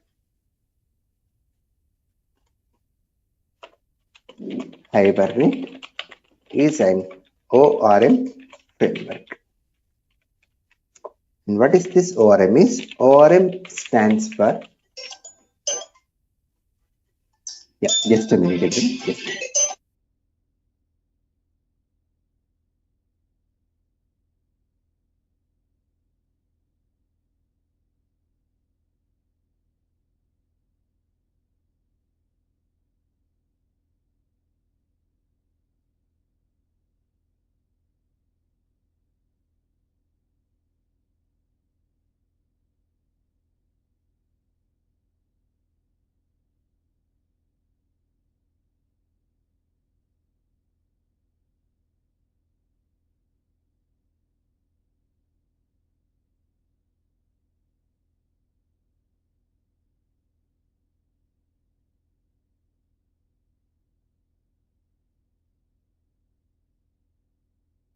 Right, I'm back here. So ORM stands for Object Relational Mapping. ORM stands for what? Object Relational Mapping. So what is this ORM? Let us understand more using a diagram. This is a very, very important one to understand the need of going for ORM. So today only theoretical words about Hibernate. So tomorrow only we develop a big application. So tomorrow we start working with Hibernate. ORM. So before we go to this ORM, let us go with one small definition. Pojo class. Pojo class. So what is this Pojo class? Pojo stands for plain old Java object. Pojo stands for what? Plain old Java object, which is a Java Bean class without events. So simple words to say, Pojo class and Java Bean class like synonyms only can assume. Okay. So when I take a class, when you take a Java Bean class, we can even go with some calculation methods. That calculation methods only we call events. But when we say Pojo class, simple private properties, public setters and getter methods, and constructors. That's it. We should not go with any calculation methods. Such type of classes we call Pojo class. Like example, if you take a class employee, where we go with the private properties like private int employee number, private string employee name, private double salary.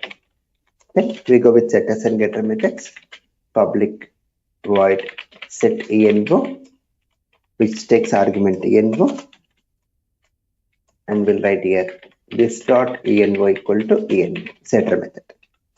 Then public int get envo, which returns the value of envo,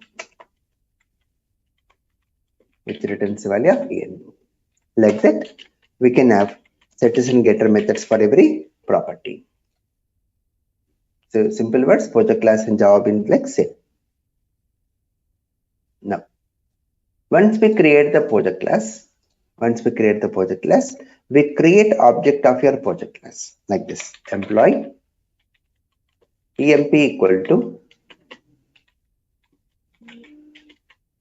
new employee.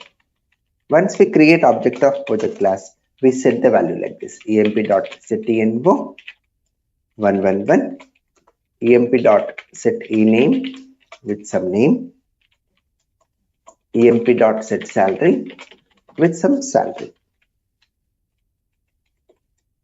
Now the object is ready with values. Now what we want to do? We want to take this object and persist into a database table. We want to insert this object data into a database table. So let us go with the database table here.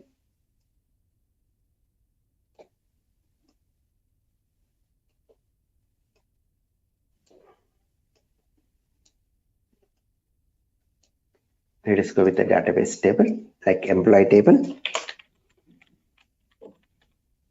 where we go with the columns like enrow, ename, and salary. Now what we want to do? We want to take this object data and insert into table. Then how to write this code using JDBC? If you want to do this job using JDBC, what we do like this: prepared statement st equal to con dot prepare statement, and we'll write here insert into employee values double quote plus emp dot get env. We are calling the getter methods here to replace the value of variable. Then comma single quote double quote plus emp dot get ename, comma double quote plus emp dot get salary, so which replaces the value of your variables here.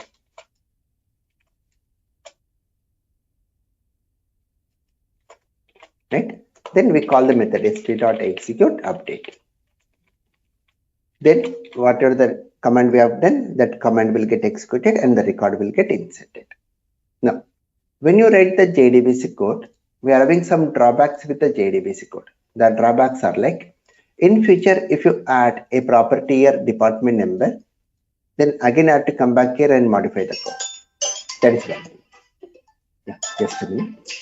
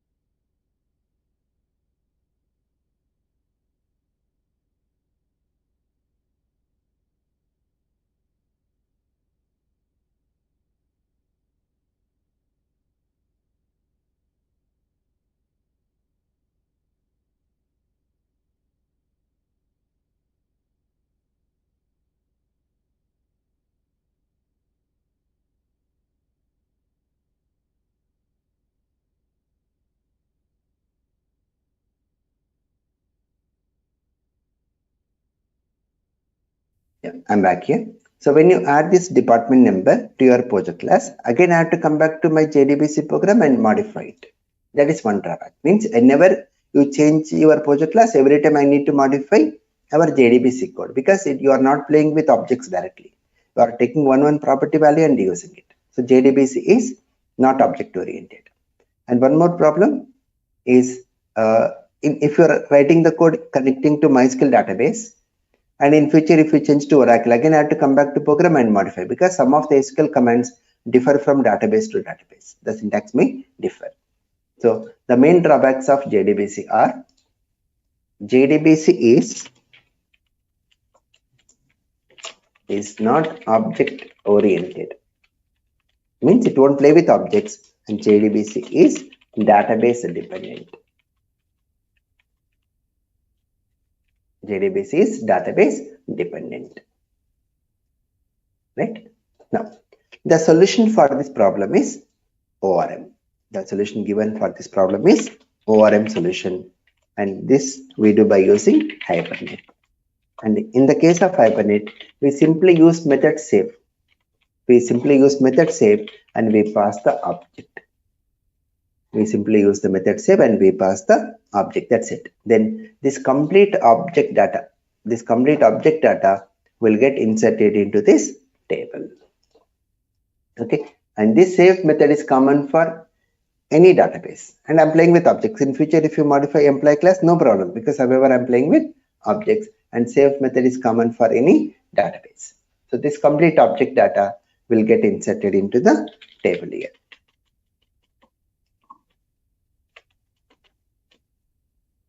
Right? Then in this one, this EMP is what? It's an object. EMP is an object. Then what is this one? Employee table. Tables, even we call it as entity or relation. Tables, even we call with some other names, entity or relation. And what you are doing, see, you are mapping object and relation. You are mapping what? Object and relation. That's the reason the name has come object relation mapping. Okay. The name has come object relation mapping. Right. Now in this one, we can take an object and persist that object into the table, or we can even take a record of your table and store it back to object here. Both the directions are possible. Got it, everyone? What is ORM? Object relational mapping. Right? If someone asks you what is ORM, you need to elaborate these all words. Then only they'll be happy with your answer.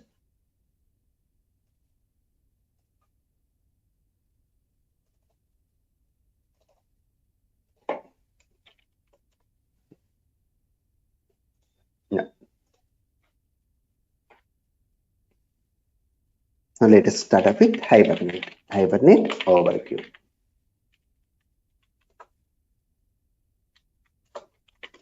Hibernate is an ORM solution for Java, and it raised as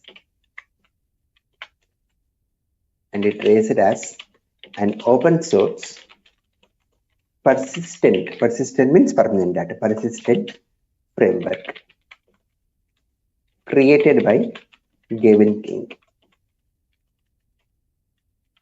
Created by whom? Gavin King. Okay. What Hibernate is going to do is Hibernate maps Java classes to database tables. What Hibernate is going to do? It's going to map your Java class to database tables, and from Java data types to SQL data types. So whichever the database you may connect, we are not worried about SQL data types here. You need not know about SQL data types. Just use Java data types. The conversion to the respective data type is taken care by Hibernate only. Then Hibernate sits between Java objects and database. Like this. We are going to have Java object, and this object is given to Hibernate, Hibernate is going to store this one into database. We can even take a record from your database table, give it back to Java object. Both the directions are possible. Now,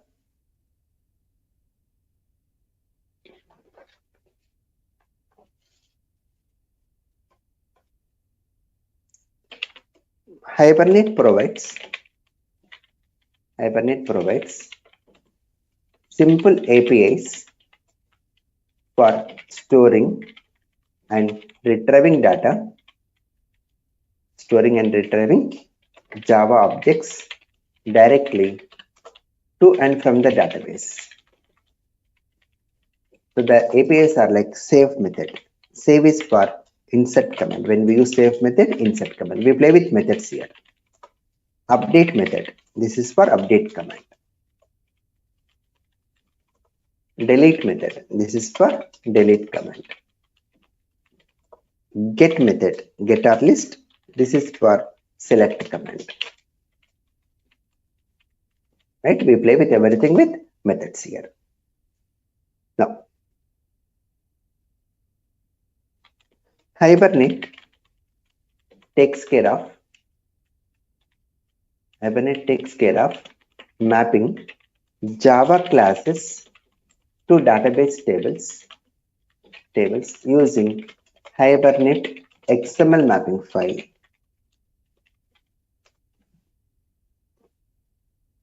Okay, using Hibernate XML mapping file. In Hibernate XML mapping file, we map project class with the database table.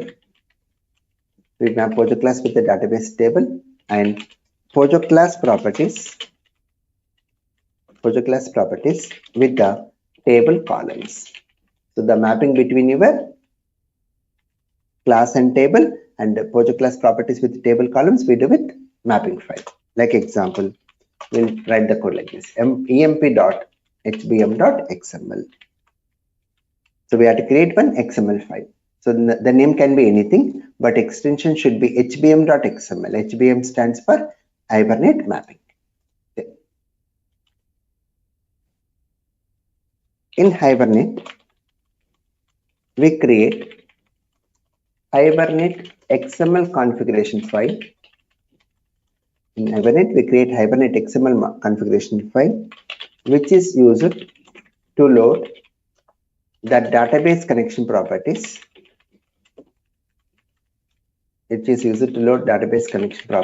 Like driver class, URL, username, and password. And it even refers to Hibernate XML mapping file. So we create one more XML file, which we call Hibernate XML configuration file. In that, we do database connections. And even it refers to the mapping file what you are using. Like example, we go with the name like this: hibernate.cfg.xml. CFG stands for configuration. So these two XML files are important to understand Hibernate. So whenever we want to work with Hibernate, we need to create two XML files. One is mapping file, one more configuration file. How to do, we'll be seeing in tomorrow's class, however. Yeah. Next one. If there is a change in database, then the only need to change is XML file properties. So let us suppose initially we have written code to connect to MySQL, and if you change to Oracle, just to go to this configuration file and change this connection properties values. That's it. You need not touch our Java code. So the Java code will remain same for whatever the database it may be. That's the reason we say Hibernate is database independent.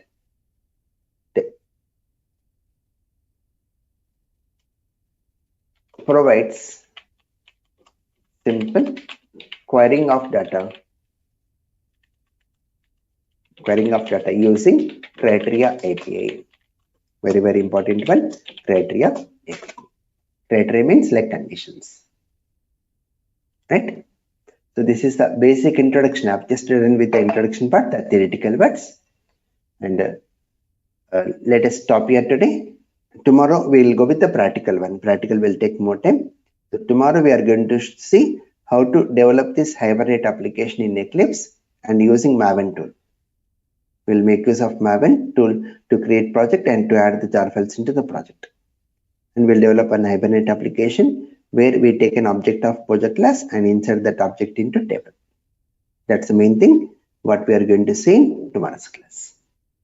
So before you join, please recap and join. Then only tomorrow's class will become easy for us. And understand, from now onwards, whatever I am discussing in the class, please practice on the same day.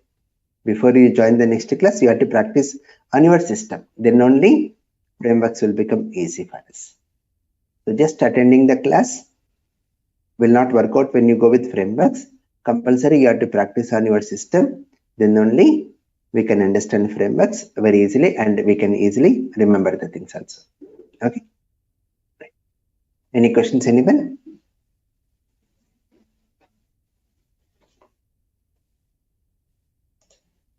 Thank you all. Thank you very much. This conference will now be recorded. Right. So in the last class, we have introduced about Hibernate framework. Hibernate is what type of framework? ORM framework. Very important statement. ORM stands for Object Relational Mapping. Means we create a class, and once we create object of the class, we can take that complete object data and put it into database table. That's the main thing of Hibernate. Here playing with objects only, Hibernate. So today we'll be going with the application development. Today we'll see how to develop a Hibernate application. Developing an Hibernate application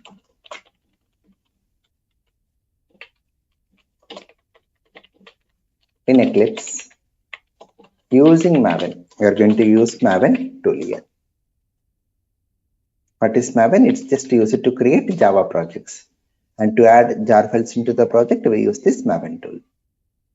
Now, the first step is we have to create a Maven project. We have to create what? A Maven project. So let me open Eclipse.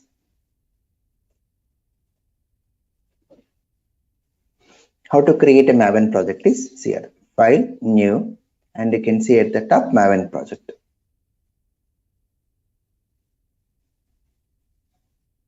Then just to click on next button, and in catalog we have to select internal, and in artifact ID we have to select this Maven-architect quick start. Then say next. Then let us go with the group ID as hybrid. You wish any values. Artifact ID means the project name. So we want to create a project here, Hibernate project. Package com.hibernate. So what is package? Where we store .java files. Now click on finish button, which is going to create a project here, Hibernate project. Let me document. Click on file, new, Maven project. Okay. Click next. Then in catalog, select internal. In artifact ID, select Maven-architect quick start. Maven-architect quick start. Then click next. Click next. Then in group ID, go with the name Hibernate, anything, any values. Artifact ID, this is the project name. So we are giving the project name like Hibernate project. This is our project name. Package, we'll say com.hibernate, where we store .java files. So and click finish. That's it. So which creates a project here, Hibernate project. In this Maven projects, the very important one is pom.xml file. The important one is pym.xml file. Hello, Pratibha. Hello, Rajshekhar.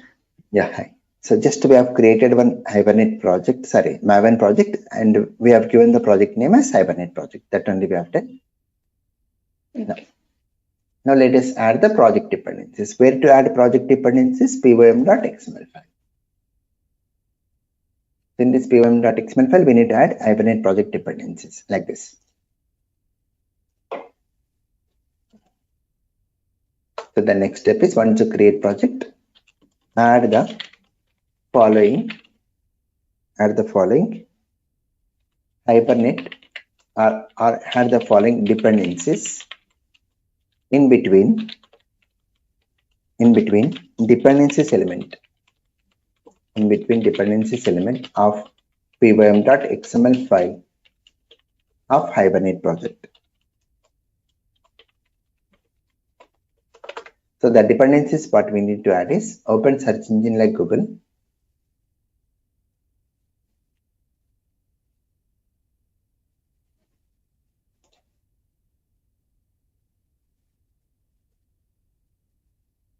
Then search here for Hibernate dependency Maven. Just we have to say Hibernate dependency Maven. Then go to this Maven repository. Then you can see the versions here. Okay, so I'm going with the stable version which we are using in the industry nowadays. That is 4 version, 4.3.11. Just what we have to do, we have to just to copy this piece of code. Just if you click in the box, the code will get copied, and we have to come to this pym.xml file. In between dependencies element, we have to paste it. Just to copy and paste work, that's a major work of Maven tool. So when you just copy the dependency and paste over here, see automatically, see you can observe here, so many jar files got added into the project. So if you are not having Maven tool, we need to remember these many jar files.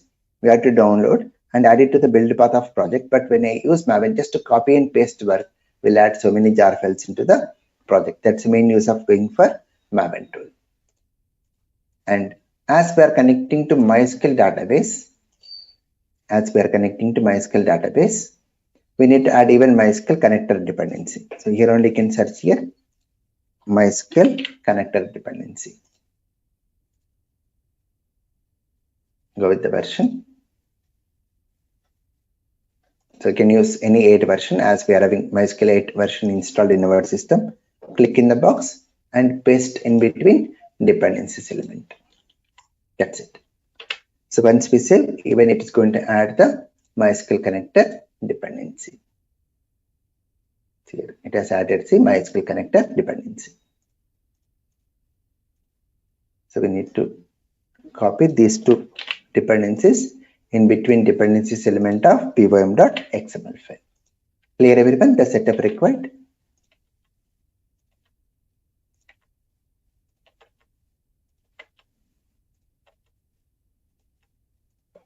So however, I'll be sharing the code. You can just copy open my pym.xml file, copy the code and paste it. That's it. Okay. Now the next step. So what is the main use of Hibernate? It's an ORM framework. So we create one Pojo class object and we persist that object into the table. That's the main objective of Hibernate. So create a Pojo class. Pojo class means a simple Java bin class. Create a Pojo class student in com.hibernate package of src/main/java folder of Hibernate project.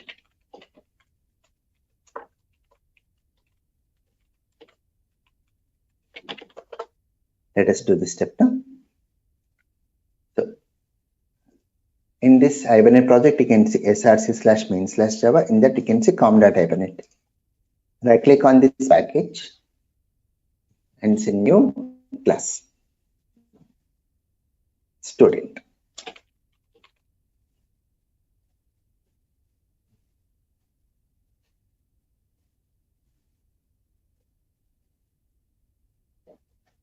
Here we go with the properties like private int student number, private string student name, private double marks. Then setters and getter methods. Right click and see source, generate getters and setters. Select all and say generate. A simple Java bin class. Now, once we create this project class, now we need to map our class with the database table. That's the main thing here. So the next step what we need to do is we need to create one mapping file. This is the major step here. Create Hibernate XML mapping file. Let me go with the name as student.hbm.xml. Any name in src/main/java folder. In src/main/java, we need to create this file. Student.hbm.xml. Any name, it can be any name, but extension should be hbm.xml. HBM stands for Hibernate mapping. So right click on src/main/java and say new other XML file. Then go with the name as student.hbm.xml. Then go with the source. Now we have to follow some templates here. I'll be sharing the templates to you. Hibernate XML templates. Even if you browse in Google, Hibernate XML templates, it will show you. So here we are in two templates. One is for mapping file, one more is for configuration file. So for now we have to take mapping file, copy this mapping file template and paste over here. The root tag of this file is Hibernate-mapping. Root tags are important. We should remember the root tags. During interview times, they'll check whether you have really learned Hibernate or not, whether you really know Hibernate or not by asking the root tags. Yeah. Now here we start doing the mapping part like this. Class name equal to form.hibernate.student, referring to the table student. Referring to the table student. So what is the name of the class? Student, and the name of the table is also student. But I want to change the name of the table. The name of the table can be different also. So I'm going with the table name as student info. Now, in this student, out of these three properties, which property can be unique? Means we cannot give same value to other student. Which property can be unique?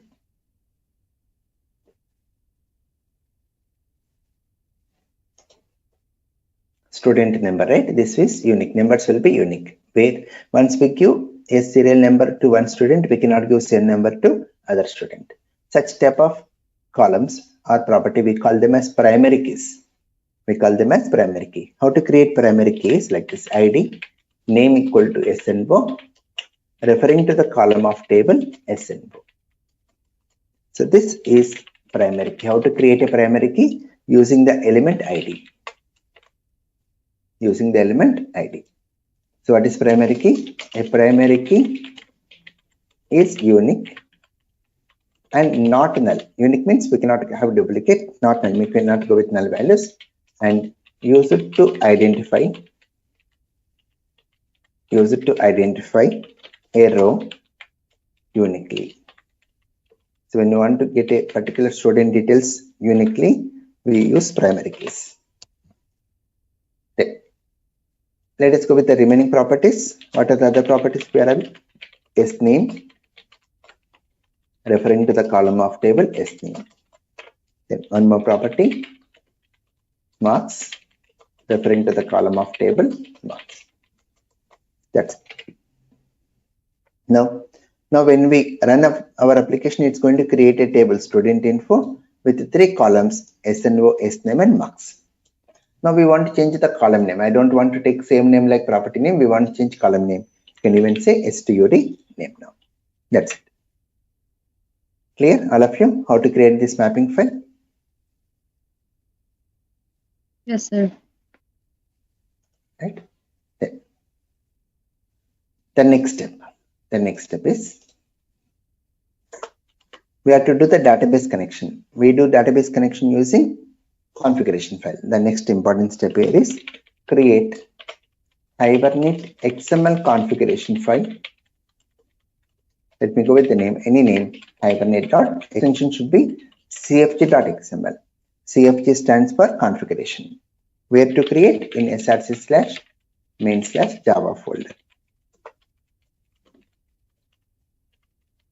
Hibernate.cfg.xml. So right click on src/main/java and say new other XML file.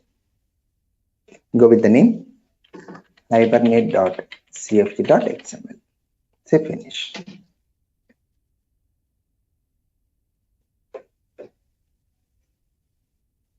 Now take the template of configuration file. The root tag is hibernate-configuration. In this, we go with the sub-element session factory. We go with the sub-element session factory. In this session factory, we do the database connection like this. Property name equal to hibernate.connection.driver class. Hibernate.connection.driver class, where as we are connecting to MySQL, what's the driver class of MySQL? com.mysql.cj.jdbc.driver. Okay. The next property name equal to hibernate.connection.url. URL is jdbc://localhost://localhost:/java08. Our database name java08. Then next property name hibernate.connection.username. Username is root. Next property hibernate.connection.password. That is also root here. So with these 4 properties, we get the connection to database. Then we're some more properties here, like property name equal to hibernate.dialect. Hibernate.dialect. So as we are connecting to MySQL database, so here we have to provide the dialect of MySQL. How to provide dialect here is like this: org.hibernate.dialect.mysql dialect. So if we are connecting to Oracle, we have to say here Oracle dialect. DB2 dialect. If you browse in Google Hibernate dialects, it will give the list of dialects to us. Then, first of all, what is dialect here? The meaning of dialect is, so yesterday I was mentioning, like we use the methods like save, update, delete. We use the methods delete, get. So when we are using the methods, then internally it has to convert into respect to SQL syntax commands. If you are connecting to MySQL, it has to convert into the methods internally should get converted to MySQL command syntax. So which database syntax we have to follow? Which database syntax we have to follow? That's meaning of dialect here. So what is dialect? Dialect is used to refer to the respective database syntax. Database syntax.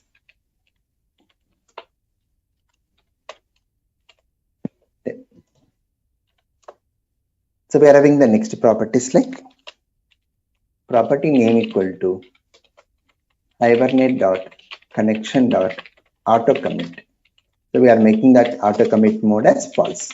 Means in the program only we'll take care of committing our transactions. Committing like inserting, persisting, permanent, making it the data permanent. The next property name equal to hibernate.showSQL. SQL, we are making it as true. So what is showSQL? I'll discuss when we run the application. Then next, and one more very important property now. This is very important property during interview times or even while developing projects. This is very important.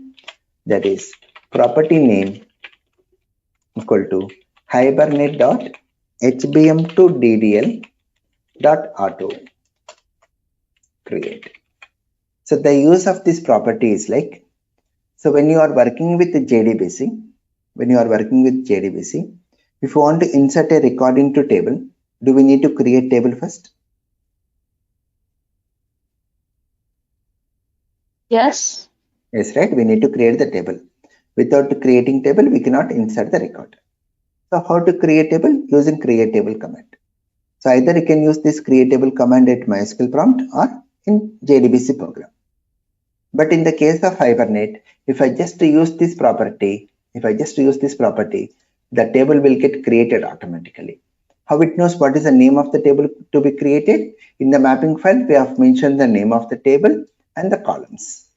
And what about data types? It takes automatically the data type of your Java properties. So that is done automatically for us. So you need not create table explicitly. That is the use of this property. So what is the use of this property? To create tables automatically. Right? Now the last one, we have to mention the mapping resource. What is the name of the mapping file we are using? Mapping resource equal to, what is the name of the mapping file? student.hbm.xml. That's it. So you can even make a note. In Hibernate XML configuration file, we can add multiple mapping resources. So in one configuration file, we can add multiple mapping resources. So creating this configuration file is only one-time process. For the complete project, we do this connection only one time. You need not do for every program. Only one time we use this. Right? So with this, we complete our configuration file. Got it up to here, all of you? Yes, sir. Right? So 2 XML files we have to create. Now, the next step, we have to test our application. We have to test our application. For that, create a test class. Student insert in com.hibernate package. Student insert. This we should run. So let us go with this step now.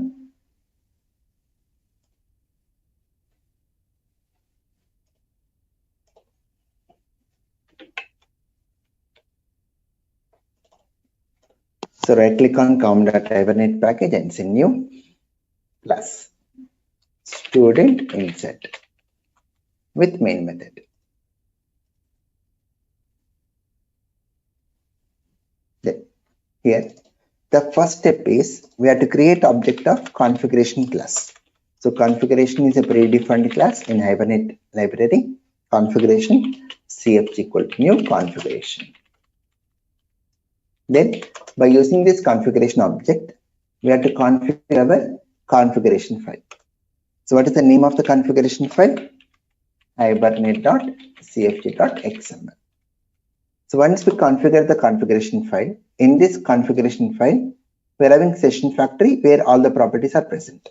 So we need to build all these session factory elements. So how to do that one is, we have to use a interface here, session factory, sf equal to call the method cfg.build session factory. We have to call which methods? cfg.build session factory. Then next step, open session. Session is equal to sf.open session. So the session factory is to do the database connection. Session is to do the database transactions like insert, update, delete. These transactions we do with session. Session factory is for database connections. Then begin the transaction. Transaction ts equal to s star begin transaction. These 5 lines of code you can find in any Hibernate application. In any Hibernate application, we have to write these 5 lines of code. Now the next step, we have to create object of project class like this. Student stud equal to new student. Then set the values. Stud dot set SNO 111. Stud dot set ename, set sname, some name. Stud dot set marks, some marks. That's it. Now the object is ready with values. Now what we have to do, by using session object, call the method save and persist your object. That's it. This single line of code will take complete object data and inserts into the table. Then commit your transaction, close your session. That's it. That completes our application now. Run this program.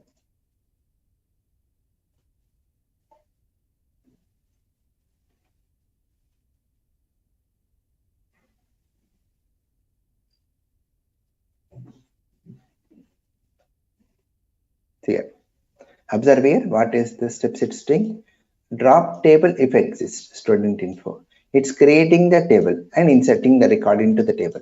If you want to see how SQL commands are executed internally, how the commands are executed internally, to see that SQL commands, we use this property, show SQL as true. So when we say show SQL as true, we can even see the SQL commands, how the commands are getting executed internally. Now check your table, open MySQL, go with the password. Now say use Java 08, our database name. Now if you write select star from student info, the name of the table is student info. Here the record got inserted into the table. Got it?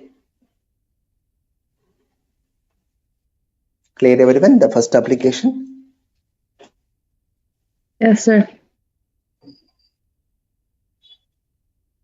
Right, compulsory you have to practice this. From today onwards, whatever we are discussing every day, you have to practice as it is. And just change. Instead of student to go with employee, go with the customer like that. Okay?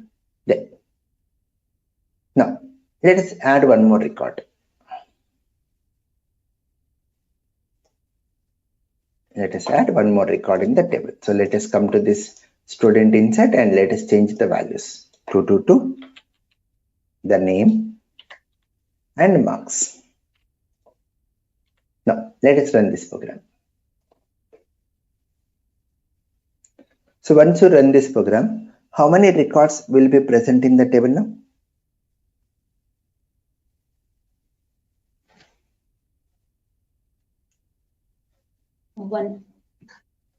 One record. See here in the table, check it now. How many records? One. That is correct answer. One record. The reason is, see the console now. See the console. See what is happening. See, drop table if exist. So if the table is existing, it is deleting the table first.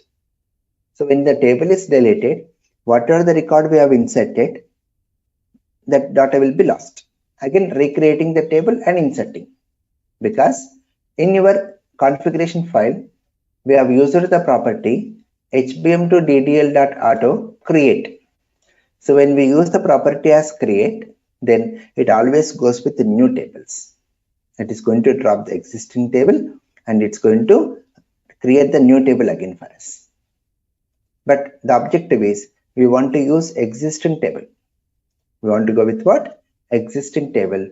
Then we have to use the property value as update. Let me keep this code in comments and make this value as what here? Update. So when you make this value as update, what is the use of this? To create or to use existing tables. To use what? Existing tables. Now let us go back to the program. Now let us change the values for student 111, the name and marks. Now see when you run.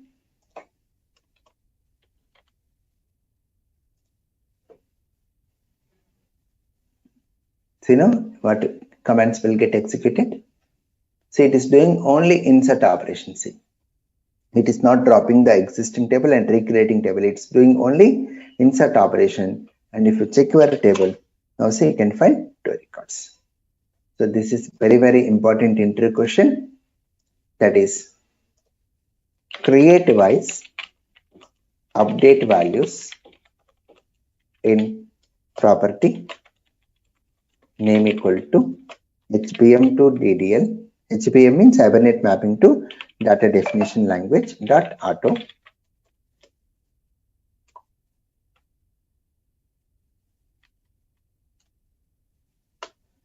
Let us initially go with the create.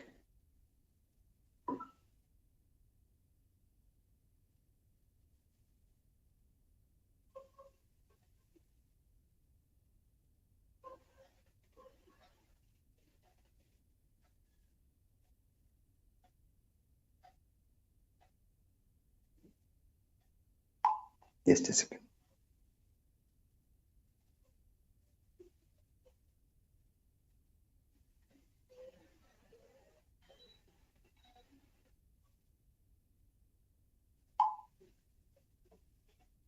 Now, let us write here create. When you go for create, drop existing tables. What it's going to do? It's going to drop existing tables. Then create new tables.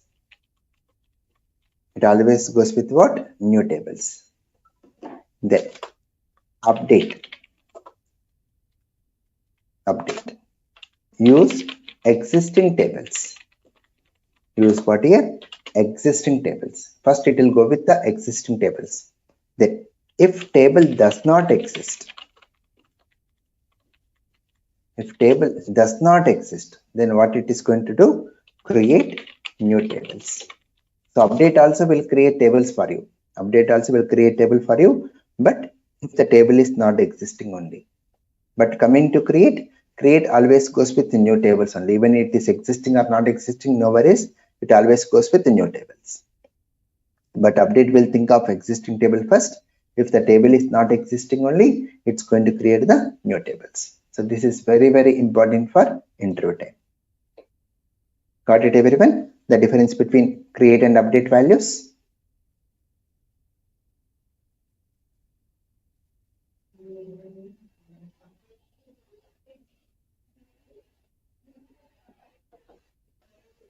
Right? So please practice up here. As many people not joined, let me continue the remaining topic in the next class, Monday. So where I'm going to show you the CRUD operations, very, very important one, CRUD operations, like we have seen insert only. So similar way, we'll be going with the other operations like how to update, how to delete, and how to get the records, retrieve the records. And even we are going to see criteria API. That we will be discussing in next class. After that, we'll be going with one more day for Hibernate, where we go with the how to use associations in Hibernate, how to go with inheritance in Hibernate, and how to go with annotations in Hibernate. So 2 more classes to complete our Hibernate. After that, we'll be going with the web services, then Spring Framework. Like that, we continue. Okay, right. Yeah. Thank you all. Please practice. Then only you can understand next class. Thank you all. This conference will now be recorded. So in the last class, we discussed about Hibernate. Hibernate is ORM framework. And we have seen how to develop a Hibernate application. Like whenever we want to go with Hibernate, we have created one Maven project and we have added the dependencies. One is Hibernate dependency and one more MySQL as we're connecting to MySQL database. Then we have created one project class student with the properties SNO, SName and marks, setters and getter methods. Once we create project class, we need to do the mapping part. So we have created one mapping file like student.hbm.xml, and in that the root element is Hibernate-mapping. Hibernate-mapping is the root element. Then where we have mapped our class student with the table student info, and we are mapping our project class properties. We are mapping our project class properties with the table columns here. With the table columns. Right? Then we have created the configuration file. We have created configuration file where the root element is Hibernate-configuration with a sub-element session factory. In this, we have loaded the database connection properties, given the dialog details, and auto commit as false and show SQL as true. So when we say show SQL as true, we can even see the SQL commands which are getting executed internally. And very important thing we discussed is property name hibernate.hpm to ddl.auto create. So when we go for create, what I mentioned, it is going to create tables automatically. It's going to drop the table first, then it's going to recreate the table. Always goes with the new table. And when we go with the value update, it uses existing table. If table does not exist, creates the new table for us. And finally, we have to refer to the mapping results. Then we have created the test class student inset, where we created object of configuration class, configure the configuration file, build a session factory, open session, and begin the transaction. Create object of project class, set the values, and insert it. How to insert? By using save method and pass directly the object here. This method is important for us. Right? So when you run the application,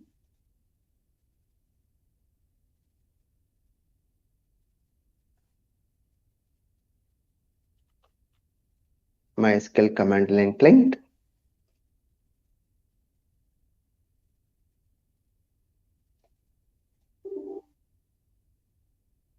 so the database is Java 08. Then we have created the table student info. In this, we are having totally 2 records. So this is the thing what we have done in the last class. Right? Yeah. Hello, Dia. Hello, sir. Yeah. Hello, Udai.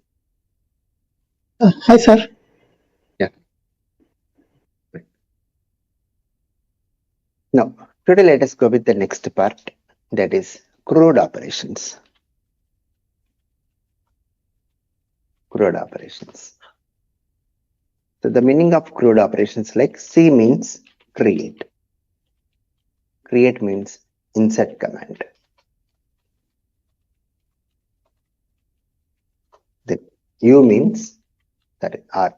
R means read or retrieve. This is your select command. Then U means update. Update command. D means delete. Delete command. Right? And already we have seen insert the command, that is, we have seen the program student insert. Student insert .java.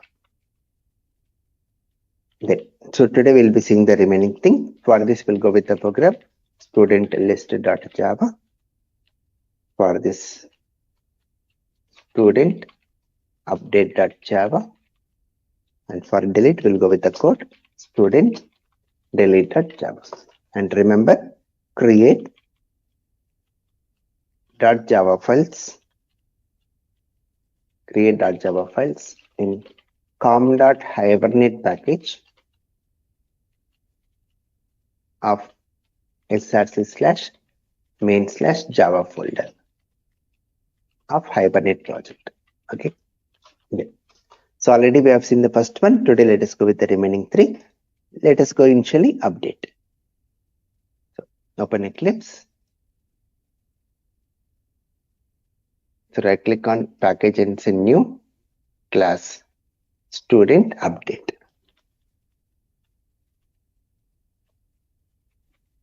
With main method. Now go with the steps of Hibernate. The first step is create object of configuration. CFG equal to new configuration. Okay. Now by using this object, we have to configure the configuration file. What's the name of the configuration file? hibernate.cfg.xml. Then build a session factory. Session factory sf equal to cfg.build a session factory. Then open session.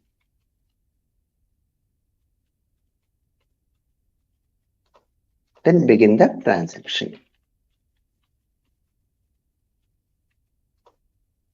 So these are the 5 lines of code you can find in any Hibernate application.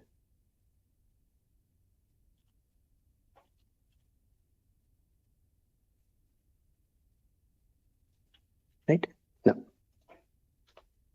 Now let us see how to do this update process. Let us go with method 1 first. So how to do this process is, first of all, we have to get the record from table into project class object. Then we can change the values like this. How to do this one is student stud equal to s.get. By using session object, we have to call get method.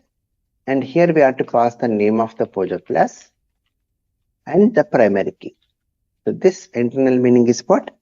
Select star from student info. The name of the table is student info, where SNO equal to 111. This is the internal meaning.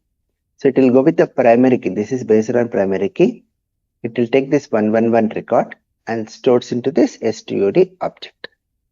Then, since get method return type is object, go with typecasting.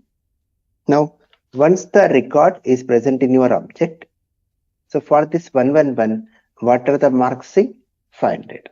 Now we want to change the marks. Let us update the marks to stud.set marks to 550. Previously it was 500. Now we want to make it 550. That's it. Now by using session object, call the method update and pass your object here. Commit your transaction, close your session. That's it. Simple. This is the way to do the update process. Get the record from table and set the updated marks and use update method to update.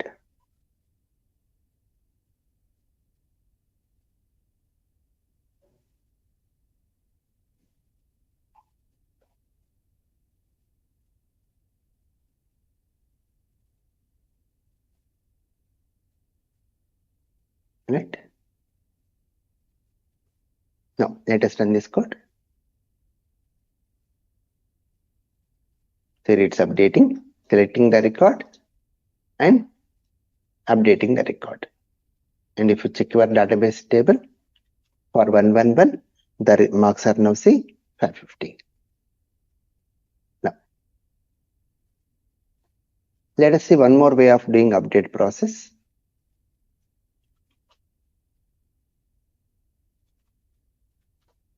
Method 2.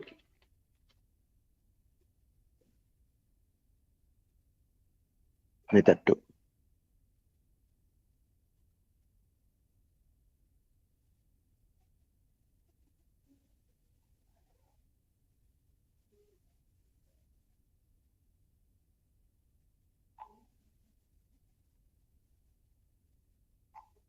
Right. Now let us see one more way of doing update. This is using HQL. HQL stands for Hibernate Query Language. HQL stands for what? Hibernate Query Language. And very, very important point, this HQL is applied on model, not on table. So what is the meaning of model? Your project class. It is applied on project class, not on database table. I'll be elaborating what is this model.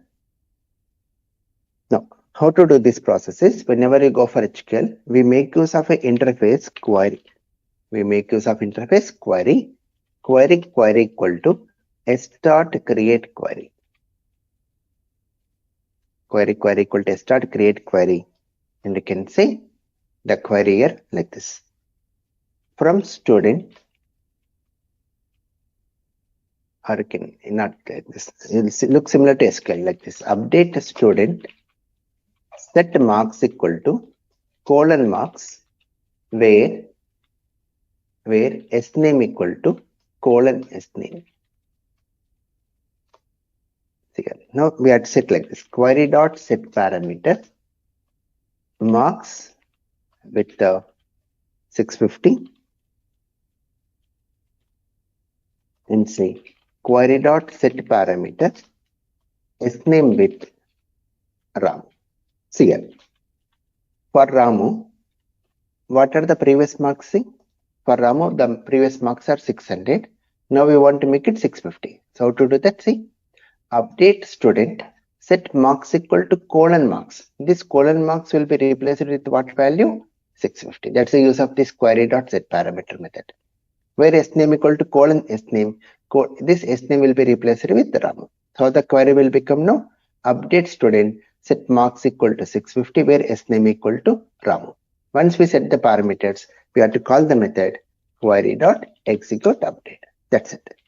The record will get updated here. Run this code.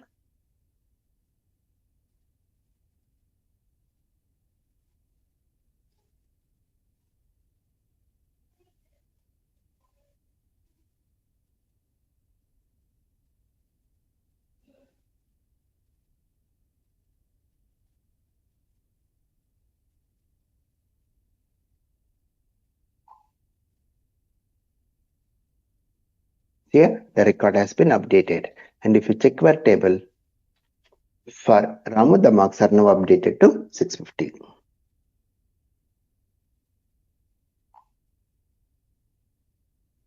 Right? So any questions, anyone up to here?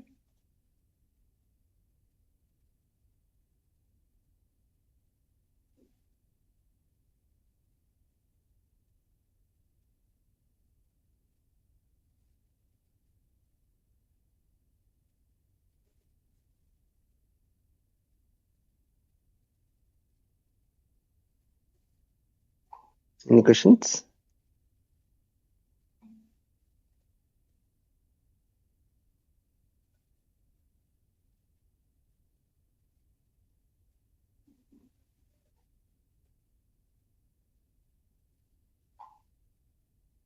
Right. Then what is the difference between method 1 and method 2? The difference is method 1 is based on primary key only. Method 2 is your own condition. Method 2 is what? Our own condition here. Then one more point. What is this applied on model? The meaning of model is here this student, is it a class name or table name?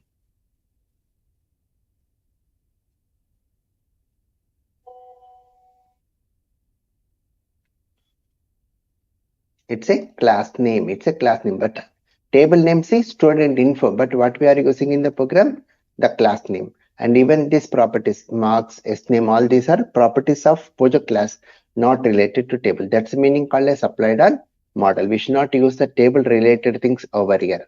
We have to take the related things to classes here. That's the meaning called as applied on model, right?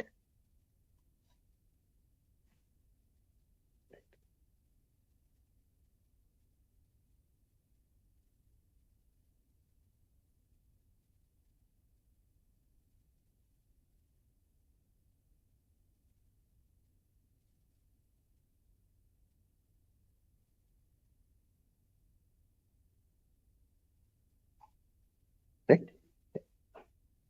Now let us move to the next one. Delete. Right click on com.hibernate and say new class student delete. With main method. Then go with the steps of Hibernate. Now let us see method 1 to do the update process. Method 1. Now, just we have to create object of Pojo class. Just we have to create object of Pojo class. Now point to the record which you want to delete like this. stud dot set SNO. We have to go with the primary key only. This is based on primary key. Now we are pointing to the record with whose primary key is 111. Now by using session object, call the method delete and pass your object. That's it. It is going to delete the record for us. Now see when we run, everything we play with method. See it's selecting and deleting, and if you check your table, we are left out with only one record 222. Now let us see one more way of deleting. method 2. Like this. How to go with method 2 is student stud equal to s dot get. Go with the persistent class and with the primary key 222. Since get method returns object, go with the typecasting. So once the record with primary key 222 is present in this object, delete that object. By using session object, call the method delete and pass your object. That's it. It's going to delete the record here. Selecting and deleting. And if you check your table, now there are no records in your table. Clear up here, all of you? How to do the delete process? Yes, sir. Now let us insert some records into the table. Like this. Insert into student info values 111, the name and marks. One more record 222, the name and marks. 333, the name and marks. Now if you see select command, we are in totally 3 records in the table.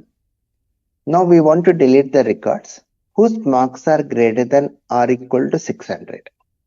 Then how many records will get deleted?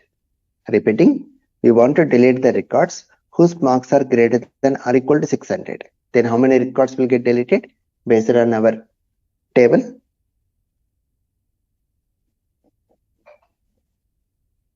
Two records. 2 records, right? 222 and 333. That is Ramu and Ramya. So that means we want to delete multiple records here. So that is method 3. Method 3. So what is method 3 is deleting multiple persistent objects. Persistent means permanent data.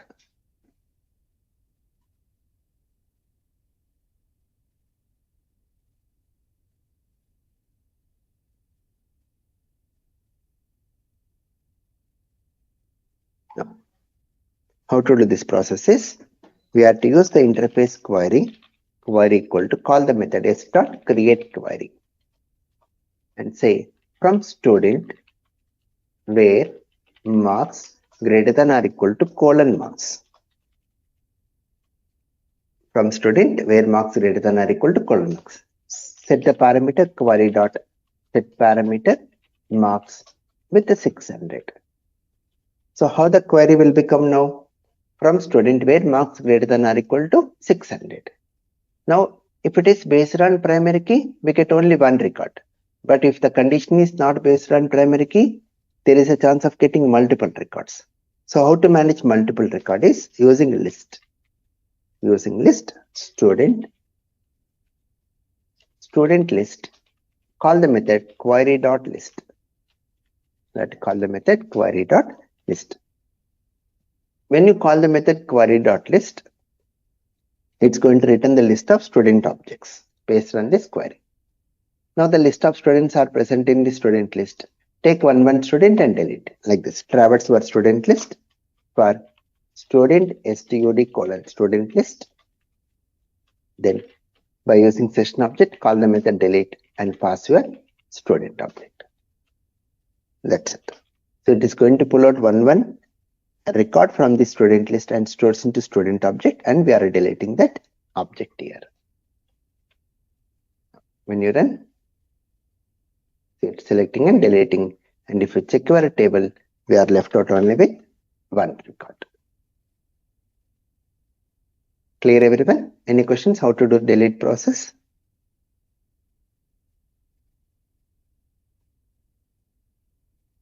It's very easy, but compulsory practice it. As we are totally new to this type of programming, the frameworks, you have to do practice compulsory.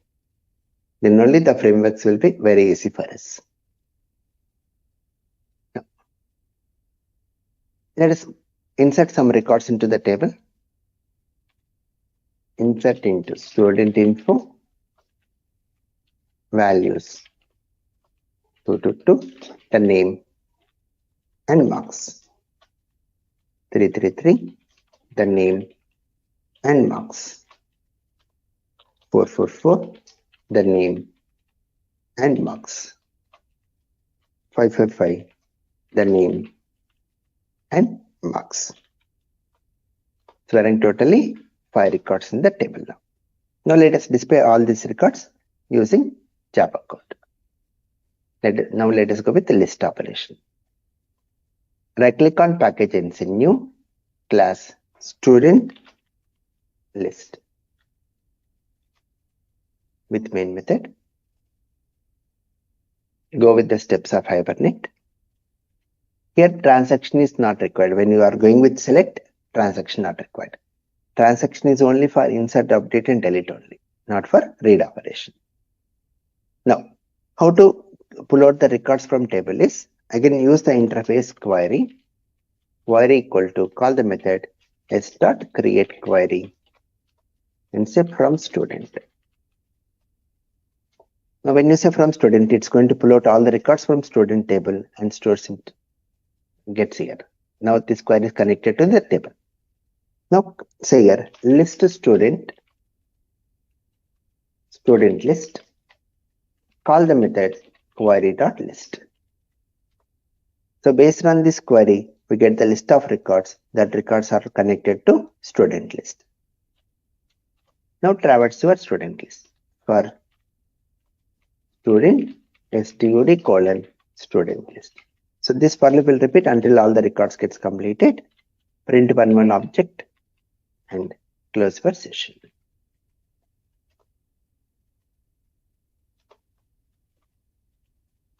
That's it. Now, run the code.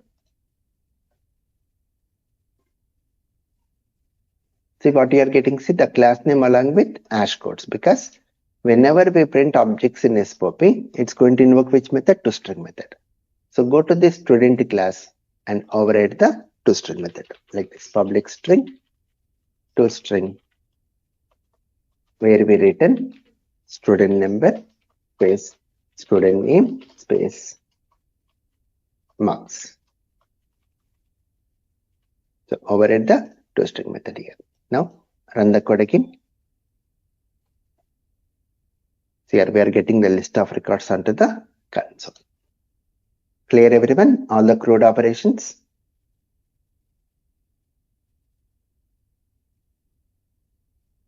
Yes, sir.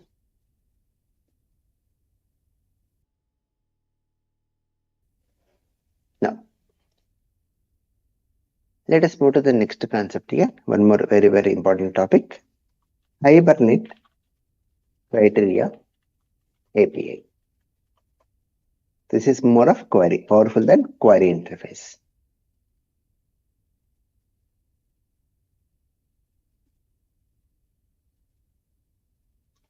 Criteria API allows to build up a criteria, means like a condition, criteria query object programmatically. It's used to build up a criteria query object programmatically, where we can apply filtration, rules. Filtration means where condition. Then, how to go with this criteria? Creating criteria. How to create criteria is using criteria interface. Criteria CR equal to s.create criteria and connect to the persistent class. What is our persistent class? Student.class, which internally connects to student info table. Now, once we connect to student info table, we want to get all the records of table. So, how to do? List student list, call the method cr.list, similar to query. When you call the method cr.list, it's going to connect to student info table, pick up all the records from table and stores into student list. Then traverse your student list for student stud : student list. Then say in SOP stud. That's it. Now let us understand this with the program. criteria demo.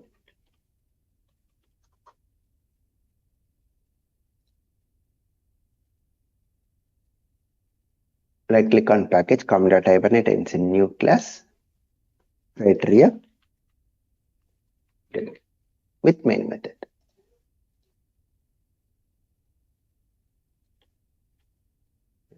Transaction not required.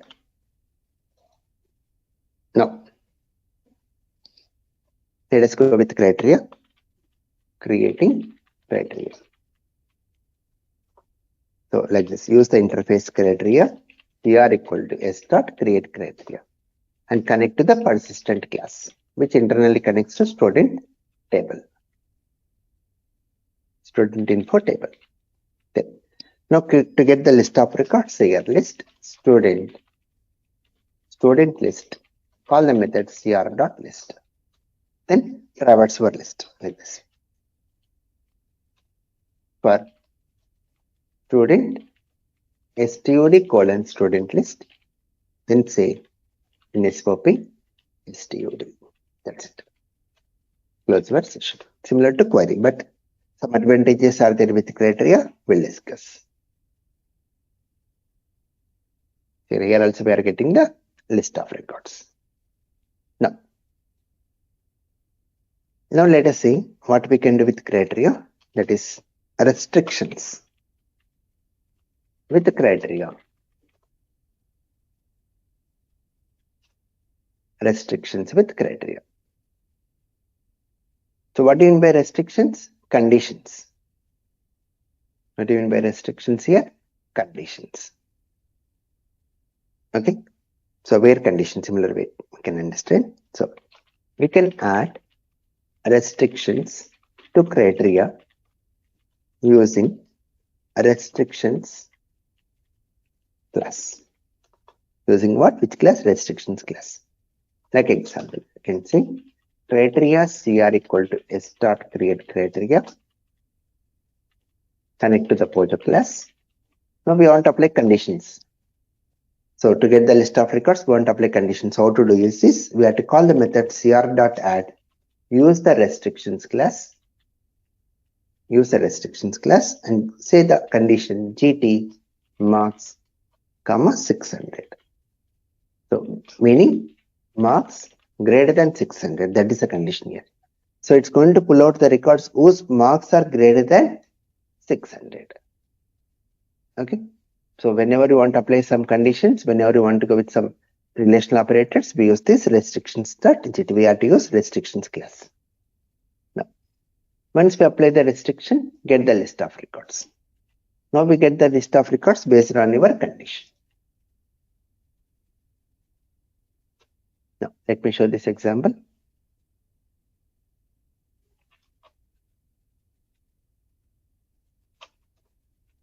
Restrictions with the criteria. Here. Criteria cr equal to s dot create criteria, connect to the project class. Now say cr.add restrictions dot gt, property name marks and the condition 600. Now after applying condition, now get the list of records. Get the list of records. Now see, when we run, we get only those records whose marks are greater than 600. Okay. Clear all of you how to apply the conditions here?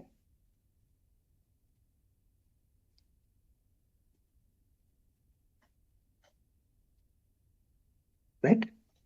Now some more examples.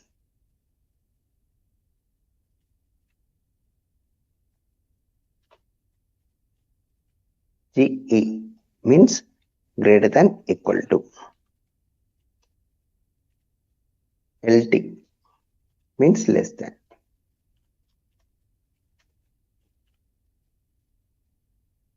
Then LE means less than equal to. Then EQ means equal to. NE means not equal. These are the remaining relational operators. We play everything with the methods here. Let us move to the next one, like method. Like method. In this like method, we go with the two wildcards. In this like method, we go with what? Two wildcards. That is, percentile is for multiple characters.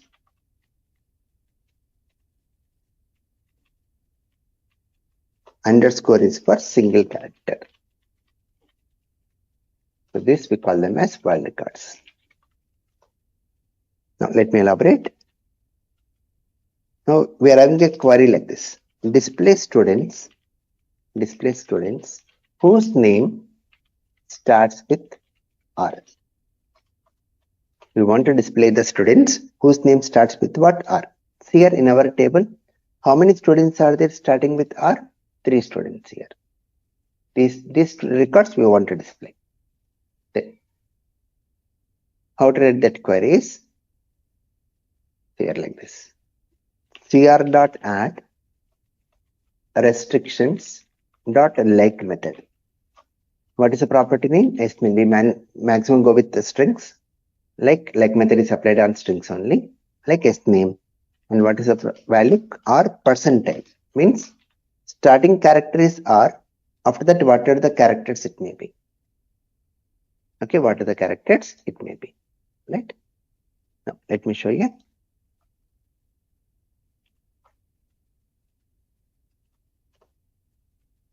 Like method. Criteria CR equal to S dot create criteria. Connect to the persistent class. Then say CR dot add restrictions dot like the property name and the condition is R percentile. Now once we apply the condition, get the list of records. Now we get only the records whose name starts with R. Here, whose name starts with R. Let us go with some more examples.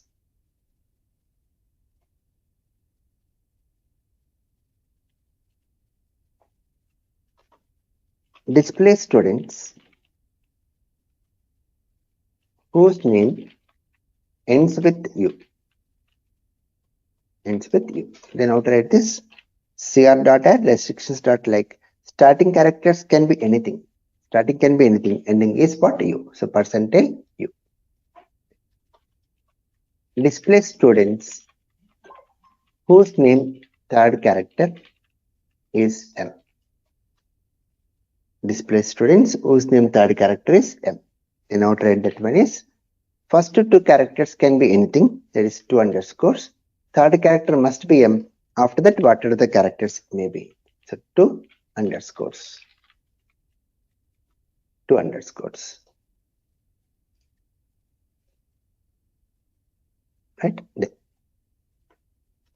Now, display students whose name contains exact 4 characters.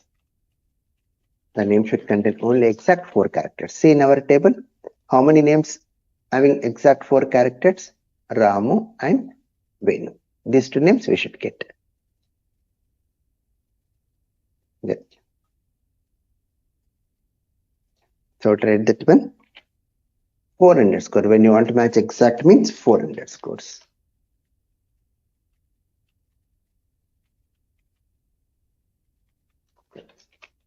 Display students whose name contains a character A. The character A can be anywhere. So example, character A means we are having Raj, Ramu, Ramya and Vamshi. Except Venu, remaining will come. So wherever A can be there, no problem. So how to write that one? Percentile A percentile.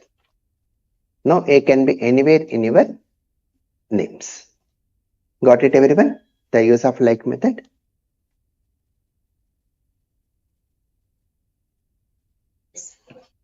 Right? Practice, please practice all these things.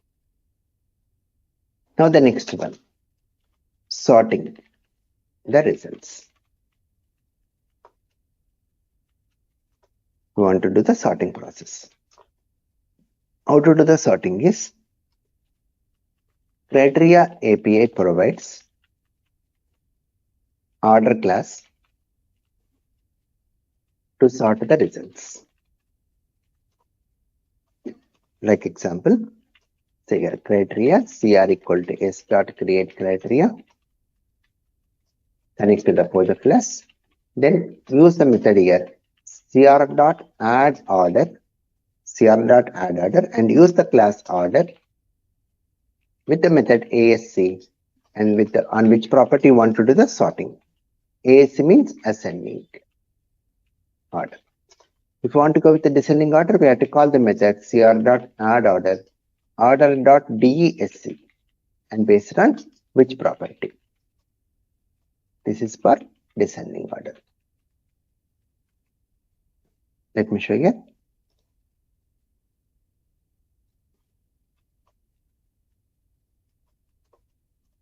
Sorting. Criteria cr equal to s dot create criteria. Now say cr dot add order, use the order class, and on which on sorting is on what? Ascending order based on which property? Marks property. Now once we apply the sorting process, then get the list of records. Now see, when you run, we get the list of records based on minimum mark to maximum mark, 400 to 800. If you go with the descending order, instead of AC, if you say DESC, then we get the records based on descending order, means 800 to 400. Clear everyone? How to do this sorting process? Yes. Right? Is anyone having any questions?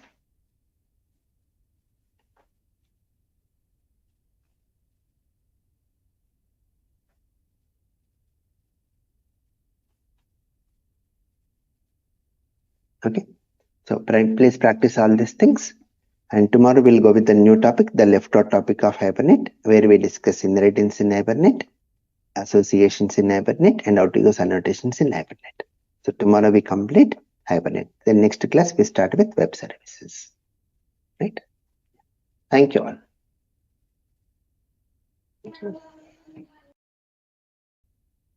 This conference will now be recorded. So in the last class, we have seen about Hibernate, CRUD operations, how to do CRUD operations using Hibernate. That is how to insert, how to delete, how to retrieve, and how to update. And even we discussed about criteria API. So today we'll be continuing with the remaining part of Hibernate, where we discussed today inheritance, how to use inheritance in Hibernate, associations in Hibernate, and how to use annotations in Hibernate. So let us initially go with inheritance in Hibernate. So already we know what is this inheritance.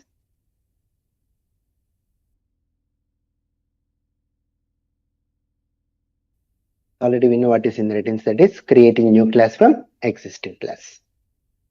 Then, so how to go with this inheritance in Hibernate is, we have to use the element joined subclass element.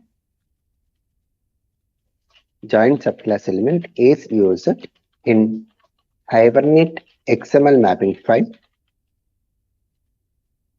for inheritance in Hibernate. For inheritance in Hibernate. Okay. So this is the thing what we need to remember, joined subclass element. So let us understand with the example application.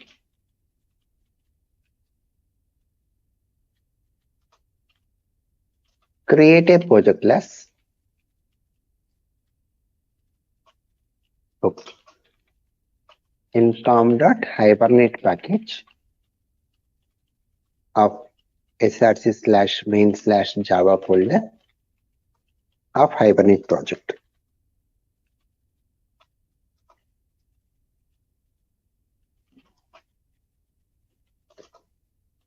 Let us create one more Pojo class. Create a Pojo class, ANN edition book. So this ANN edition book means annual edition book, which is a subclass of book here, which is a subclass of book, and where in same com.hibernate package.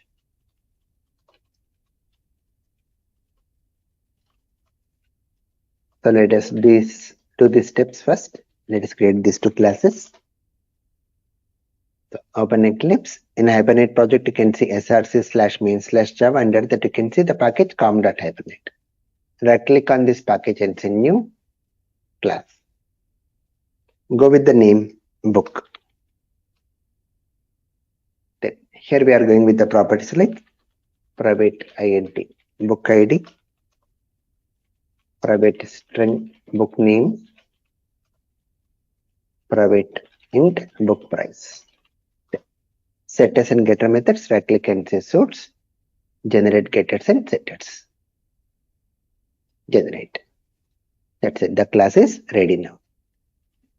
Now let us create one more Pojo class.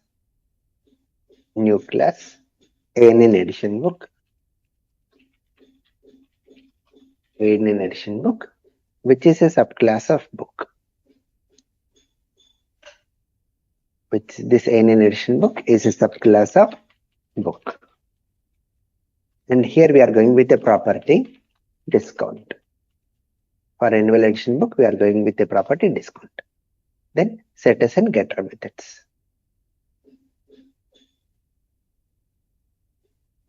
Yeah. Hello, Dia. Hello, sir. Yeah, hi. So we just started with inheritance in Hibernate. For that, we have taken a class book with these three properties, ID, name, and price.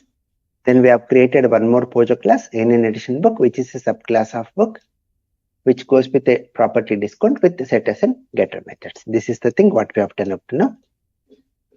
Now, once we create the classes, we need to go with the mapping file. So the next important step here is create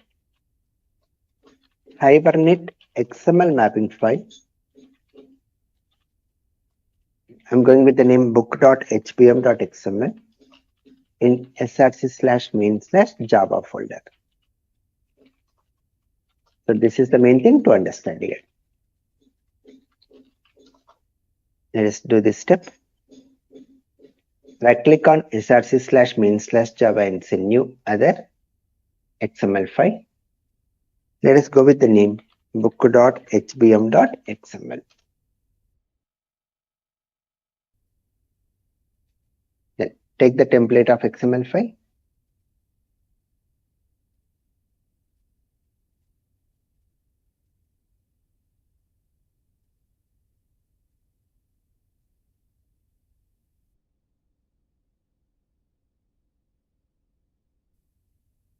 Only this file why it is doing problem.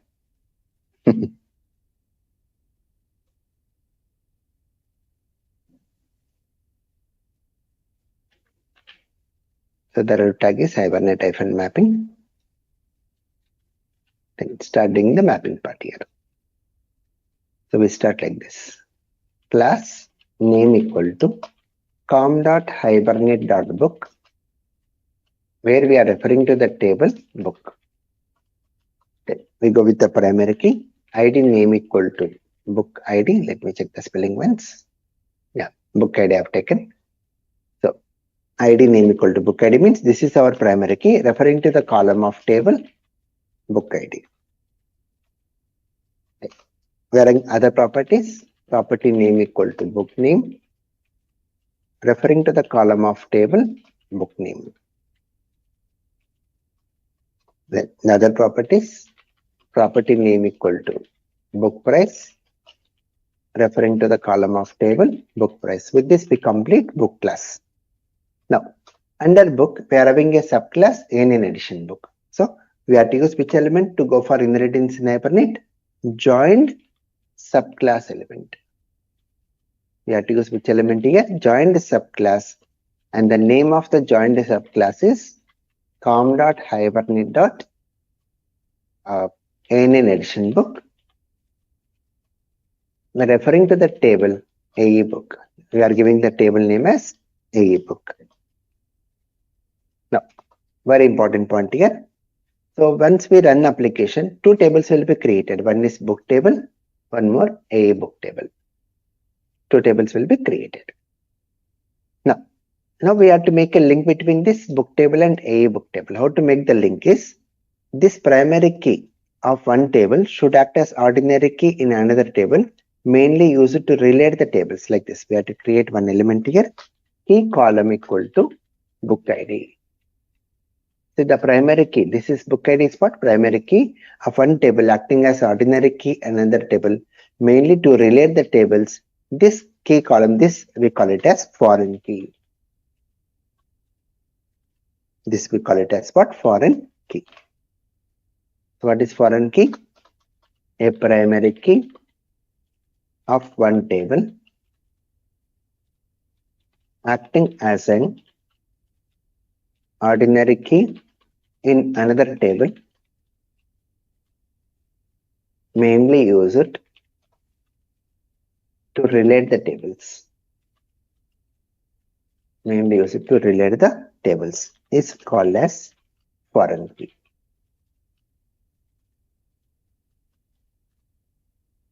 Now, under this any addition book, it goes with one more property, discount. Property name, discount, referring to the column of table, discount. That's it. That completes our mapping file. So this is the new thing what we have learned today. That's it. Now, once we have done this, we need to add this mapping file into the configuration file. So open this configuration file, hibernate.cfg.xml, and add the mapping resource. Like this, mapping resource equal to book.hbm.xml. That's it. So what is our next step? Update hibernate.cfg.xml file by adding the following mapping resource.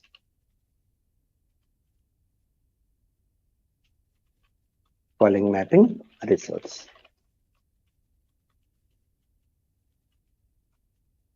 Book.hbm.xml.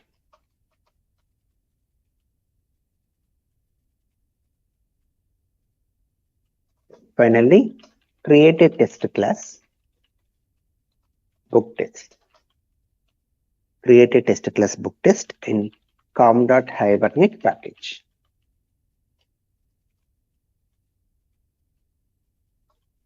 So this one we should run.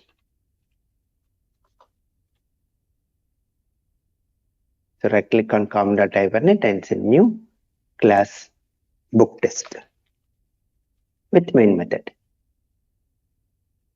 Now go with the steps of Hibernate. So what are the steps? First we have to create object of configuration, cfg equal to new configuration. Then using configuration object, configure the configuration file. What's the name of the configuration file? hibernate.cfg.xml. Then build a session factory. sf equal to cfg. Build a session factory. Then open session. Then begin the transaction. Begin the transaction. So these are the 5 lines of code you can find in any Hibernate application. Now create object of book. Book b1 equal to new book. Set the values b1 dot set book ID, b1 dot set book name, b1 dot set price. Book object is ready. Now by using session object, call the method save and store your object. That's it. Then book table will be created and inserts this book object into table. Now create object of ANN edition book. ANN edition book b2 equal to new ANN edition book. Then set the values. Since ANN edition book is also book, then we can say b2 dot set book ID 222, b2 dot set book name spring, B2 dot set price 800. B2 dot set a discount. In evaluation book, we are having one more additional property, discount. Now B2 object is also ready with values. Now by using session object, call the method save and store your B2 object. Commit your transaction, close your session. That's it. Now run the code. There it is inserting the records here. And if you check your table,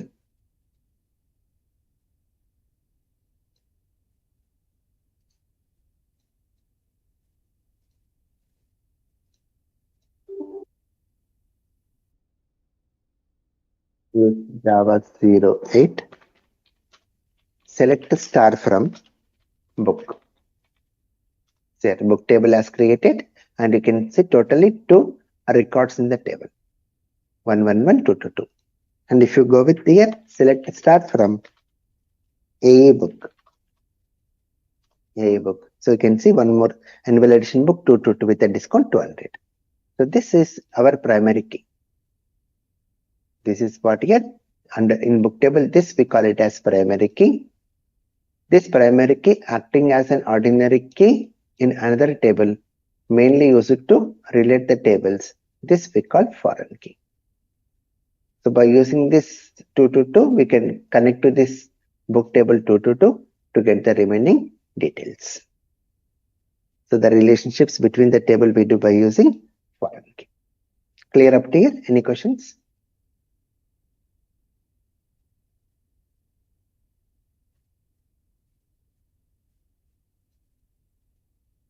Right. Now let us move to the next one. Associations.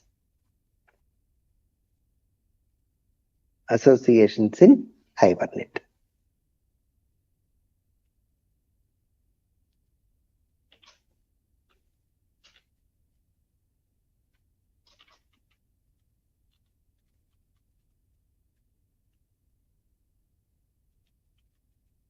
Associations in Hibernate.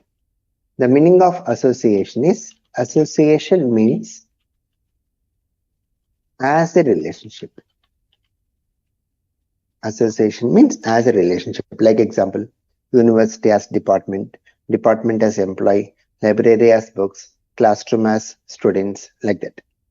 So if you take library as books, one library has many books. If you take university as multiple departments, department has many employees, classroom has many students. So the element what we use over here is one to many. One to many element is used for associations in Hibernate. So which element we use? One to many element. This is the point to remember. Let us go with the example application.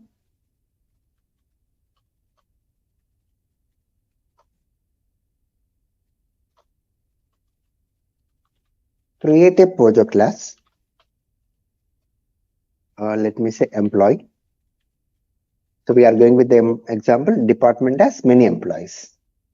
So for that reason, we are creating a class employee in com.hibernate package.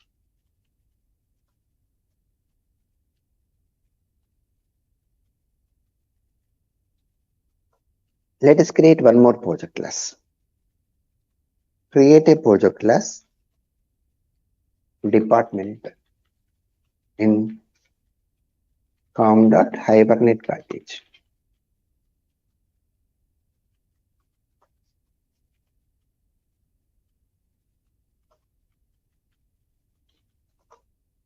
So let us do these 2 steps first. Let us create a Pojo class.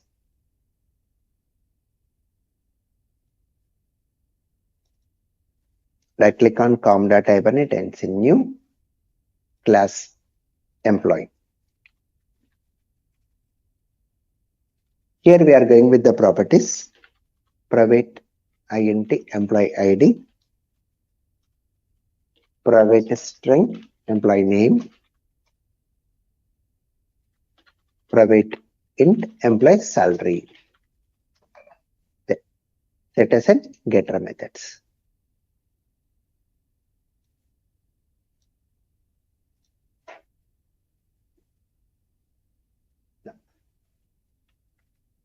Now let us create one more project class, department, where we go with the property, department ID,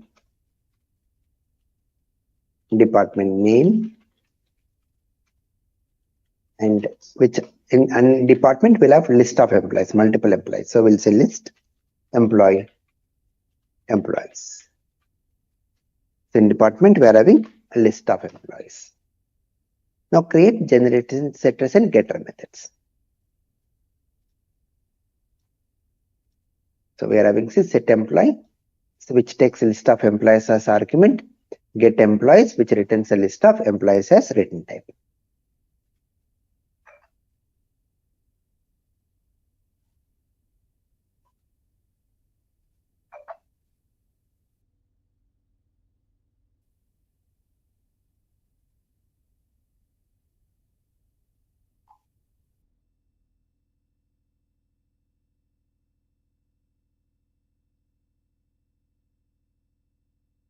Right? There.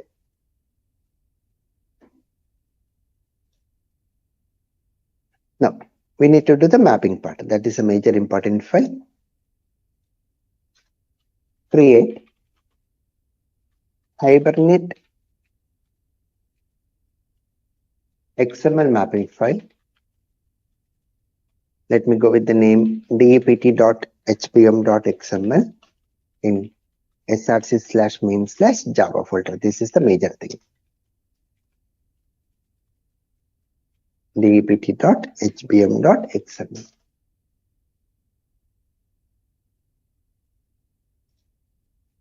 Right click on src/main/java and say new class.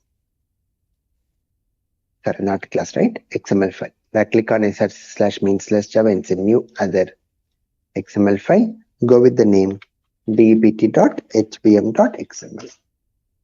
Now take the template. Take the template and paste here. The root tag is Hibernate-mapping. Now start writing the code. Class name equal to com.hibernate.department. Class name equal to what? com.hibernate.department. Referring to the table department. Now go with the primary key. Which is primary key? ID name equal to department ID. Referring to the column of table department ID. The other property name. Department name.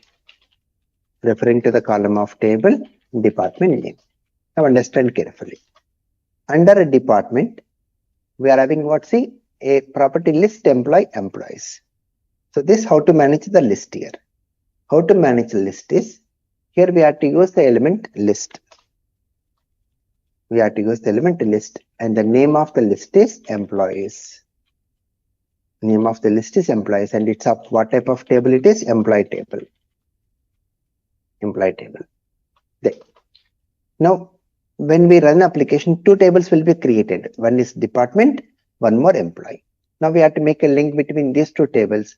That is the primary key will act as foreign key here, like this. Key column equal to department ID. There. Now, when we go for the element list, we have to use one more element here, list index. List index base 0, base 0, and it's going to create a column IDX index. There. Now, how these two classes are related, department and employee, how they are related. So one department has many employees, so we have to use the element here, one to many.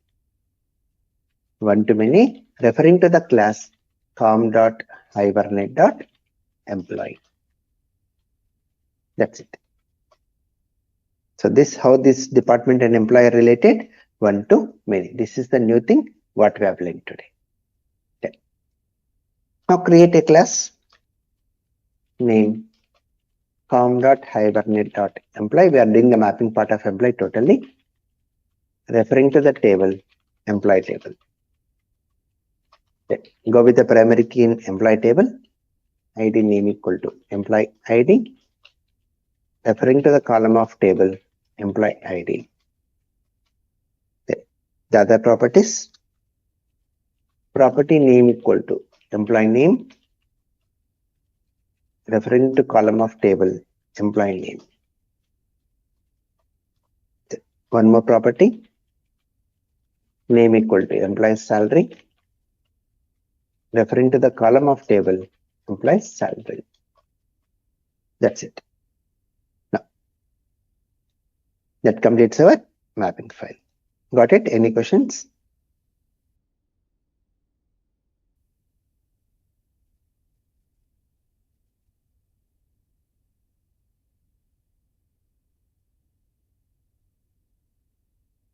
No.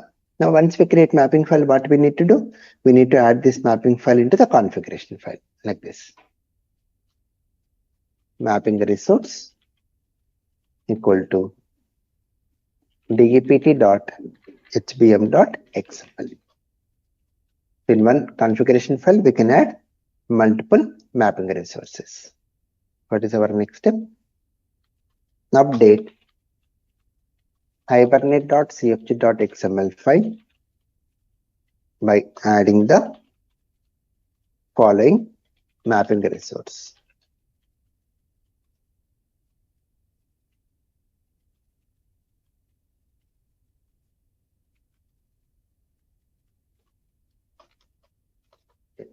Now finally, we have to create a test class. Create a test class dept test in com.hibernate package.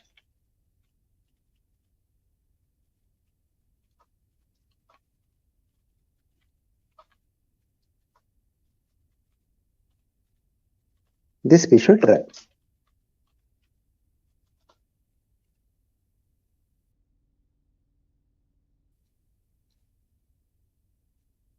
Now, right click on this com.hibernate and say new class dept test with main method. Now go with the steps of Hibernate. I'm just copying from here.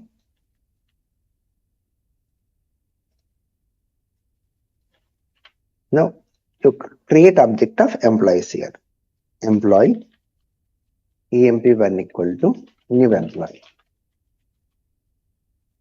Set the values emp1 dot set employee ID, emp1 dot set employee name, emp1 dot set employee salary.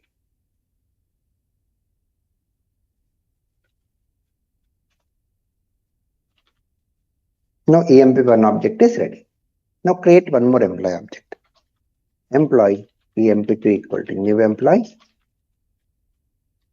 Then set the values emp2 dot set employee ID, emp2 dot set employee name, emp2 dot set employee salary.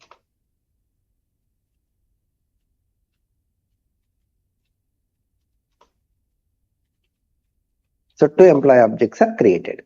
Now let us create a list. List employee is equal to new array list or linked list.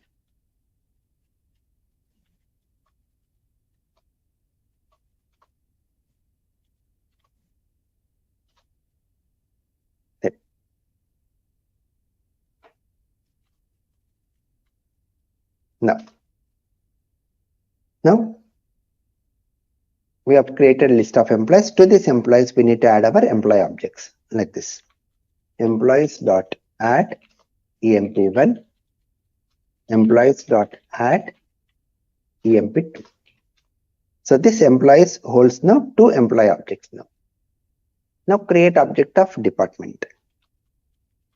Department dept equal to new department. Then set the values dept dot set department ID 10, DPT dot set department name some finance. Now to this department, we'll add the employees like this. DPT dot set employees. To this, we'll pass your employee list here.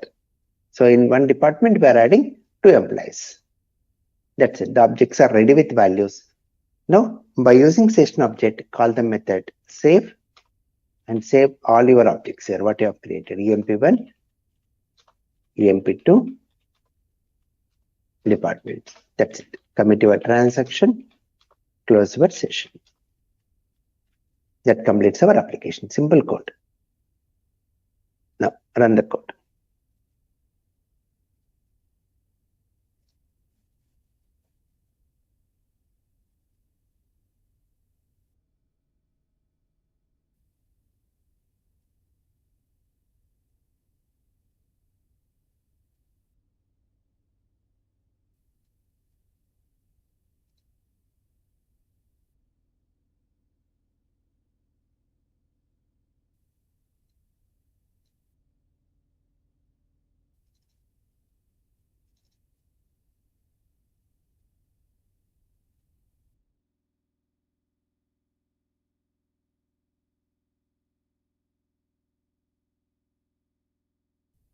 It's not creating the table.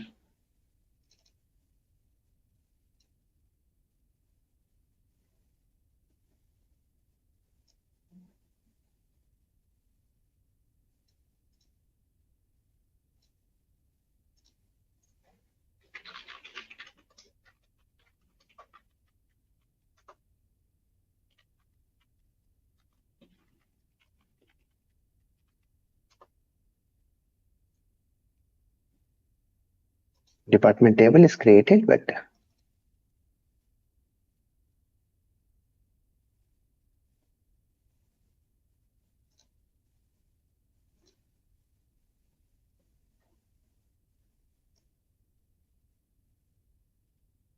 it's not creating the table. Let us check with the instead of create, let us go with, sorry, instead of update, let us go with create.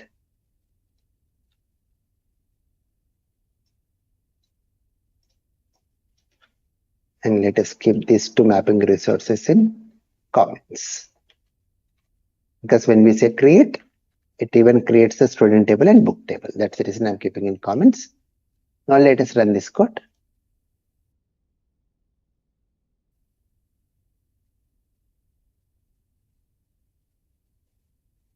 Same problem it is creating.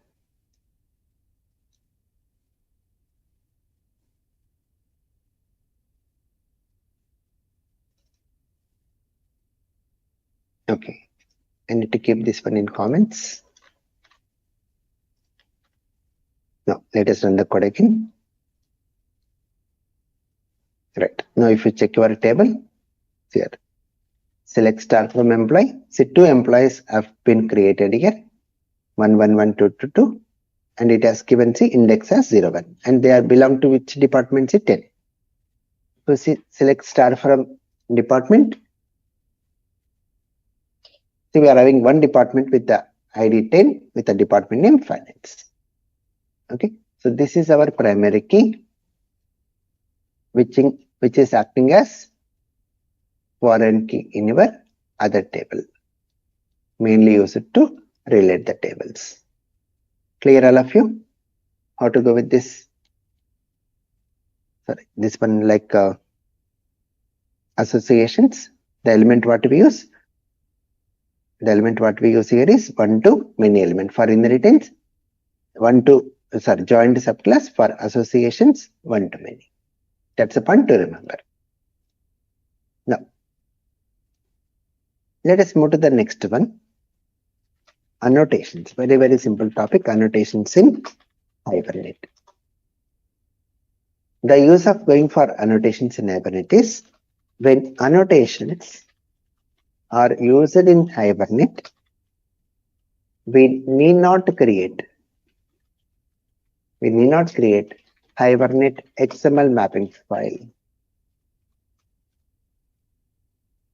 We need not create what? Hibernate XML mapping file. That's the advantage here. Let us understand with the example application.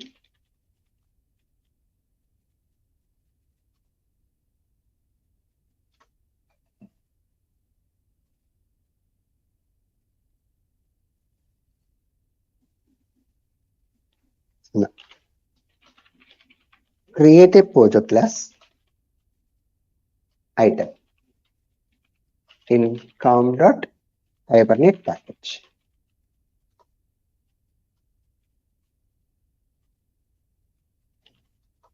Let us do this step.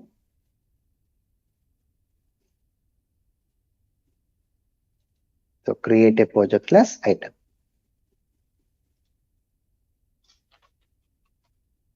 Where we go with the properties like private int item number, then private string item name, and set as and getter methods. Now, up to now, we used to write the mapping file to map your class with the table, to map Pojo class properties with the table columns. But when we use annotations, we need not create mapping file.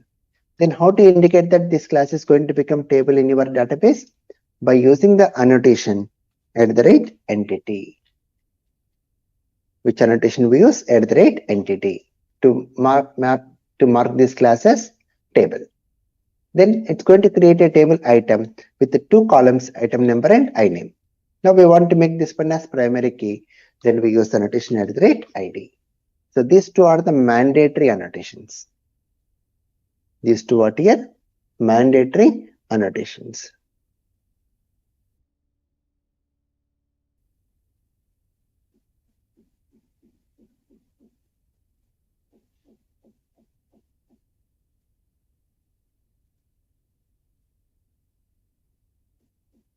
Just a second.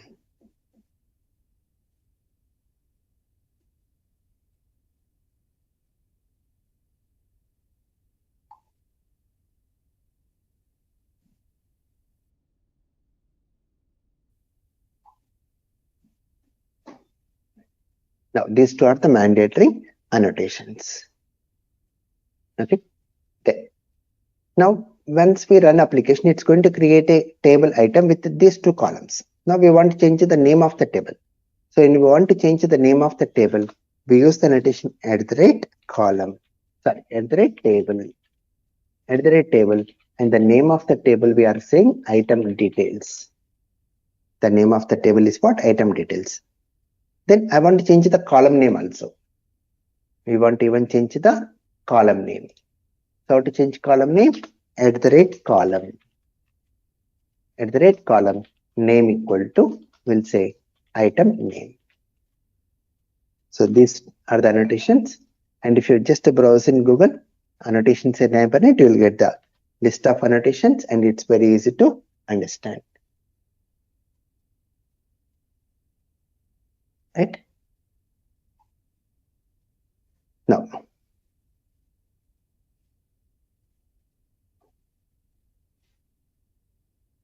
let us go with the next step. What we need to do is, in this configuration file, let me keep this one in comments, because update will also work to create tables. I don't know what is the reason before.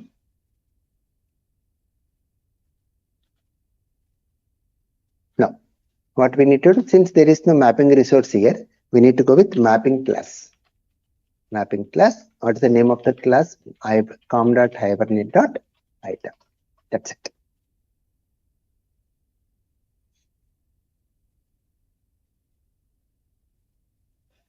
Now update hibernate.cfg.xml by adding the following mapping class. Mapping class equal to form.hibernate.item. And finally, create a test class, item test, in com.hibernate package. item test.java. This we need to run.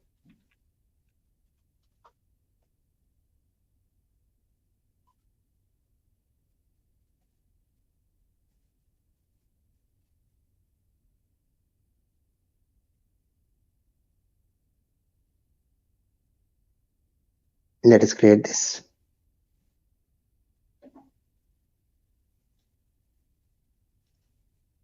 Right click on com.hibernate and say new class item test with main method.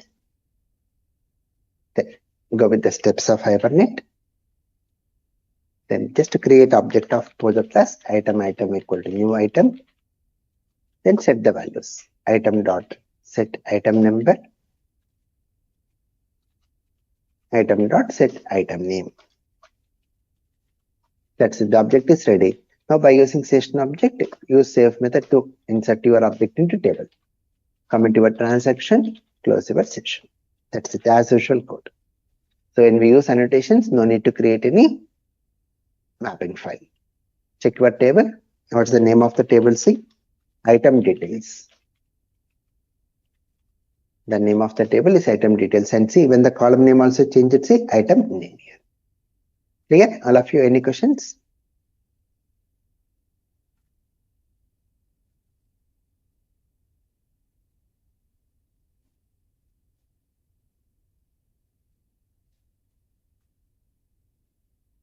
Right? Yeah.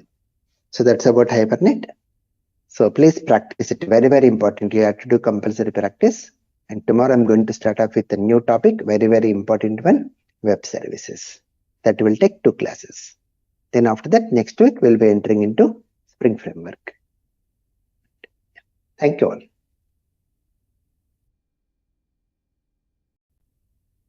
This conference will now be recorded. So today, let us start off with one more new topic and very important one, web services. So what are these web services? Web services are open standard based web applications. These are what? Open standard based web applications that interact with other web applications for the purpose of exchanging data. That interact with other web applications for the purpose of exchanging data. Communication between one application to other application only, we go for web services.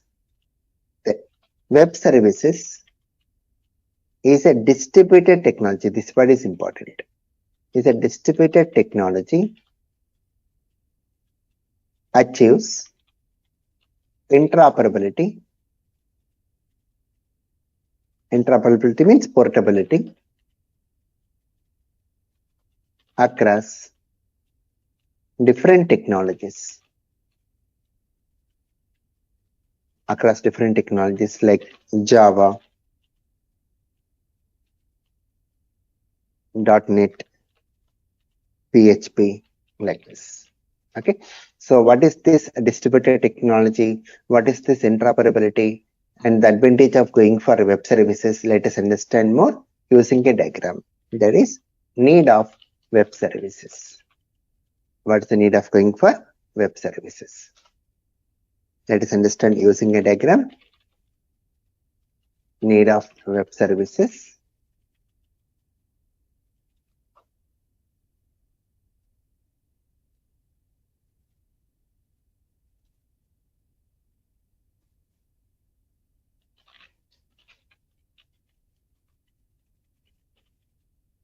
Now, let us consider we are having one application server 1. We are having one application server 1.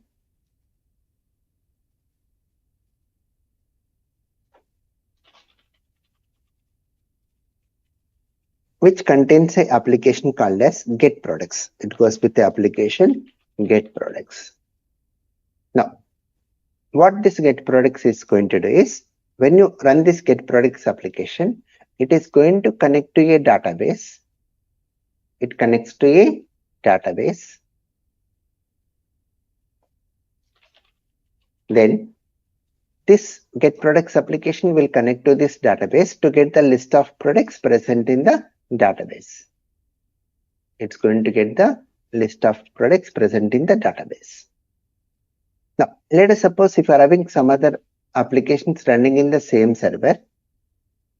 So since they are applications running in same server, they can able to connect to this application and they can able to get the products directly. Just by creating object of the class, by invoking the method, we can get the products.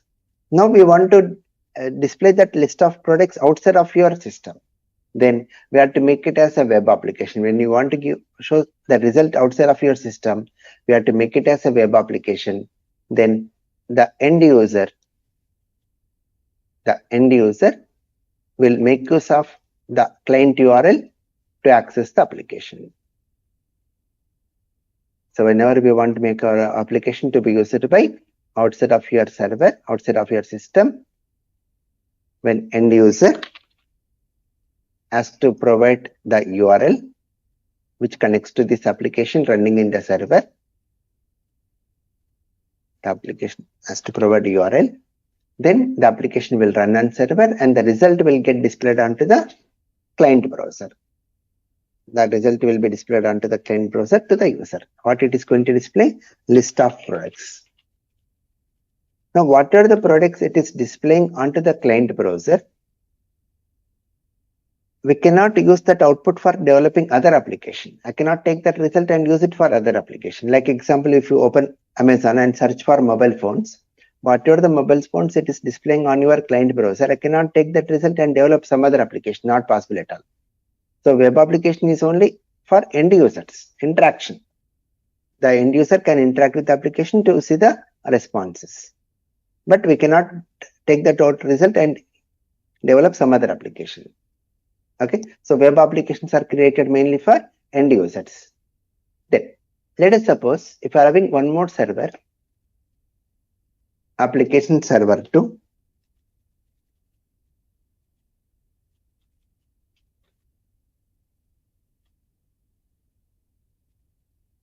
What happened?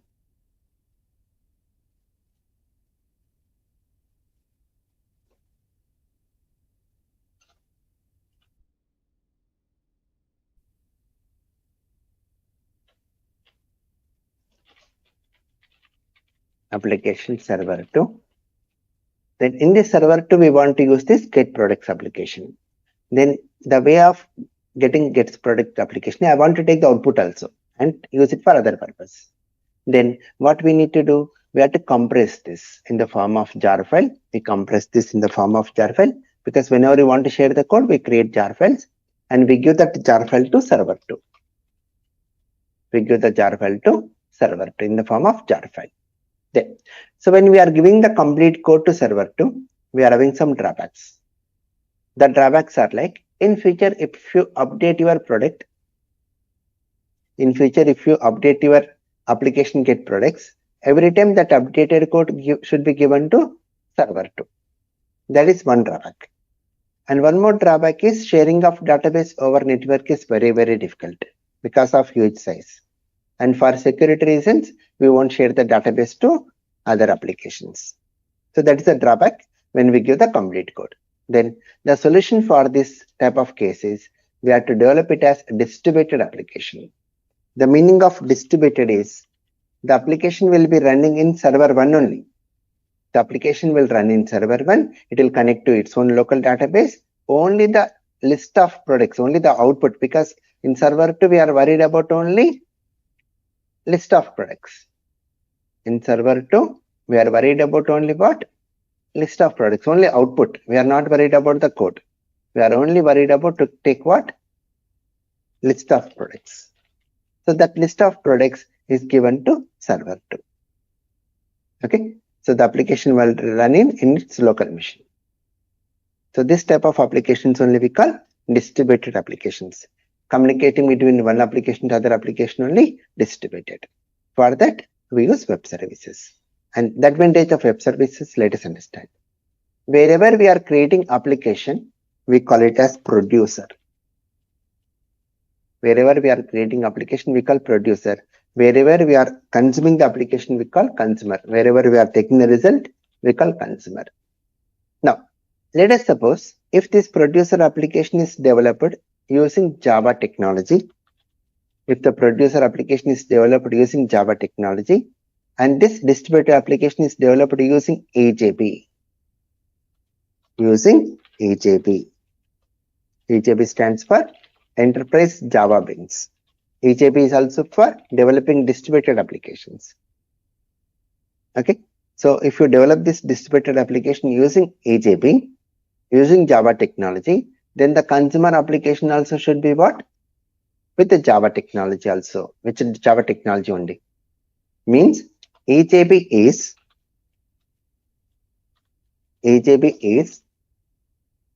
language dependent.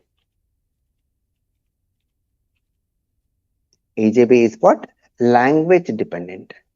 Okay. Then if my consumer application is with the .NET, then we have to make use of web services. We have to go for what? Web services. So what is web services? Web services are language independent. This only we call interoperable. This only we call interoperability, means portability. So any language can use. Any language can use this. So the consumer application can be with any language. That's the meaning of interoperability. So that is the point what I've mentioned here. Web services is a distributed technology, achieves interoperability, portability across different technologies like Java or .NET or PHP. Clear, all of you? The need of going for web services and the meaning of distributed applications? Yes, sir. Right? Very important one. So in tomorrow's class, I'll be showing this complete application as it is. I'll show this application as it is to you by connecting to database to get the list of products, giving that products to other application, and we use Hibernate to do all these things. So tomorrow the same application I'll show practically. Okay. Now, we are in two types of web services. They are SOAP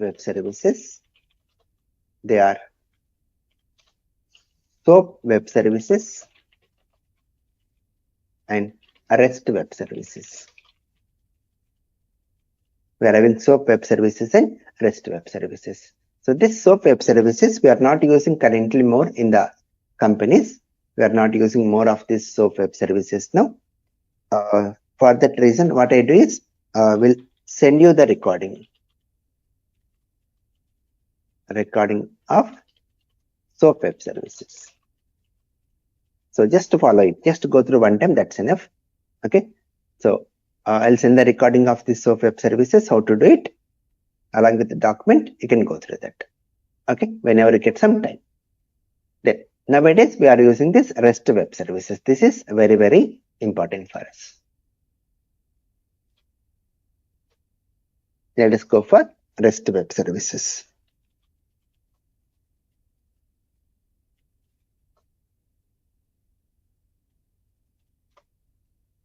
REST stands for Representational State Transfer. REST stands for what? Representational State Transfer. The REST is Web Standard Based Architecture. REST is what? Web Standard Based Architecture and uses HTTP protocol for data communication. So in the case of SOAP, it uses SOAP protocol for data communication, transportation of data. In the case of REST, it uses HTTP protocol for data communication. Okay. One more very important point related to REST is REST uses various representations to represent the resource. Various represent to represent the resource. The resource means your web service only. To represent the resource like plain text, HTML, XML, etc. Okay. So this is the main thing which we need to discuss. Now to work with the REST web services, we have to just go with some annotations which we call JAX RS annotations. JAX RS annotations. JAX means Java API for XML REST services. Okay. So the annotations are like @path, @path and your path. @path and your path. The use of this annotation is sets the path to the base URL plus your path. Let me elaborate. Let us suppose if you are creating a class, hello resource. Then if you want to make this class as a web service class, remember web service means it's a simple class. A distributable class means from some other application, I can able to connect to this class and access the methods of the class. That's the meaning of distributable. The application will run in its own machine, only the results will go to other application. So your class is only web services. So how to make your class as web services? Above the class, we have to use the annotation @path and say the path as hello.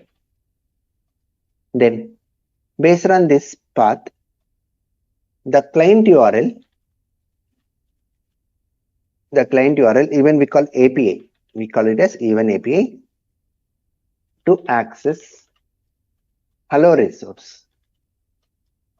Hello resource is http://localhost:8080/rest project, the project name /hello. So first we go to server, from server we come to the project, and based on this path hello, it will enter into this class, the code in the class will get executed.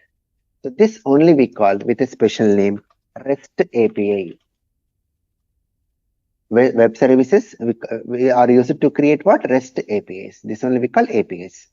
What is the difference between URL and API? What is the difference? URL is given to the end users. This is a web application. This is for web application. Then whereas API is given to the other applications. This is where we go for web services. Okay, both look same. For web applications we say URL, and if you are giving same URL to access other application, then we call REST APIs. Got it, everyone? The difference between URL or API?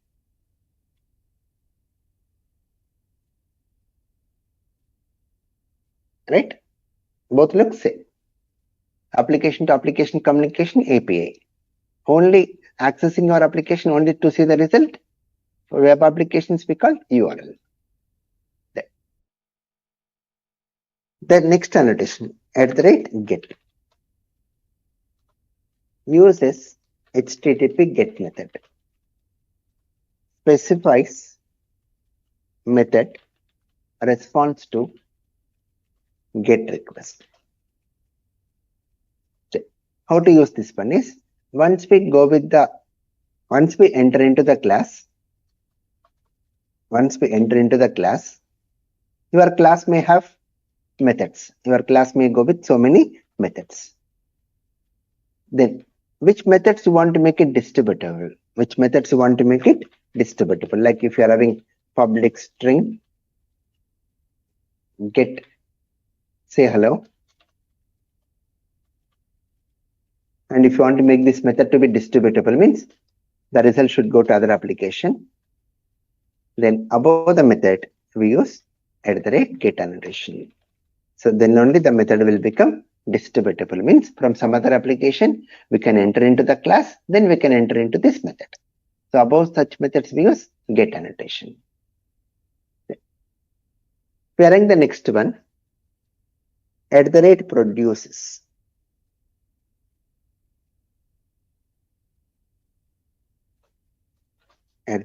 @produces.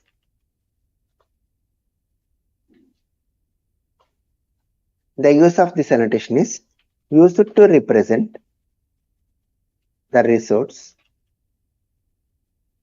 in different formats. Like example, we say @produces media type dot plain text. Text plain. So to represent the resource in plain format, text plain format.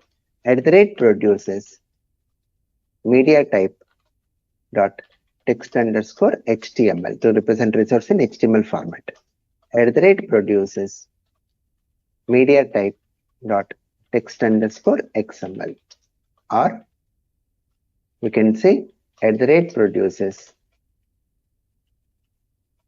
media type dot application underscore XML. Right? So what is the use of path annotation? What is this get annotation? What is produces? Everything we discuss with the example code. Once we see example, no, the concept will be very simple for us. Okay. Now, let us go with the application now. Before we go to that, understand one important statement, Jersey libraries.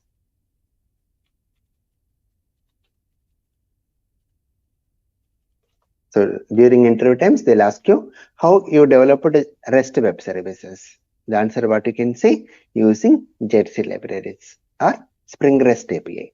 Spring REST module also we can use to go for REST web services. But that we do later. For now, we'll go with Jersey libraries.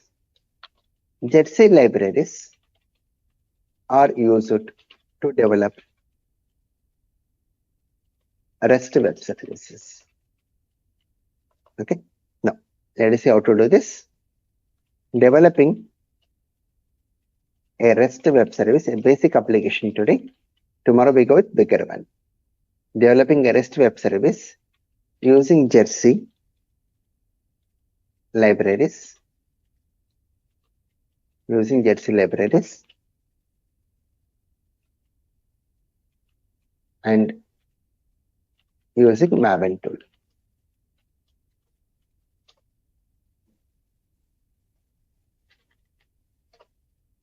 Now, the first step is configure Tomcat server in Eclipse workspace. I have to configure Tomcat server in Eclipse workspace. So I have taken a new workspace called as REST. I have taken a new workspace here, REST. Now, create a configure server. How to configure server? Click on Window, Preferences, Server, Runtime Environments, Add. Choose a server from Apache Tomcat version 9.0. Say Next. Then Tomcat installation directory, which is C drive, program files Apache Software Foundation, Tomcat 9.0. Already you know all these things. Then say Finish, Apply and Close. Then you know how to configure server, right? Then the next step, create a Maven project. We have to create a Maven project. File, New Maven project. Then say Next. And very important one, here for the first time, we have to click here Add Archetype. For the first time, what we have to do? We have to click on this Add Archetype.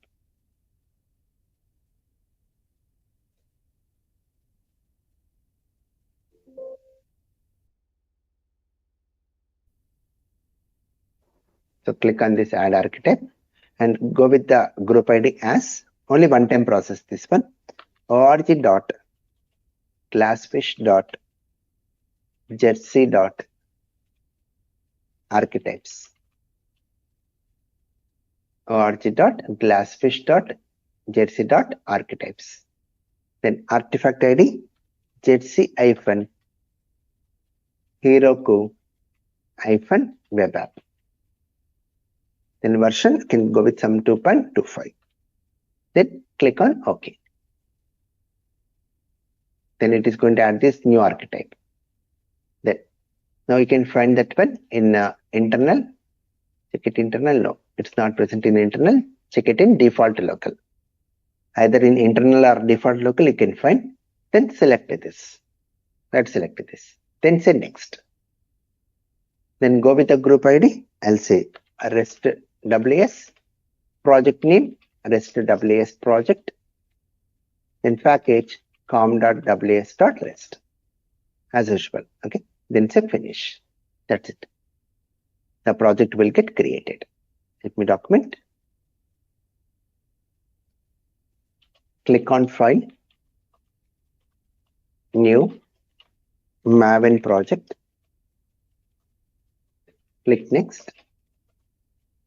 Then this is only one-time process. Click add archetype. And it will ask you archetype, group ID. So we are going with the value org.glassfish.jersey.archetypes. Then archetype, artifact ID, that is jersey-heroku-web app. Archetype, version 2.25. Then click finish. Or click OK. That's it. This is only one-time process. Then now in catalog select either internal or default local. Check it both the places. Then in artifact select jersey-heroku-web app. Click next. Then it will ask you the group ID. Just to say REST WS. Artifact ID, the project name, REST WS project. Then package com.ws.rest. And click finish. That's it. That creates a project for us here. So you can find REST WS project. Okay, then you can find one file under src/main/java. You can see file myresource.java with the complete code given to us with all the annotations here. Observe the annotations here. Above the class, it has created a class myresource. It has automatically created a class myresource with the path annotation myresource. Means to enter into this class, we have to mention this path name. Then with a method, get it. With a method, get it, which returns hello Heroku. And see, it is producing media type.text_plain. It's a simple plain format. And to enter into this method, which annotation we have to use? @get. That's it. The code will be completely ready for you. Okay. So a sample code will be given. Refer program myresource.java. Present in com.ws.rest package of src/main/java folder. Okay, a sample file will be given to us. Then next step, run the project. How to run? Right click on REST WS project and say run as run on server. Run as run on server. Let me show this. Right click on REST WS project and say run as run on server. Select the server. Then say finish.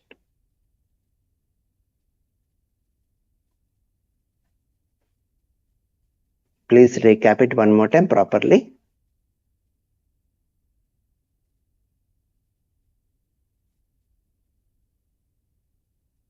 Then here what we have to use.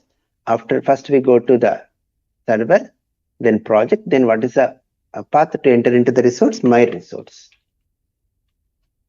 Then see, we are getting the result. Hello, Heroku. Let me change the browser to internal. If you run the project again,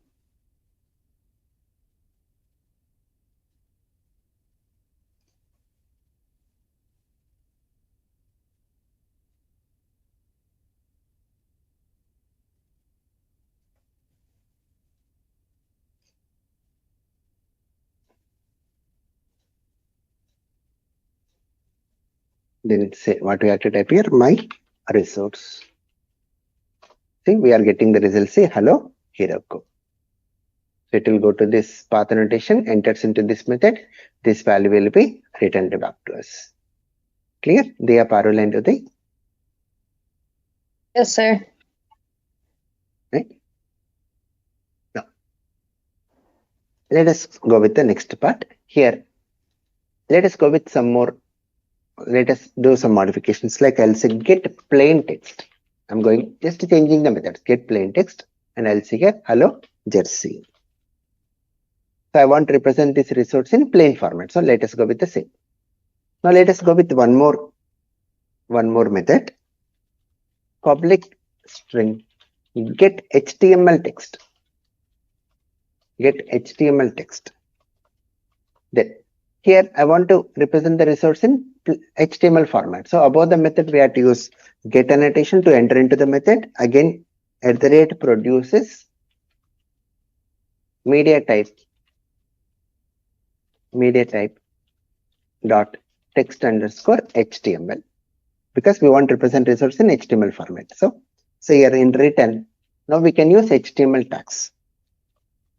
In return we can use what now? HTML tags.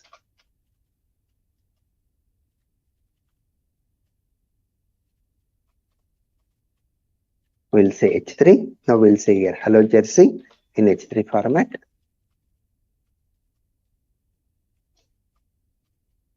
Then close the body tag and close your HTML tag. So means we can represent the resource in which format? HTML format. Then now let us go with one more method. Public string. Let me stop the server here.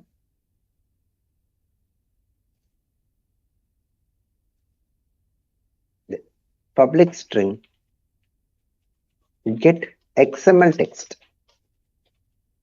Get XML text. Now to enter into this method, we have to use again get annotation and @ produces media type dot text underscore XML. We are representing the resource in XML format. Now we can return the XML code here like this. Return. Let us go with XML declaration like this. Question mark XML version equal to /" 1.0 /" Then this we call XML declaration first line. Then here in XML we can go with our own tag like hello, and we'll go with the value hello Jersey and say /hello to represent resource in XML format. Now understand carefully. In this my resource, to enter into this class, this is the annotation we use, my resource. But we are having three methods. Then which method to access now? For all methods we have used get annotation, but how to enter into the respective method? How to enter into the respective method is by using again same path annotation. To enter into the method also we can use path annotation, and for this I am saying text or plain. For above this, we use again path annotation. We'll say HTML. For this method, we use path annotation. We'll say XML. So above the methods also, we can use path annotation. Now, run the project.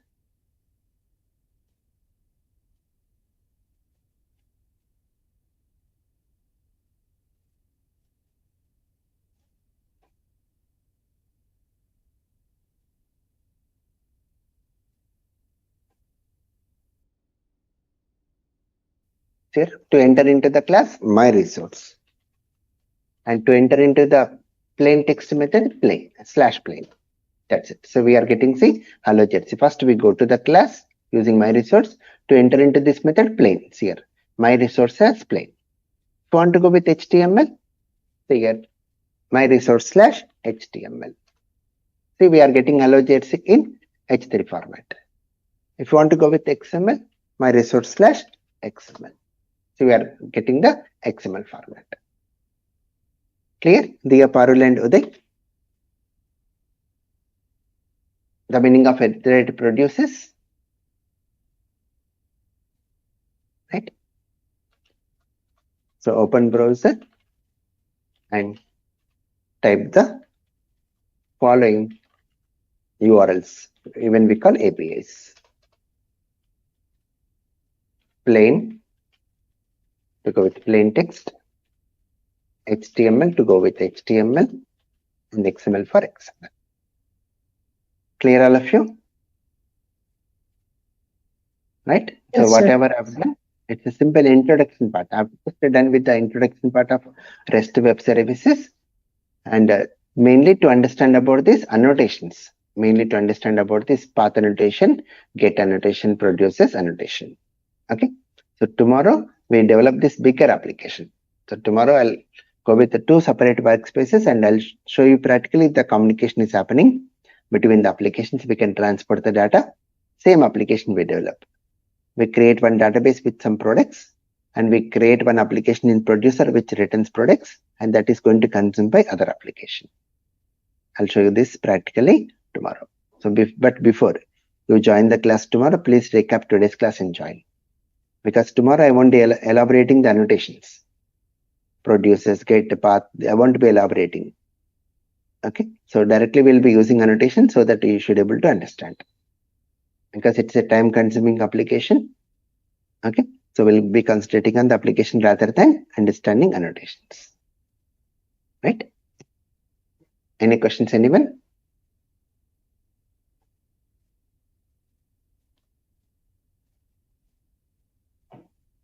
Thank you all. Thank you. Don't miss the class tomorrow. Very important.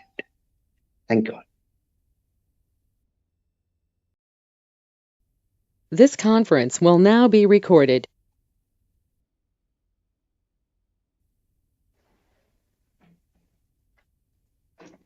Hello, Uday. Hi, sir. Yeah.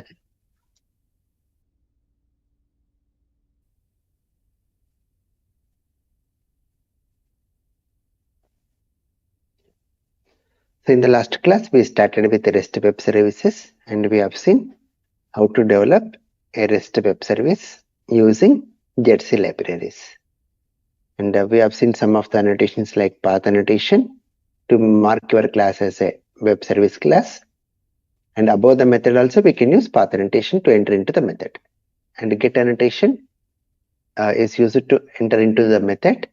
The methods which having get annotation will do the read operation. We'll discuss more of other methods also, post, this one like put, delete, all those things also we'll discuss again when we come to Spring Framework. Then we have seen one more annotation, produces, to represent the resource in different formats. Right? So today let us develop the major application. So this is at the producer side. This is at the producer side. Create a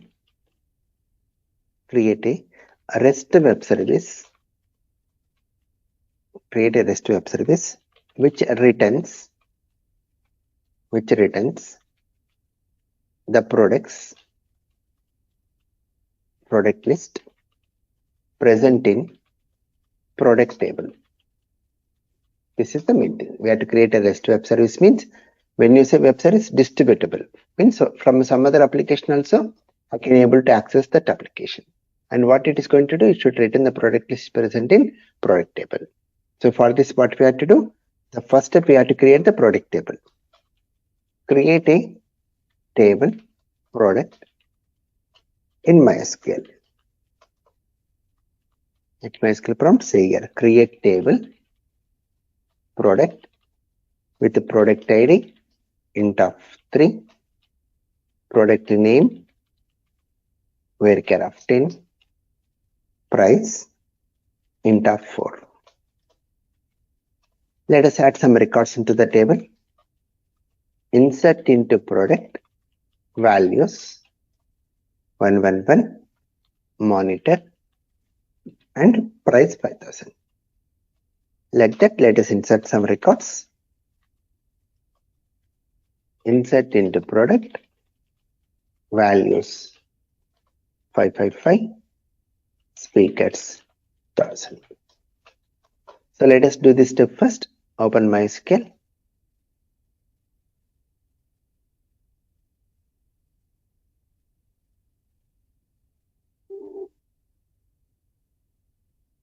Use Java 08. Then let us create the table. Create table product with the product ID int of 3, product name varchar of 10, comma price int of 4. Now insert some records. Insert into product values 111, monitor 5000, comma, let us add one more 222, keyboard 500, 333, mouse 300, 444, UPS 2000, 555, speakers 1000. So we have added totally 5 records. If you check here, select star from product, we are in totally 5 records in the table. Now we have to create a REST web service which returns this product list to some other application. So for that, the next step what we need to do is, here we are going to make use of Hibernate in order to get the product list. And as we are connecting to MySQL, we need to add 2 dependencies here. One is Hibernate dependency and one more MySQL dependency. So we can see here, add the following dependencies in pym.xml file of REST.ws project. Let me just take the dependencies from our previous Hibernate application.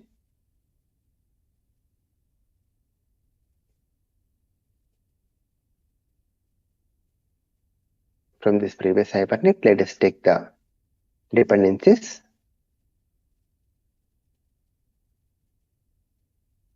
These two dependencies we need to take. One is Hibernate and one more is MySQL. Open pym.xml file of REST.ws project and paste the dependencies anywhere in between dependencies element. Anywhere in between dependencies element, we can paste it. Save it. Then the next step.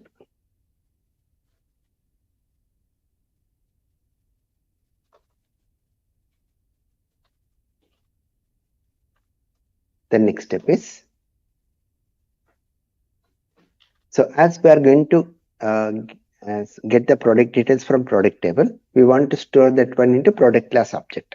Because we are using Hibernate means we play with objects here. So for that, let us create a create a project class product in com.ws.rest package of src/main/java folder of REST.ws project. Let us create this product.java. Let us do this step. So Under Java resources, you can see src/main/java. Under this com.ws.rest, create new class product. Let us go with the properties. Private int product ID, private string product name, private int price. Then setters and getter methods. The class is ready, but we want to make use of Hibernate annotations to mark this class as the database table. So here we want to use Hibernate annotations. We don't want to create the mapping file. So how to use that annotations? @entity. Then above the property, primary key @ID. So these two are the mandatory annotations. Now one more point, listen carefully. What are the product object you are transporting over network from one application to other application? We want to transport the data in XML format. We want to transport the data in which format? XML format.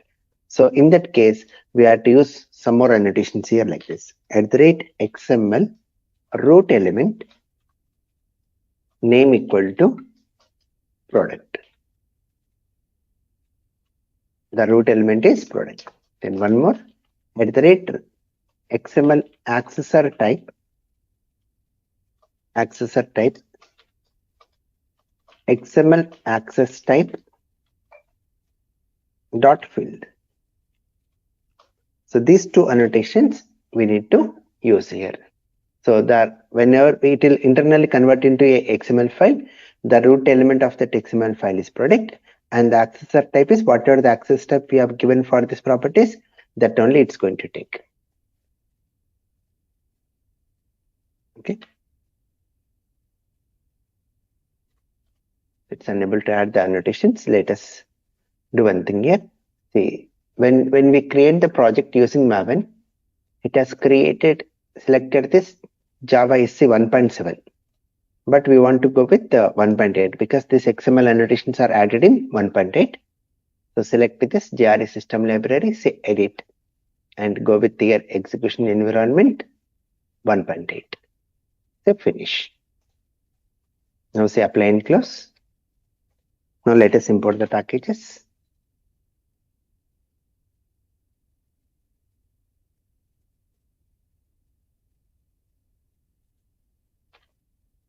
So still it is not using. Let us do one more.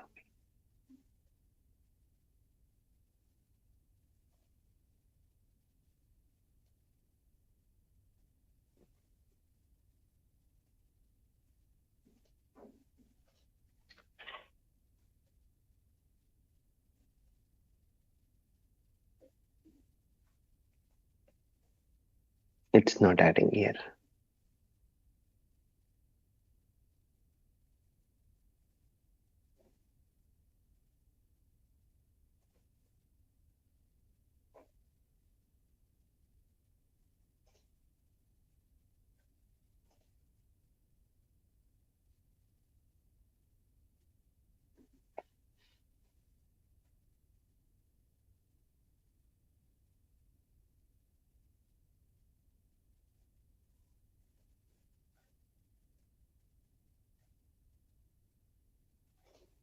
So let us do one thing. So if the problem is creating like this, still if you are unable to solve with the latest version of Java, always download Java 8 on your operating system. Always go with what? Java 8 on your operating system. See, I've changed the system. That's the reason I'm not having Java 8 version. So let us do that process now. Java 8 download.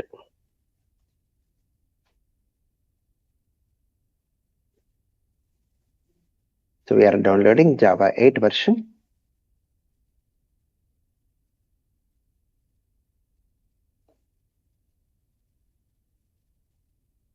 The complete stable version still people are using in the industry is Java 8. So it's asking to sign up into Oracle account.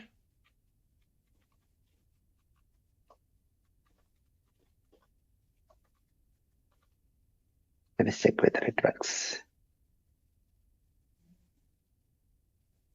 Yeah, it's correct only.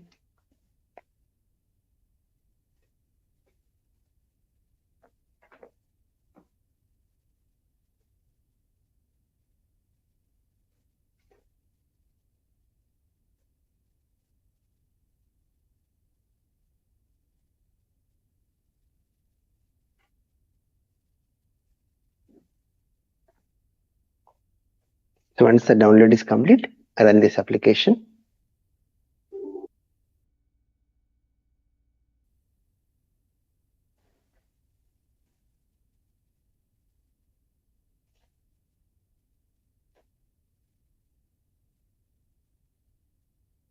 So always have Java 8 version on your operating system. So in future, whenever you face some problem with your application, if it is unable to do, then go with Java 8.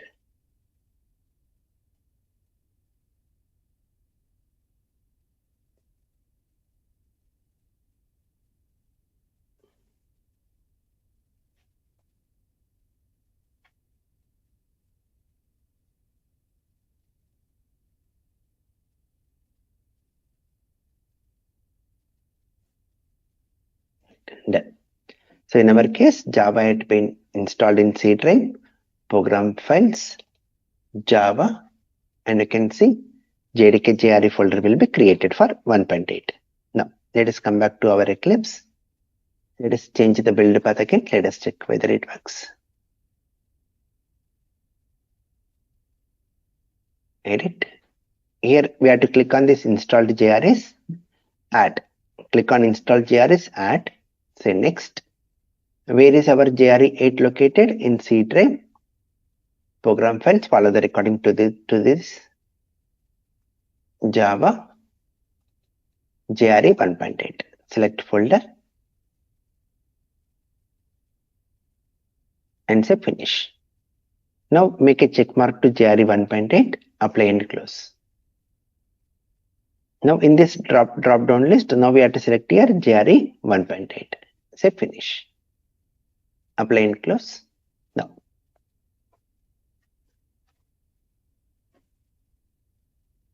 Right. See, it's now working here. So it's able to add these annotations now. Got it, everyone? So always remember, when your application is not working even with the latest versions, okay, always go with what? Java 8 version. Install Java 8 on your operating system and do the build path to JRE 1.8. Okay.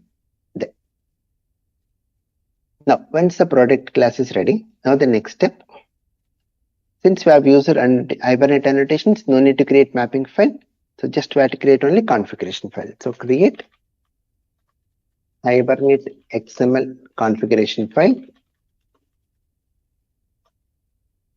Hibernate.cfg.xml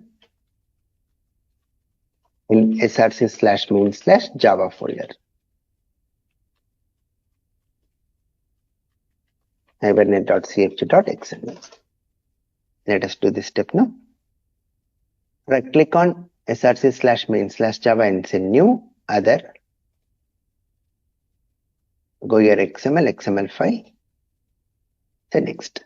Go with the name hibernate.cfg.xml. Then go to the source. Just to take our Hibernate configuration file directly from here. From our project, Hibernate project, let us take it directly.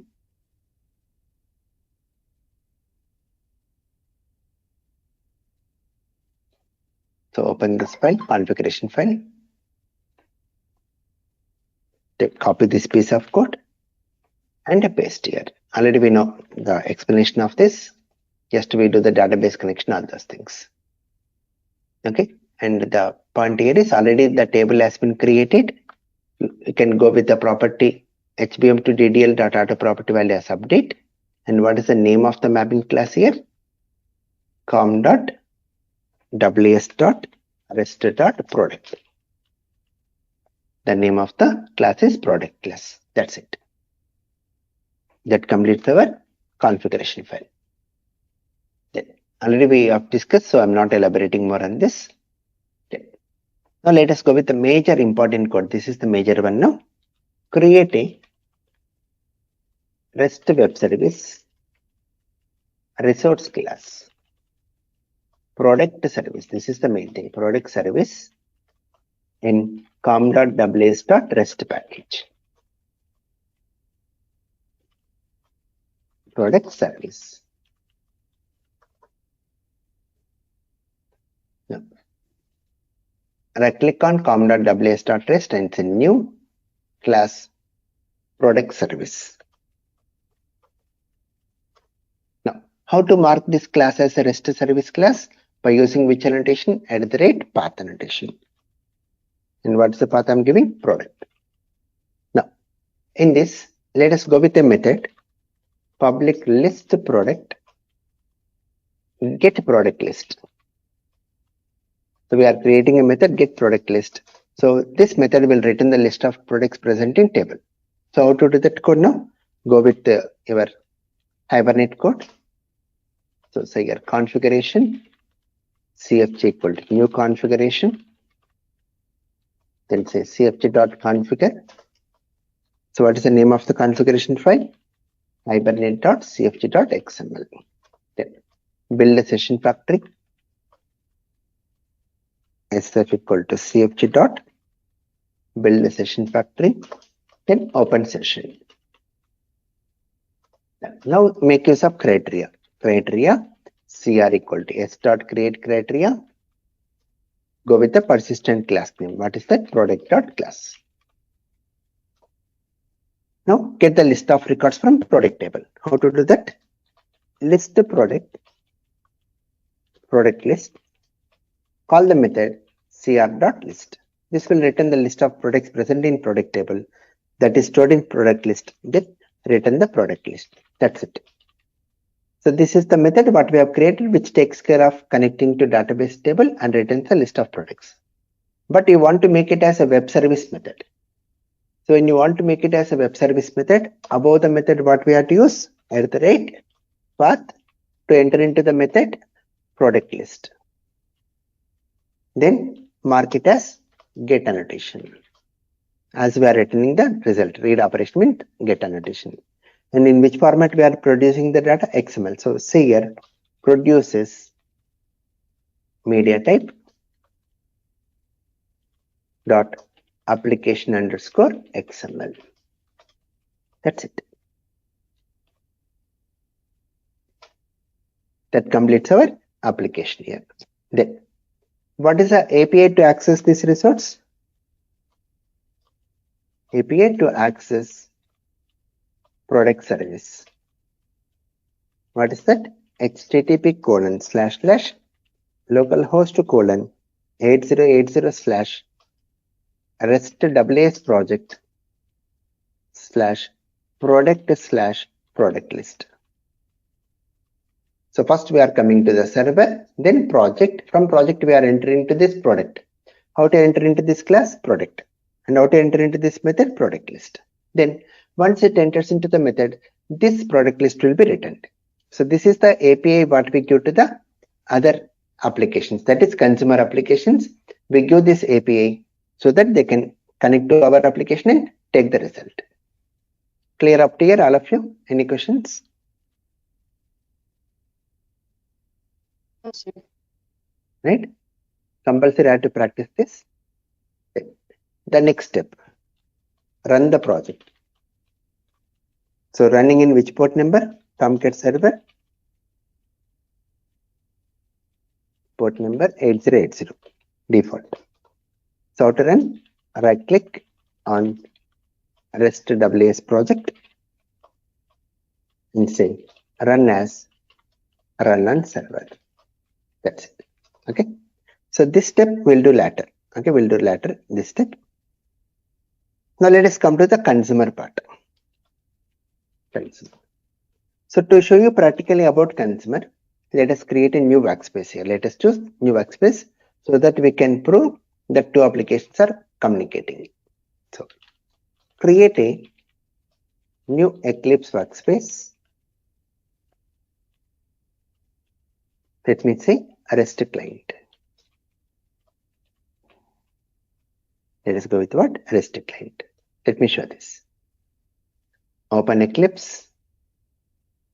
Then it will ask you the workspace. So in our project only under REST only I am creating one more new workspace, REST client. Then say launch. Then the next step. Configure Tomcat server. The next step, we have to configure Tomcat server. Let me show this. So we are in REST client. Close the welcome screen. Configure Tomcat server now. Like this. Window, preferences, server, runtime environments. Add. Under Apache, select Apache Tomcat version 9. Go with the installation directory, that is program files, Apache Software Foundation, Tomcat 9.0. Say finish. So we have configured Tomcat server. So once we configure Tomcat server, understand here, your producer is running in already 8080. So if one service started in one port number, we cannot run the another service in same port number. So let us change the port numbers. How to change port number is, go to the servers tab, click here, no servers are available, click here, then add the server here. So finish.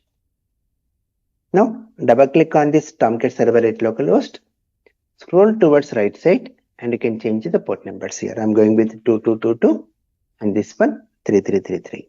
Some numbers, your wish. So what is our next step? Change the port numbers of Tomcat server. So for Tomcat admin port, we are giving it as 2222, and for HTTP, we have given it as 3333, your wish. There. Now the next step, create a Maven project. Let us create one Maven project. Click on File, New Maven project. Click Next. And in catalog, select internal. Sorry, internal I'm not having, so default local. And in this we have to choose Jersey-Heroku web app. So in the last class we have added this archetype. Then say next. Go with the group ID as REST client. Artifact ID, the project name, REST-WS client project. Package com.ws.rest.client. All the values are your wish. Then say finish.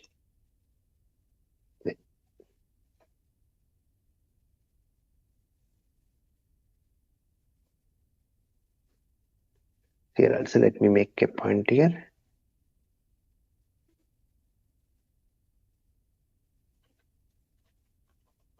Change GRE version to GRE 1.8 in build path. Okay. Here also, once you create project, again we have to change it to 1.8. Let me show that also here. Let me document how to create Maven project.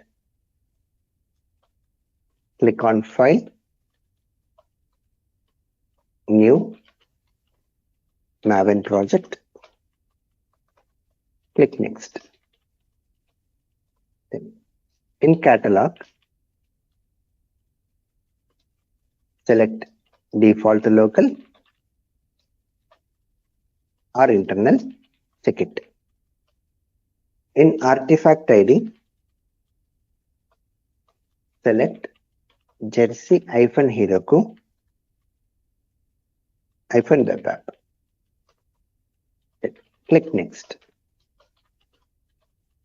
Then it will ask you the group ID. We are giving it as REST client. Artifact ID, the project name, REST-WS client project. Package com.ws.rest.client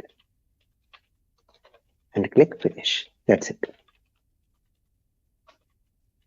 And make a note of this, like change the GRE version to GRE 1.8 in build path. So let me show this once again. I click on REST WS client project and say build path. configure build path, go to the tab libraries, select GRE system library, edit. Click on this installed GREs, add, next, click on directory, go to this Java folder under program files and select here GRE 1.8. Then say finish. Make a check mark to GRE 1.8, apply and close. Now in alternate GREs, now you can see GRE 1.8 in drop down list. Click finish. Apply and close. Now the next step. Here also we have to create the product class. Because whatever the data we are getting from producer to consumer in XML format, again I have to store it into product class object. So let us create a class product in com.ws.rest.client package.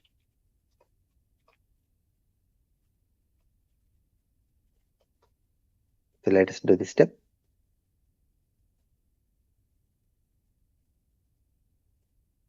com.ws.rest.client and say new class product.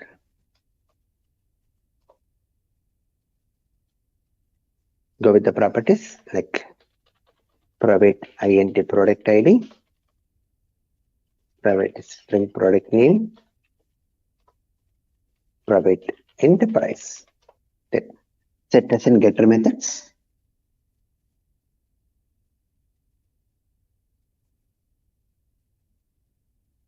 So the class is ready. Now on this also we have to apply these annotations.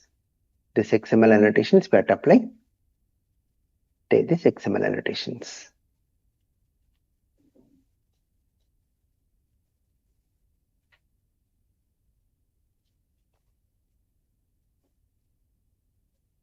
Right? That's it. Now let us go with the major important file here. This is the main thing now to discuss and a very bigger application now. Create a web service client. Web service client servlet. I'm going to create a servlet. Product web client. Product web client in com.ws.rest.client package. This is the major code and a bigger one. Product web client, but no need to remember. Okay, no need to remember. Just have this code handy with you. Right click on this com.ws.rest.client and say new servlet. Go with the name as product web client. Now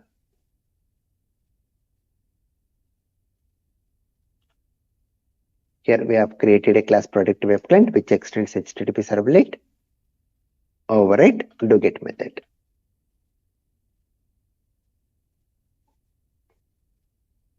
Now do one small observation here. You can see one annotation called as @ web servlet product web client. So up to this dynamic web module version, when we have discussed servlets, we have discussed like dynamic web module version 2.5, and we have given URL pattern in web.xml file. Hope you remember. In web.xml file, we used to provide the URL patterns.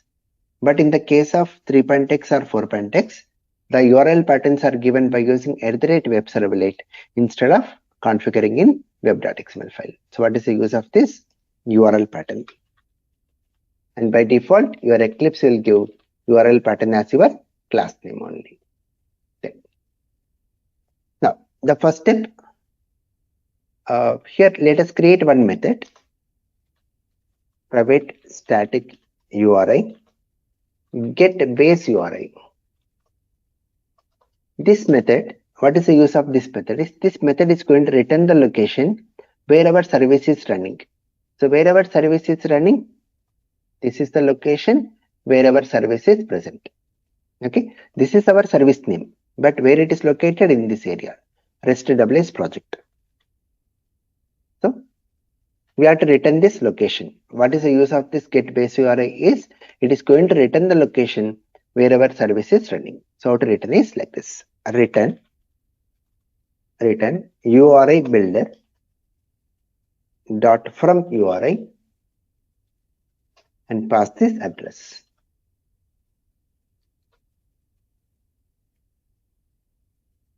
Pass this address wherever service is running and say dot build.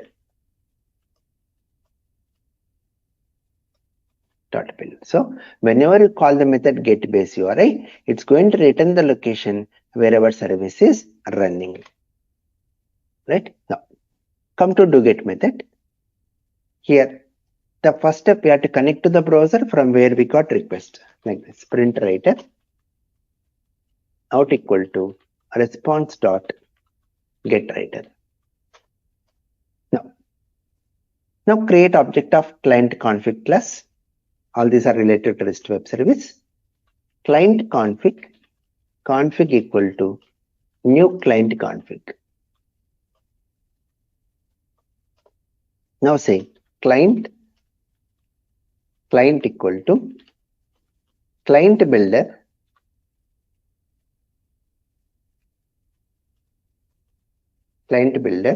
dot new client. To this we have to pass our config object as argument.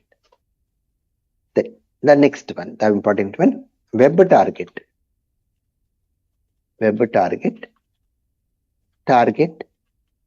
equal to client dot target. And how to get the target location? When you call the method get base URI, it's going to return the location. When you say client dot target get base URI, it connects to this method. This location will be written, and that is now connected to target object.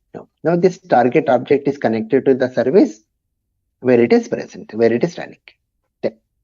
Now say here generic type list product. What type of list you are going to get here? List of product. List equal to call the method. Say here new generic type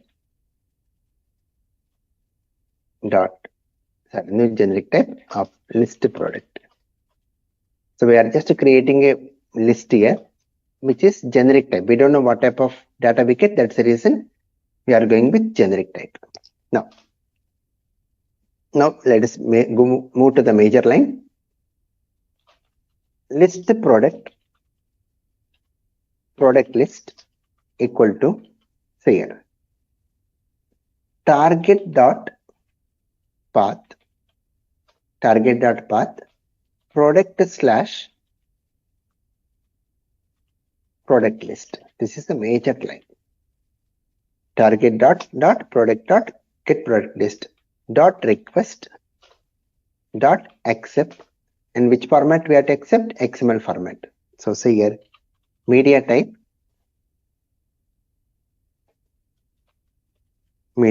dot application underscore XML. That's it. Dot get of list. That's it. Okay. So here what you have done, this is the major line. When you say your list product list, target dot path. What is target? Target is connected to this location wherever service is running. And once we enter into this location, and what is the path we are mentioning? Product slash product list. So once it goes to the producer, this annotation product slash product list, then this method will get executed and it's going to return the list of products. And it is going to transport in which format? XML format. So what are the data we are getting in XML format? That's the reason we are writing, see, accept media type in XML format. So what are the list we are getting? That will come and store into this product list. That's it. Now the product list is in your hand. Now whatever you want to do with this data, it's up to us now. So here in our example, we want to show this product list in tabular format. So let us create a table here. Out.println table border, create a table row. In the first row we go with the table heading like product ID, table heading product name, table heading product price. That completes our first row. In the first, we are just going with the headings here. Okay. Now, traverse your product list. Traverse your product list like this for product colon product list. Okay. Now, for every one product will come and stored into this product object, traverse that product object. So display every record in tabular format. Outer println, create a row, table data, get your product ID, product.getPID.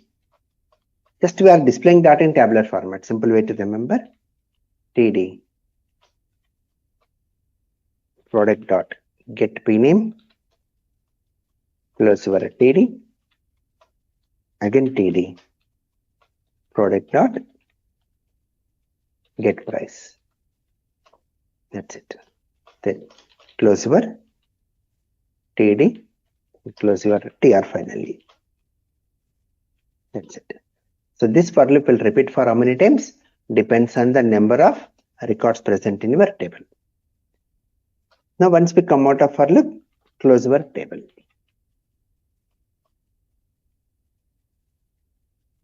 That's it. That completes our application. Clear everyone? This application, no need to remember the code. Just to try to understand this. This is the major line, how to get the list. Clear all of you?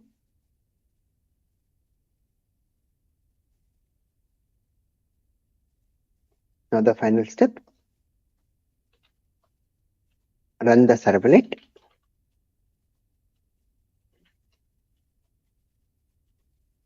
Product web client.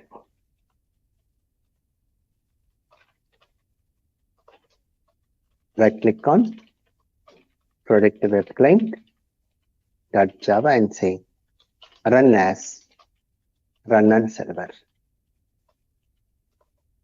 So let us do this. First of all, we have to run our producer as we did not run the producer. Right click on register WS project and say run as run on server.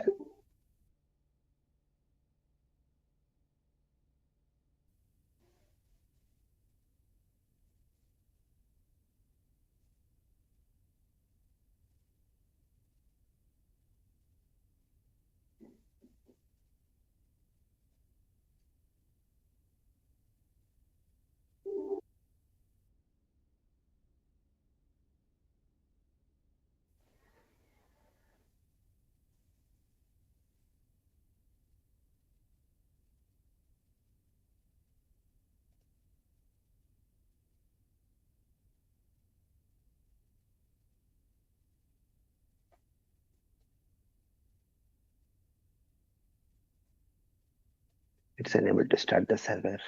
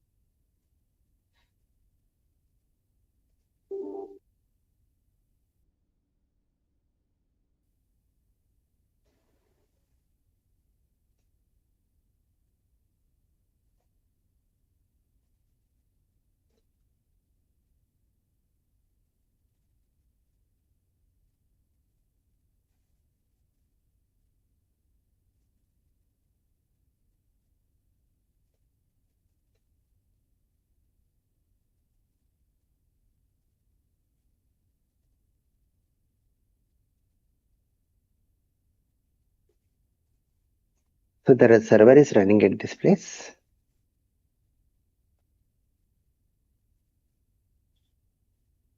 Of course, it will go with exception here because there is no way to connect to this list here.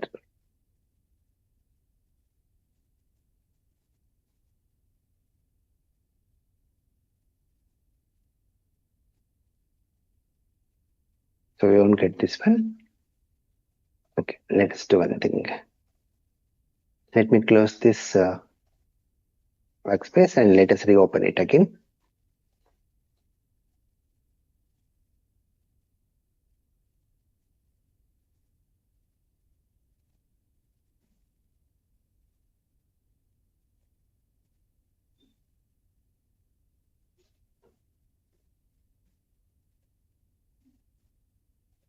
Let us run this project again.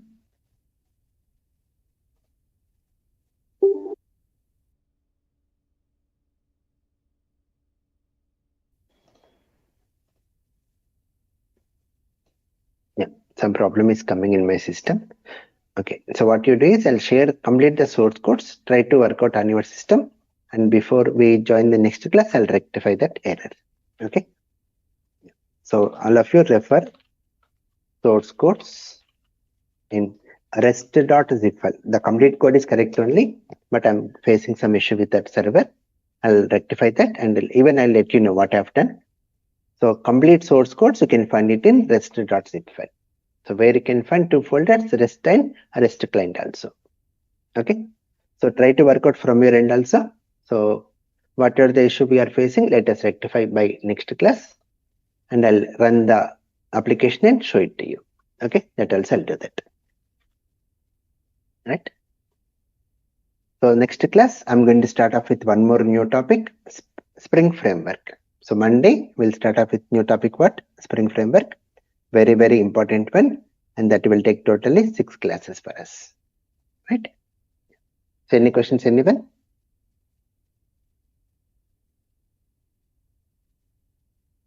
Thank you all. Thank you, sir. This conference will now be recorded.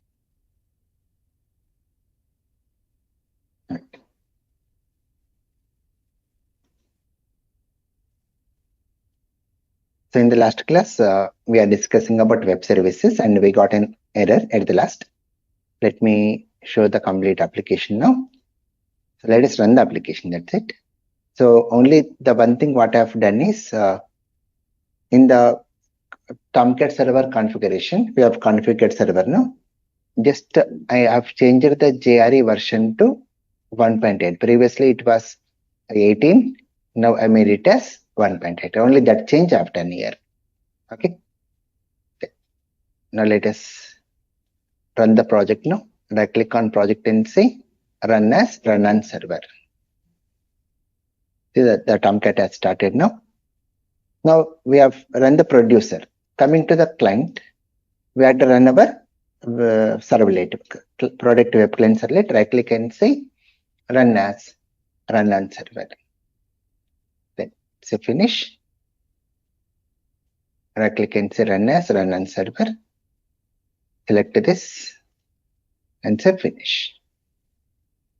So it's going to open the browser and it's going to display the list of products what we have added in the producer side. Clear? Diya, Parul and Pratibha? Yes, sir. Right? Application to application interaction. So these all products are coming from producer to client application. So this communication is possible using web services. Right? Now.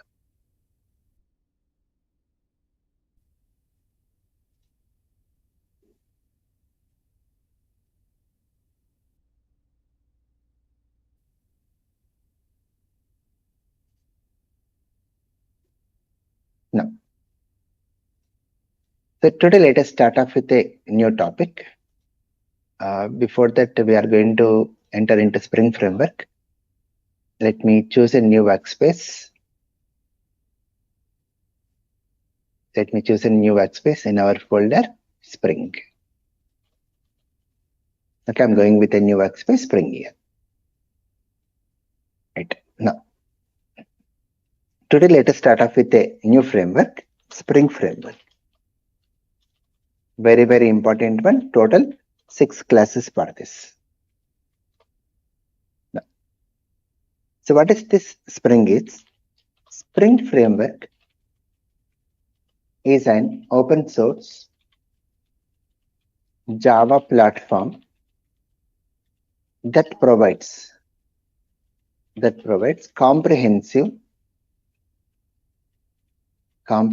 infrastructure support. Infrastructure support means the library. Infrastructure support for developing Java applications. It's mainly to develop Java applications, and that too very easily and rapidly. Very easily and rapidly. Here we are having one very important term called as dependency injection. Dependency injection. So what is this one is? Spring is mostly identified with dependency injection, which is a flavor of inversion of control.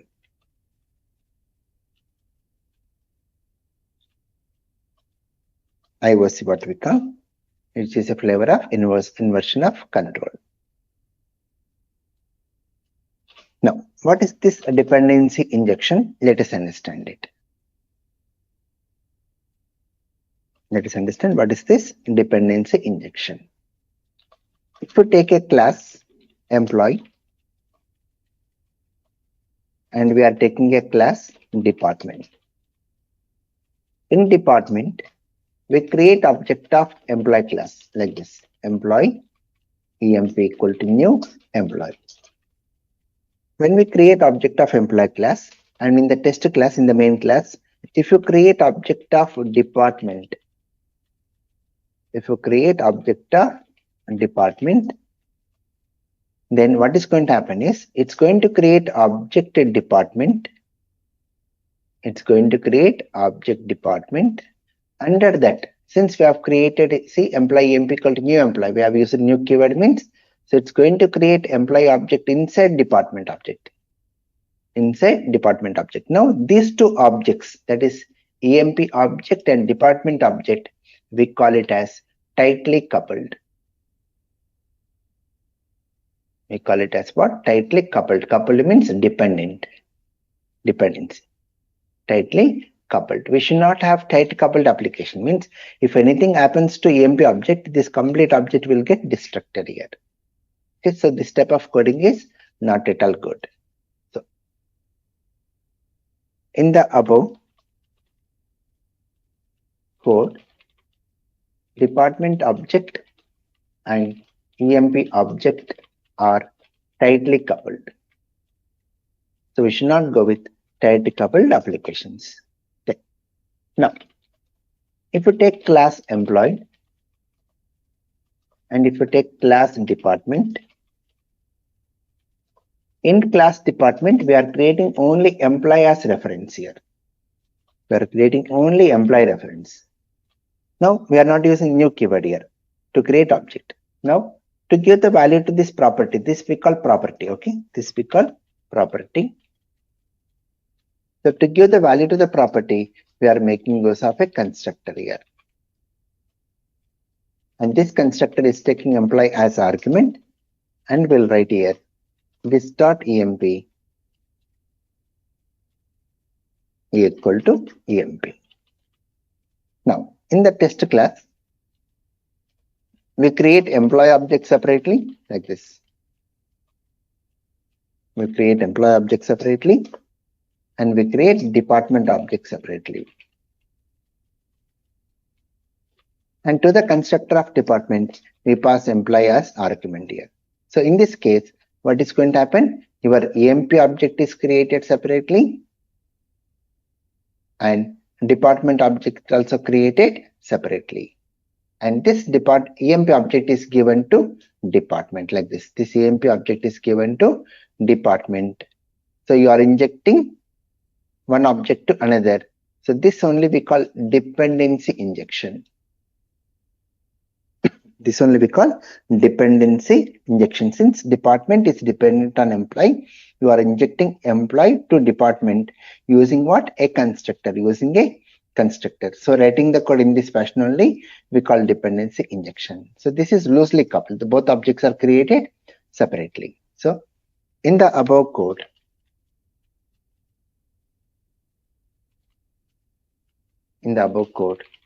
DEPT object and EMP object are loosely coupled. So always we should go with loose coupled applications. Then, now if you are using a constructor to give the value to the property, we call this one as constructor injection. We call it as what? Constructor injection. Now we are having one more way of giving value to property, that is setter method, like this.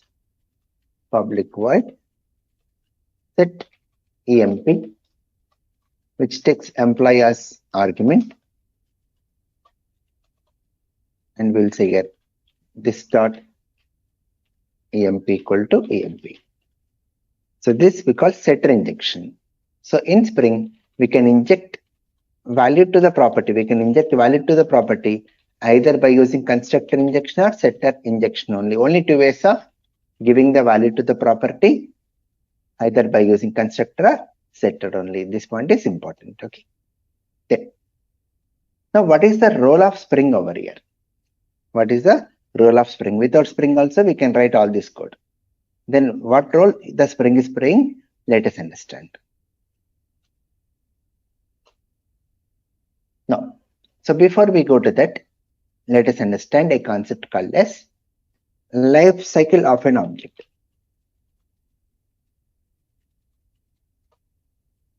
Life cycle of an object. So the life cycle of an object is object creation,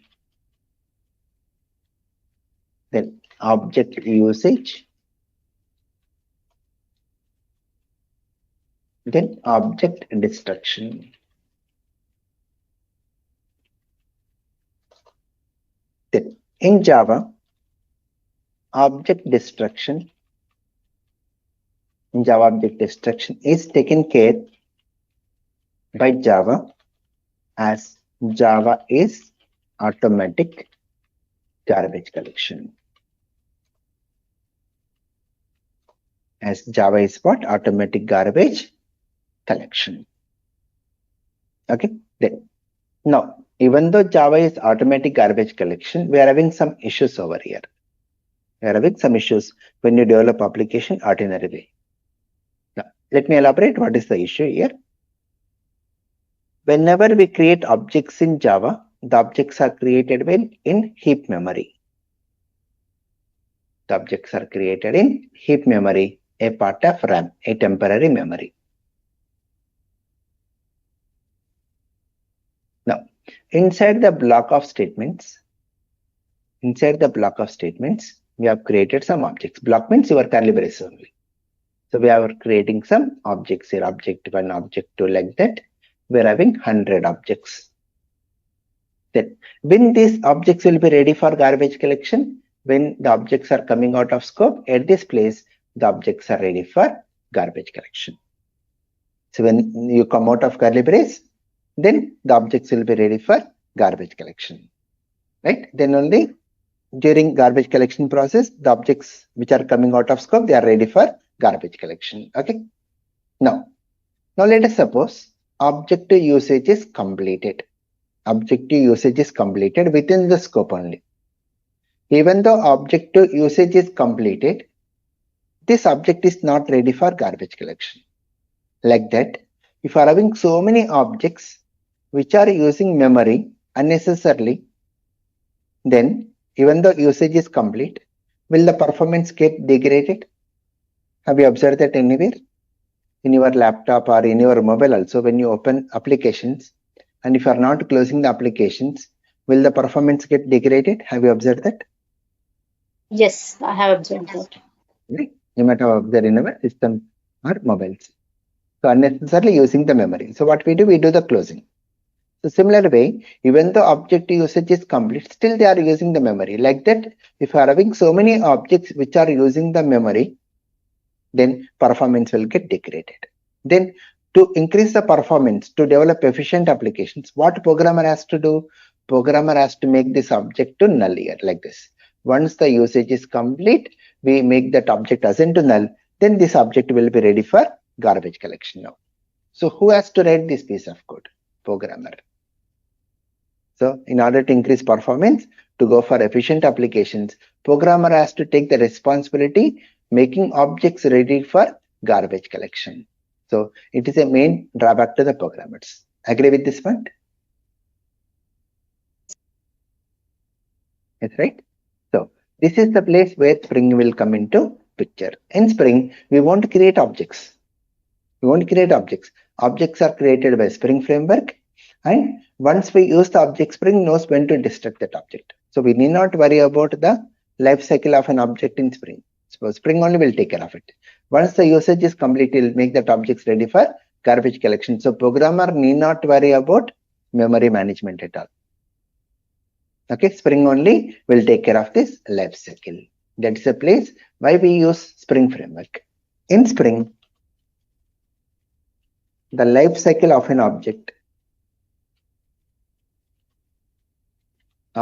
is taken care by Spring Framework.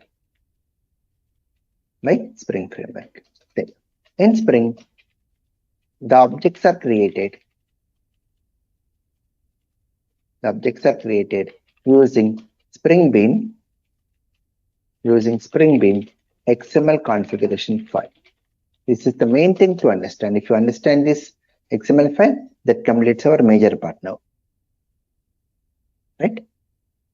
So this is the simple introduction why we are going for Spring, mainly to manage your memory efficiently, to create objects internally by Spring only. So that Spring only will take care of complete life cycle of an object.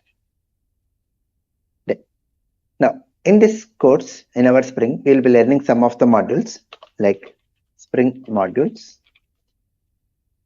where we will be learning like Spring Core or Bean module. Okay, and why the name IOC has come here? Inversion of control. Dependency injection is flavor of inversion of control, means up to now as a programmer we are creating objects, but in the case of Spring is taking care of creating objects here. So reverse way of doing it. That's the reason the name has come, inversion of control.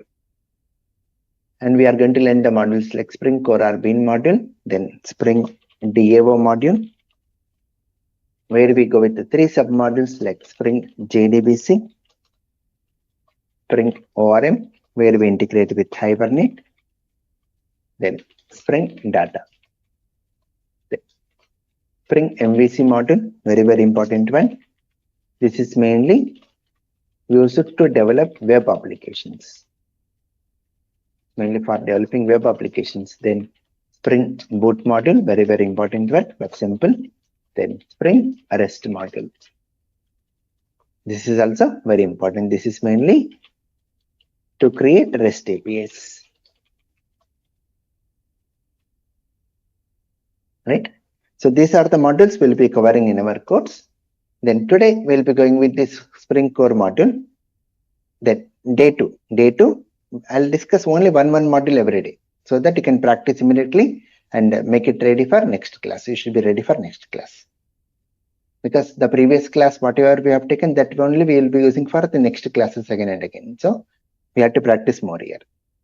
So we go with Spring Core or Bean module today. Then day 2, Spring JDBC. Day 3, Spring ORM. Day 4, Spring MVC. Day 5, Spring Boot. And day 6, we'll go with the Spring REST module. Under that only, we'll be using Spring Data module. So total 6 classes. Now, so directly people can learn Spring Boot also. But if I enter into Spring Boot directly, somewhat confusion will occur. But if I cover all these previous modules first, after that if I go to Spring Boot, we feel it is very easy and it's nothing actually. So whatever we worked with the previous modules, all the modules can be done with Spring Boot. So let us start off going with the first one. Let us start developing our first Spring Bean application.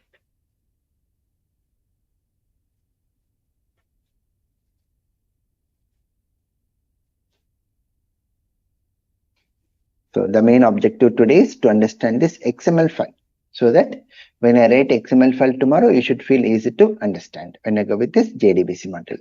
That's the main objective of today. Developing a Spring application in Eclipse using Maven.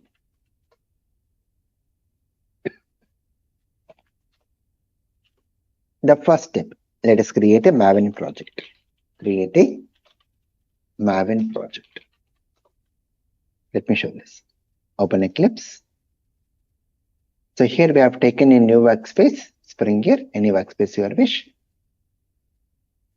Then close this welcome. Create a new Maven project. Click next. In catalog, select internal, and here artifact ID maven-artec quick start as usual. Then next. Group ID, let me go with Spring. Artifact ID, the project name, Spring project, package, com.spring. Some values. Say finish.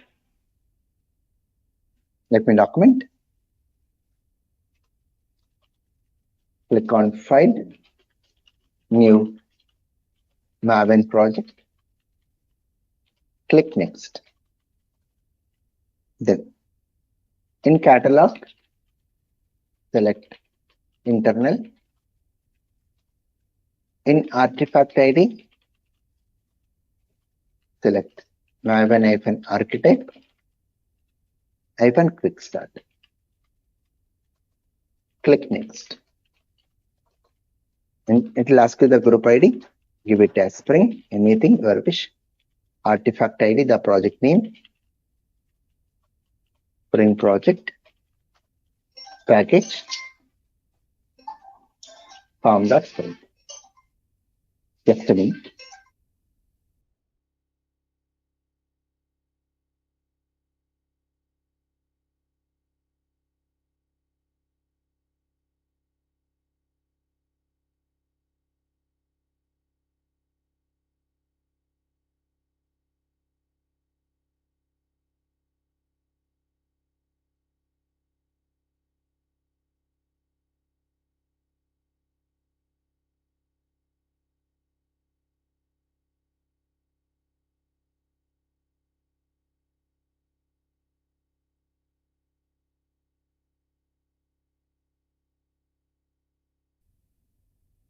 Correct. Yeah, I'm back here. So just to provide these values your wish and click Finish.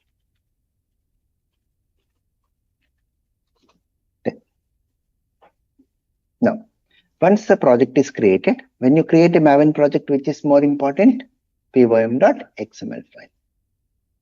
So in this pym.xml file, we need to add the project dependencies. We need to add what? Project dependencies.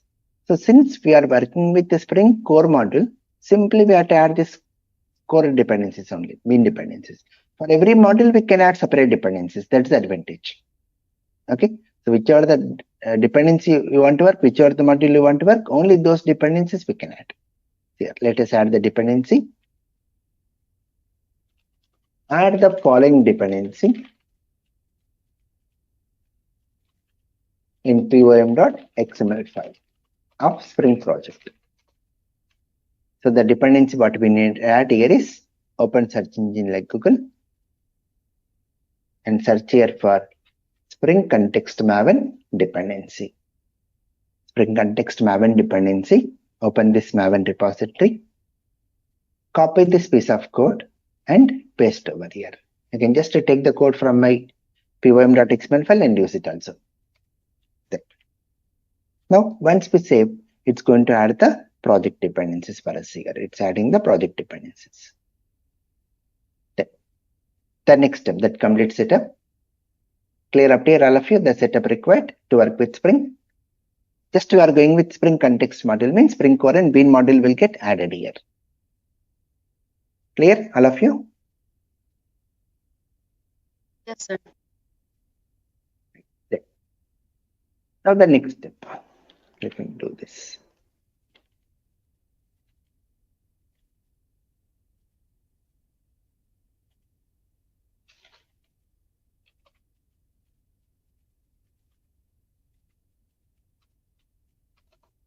Now the next step, let us create a bean class. Create a Spring Bean class. Here we call with the name Spring Bean class. Looks similar to Java Bean only. Create a Spring Bean class. Let me say book in com.spring package of src/main/java folder of Spring project.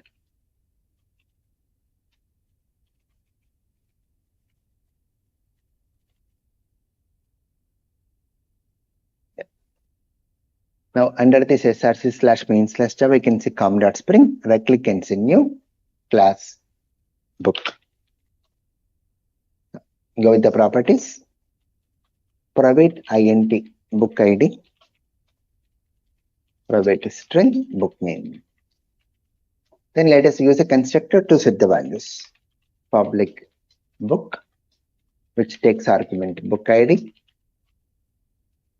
string book name. Then we'll say this dot book ID equal to book ID. Then this dot book name equal to book name. Right? Then a default constructor. That's it. So in this example, what we are using? We are using a constructor to give the value to the properties. Then we call this one as constructor injection. That terms are important. We call it as constructor injection. Now, let us create one more bean class. Create a Spring Bean class library in com.spring package.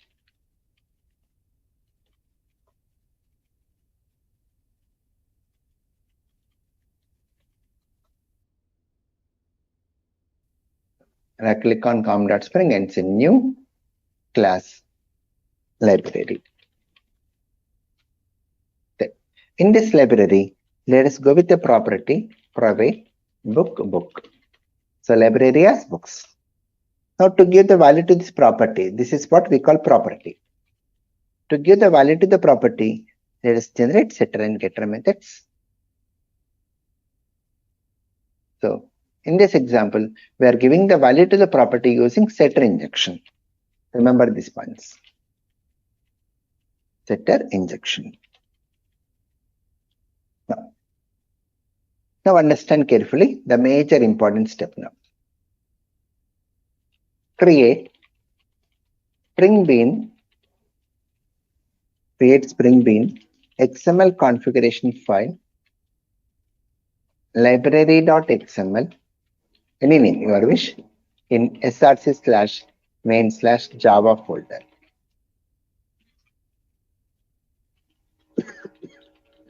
Sorry. This is the main thing to understand. Right click on src/main/java and say new other XML file. Go with the name library.xml. Go to the source tab. Here we have to follow the templates. Okay, I'll be sharing the templates to you. I'll be sharing the templates.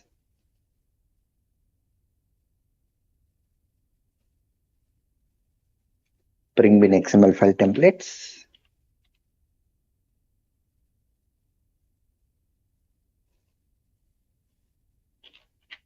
Okay, these are the templates which we follow. So let me open this Spring Bean configuration XML template.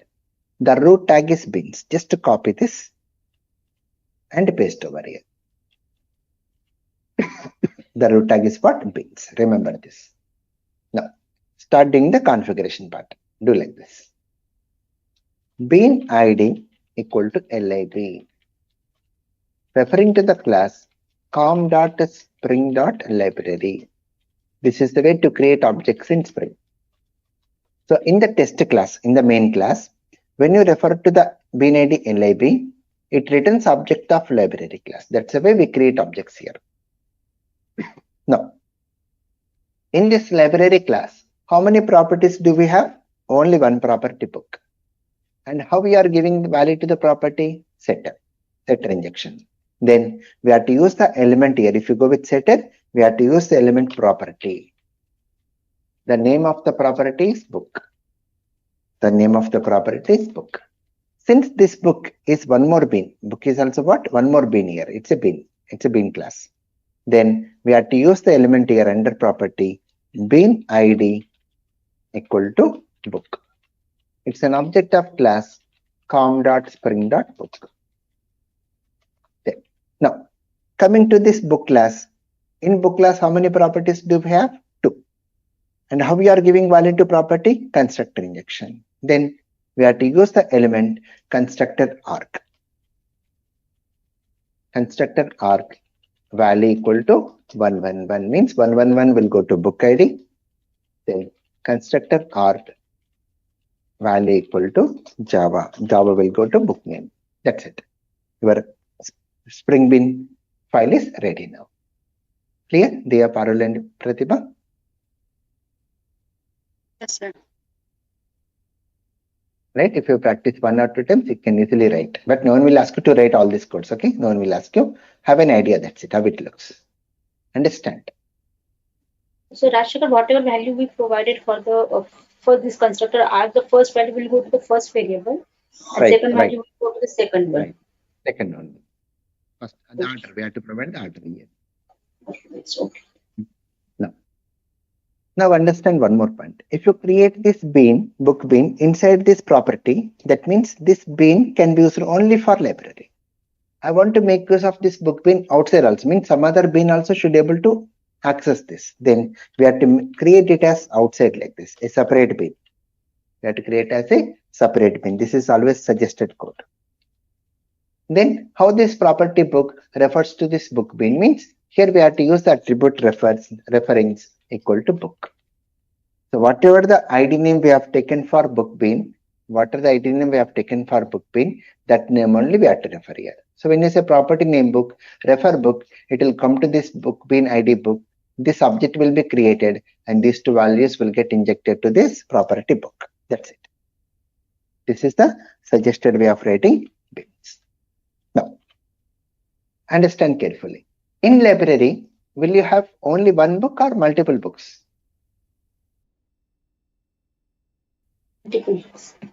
Multiple books, right? Then how to manage multiple? Collection. So here we say list book books. Okay, so we are going with a list here. Then generate setters and getter methods for list. Like click and say source generate getters and setters. So set books, which takes a list of books as argument, gives it this books property, get books will return the list of books. So here also same setter injection. Now how to manage this list of books in your XML file? Let us consider we are having 3 books. So we have to create 3 book beans here. Change the IDs, book 1, book 2, book 3. Change the values 222 XML 333 HTML. So we are having totally 3 books here. We are having totally 3 books. Now, how this property name books refer to these 3 books here, like this. We have to manage like this. Property name books. Since books is a list here, since books is a list, we have to use the element list and simply say reference bean equal to book 1. Similarly, reference bean equal to book 2. Reference bean equal to book 3. That's it. So we're in library, we're having a property books. Then to this books, we want to add this 3 books. Then how to add? Simply we have to say list Since books is of type list, and add this book pins. That's it. That completes our XML file. Clear with this XML file, all of you? Yes, sir. Right? Please recap it so that you should feel easy in tomorrow's class when I read the XML file. So as the days goes on, the XML file will be keep on increasing. Yeah. Now let us finally create the test class. Create a test class, library test in com.spring package.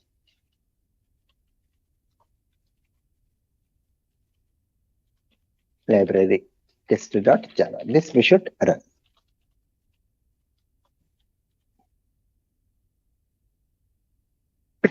Sorry.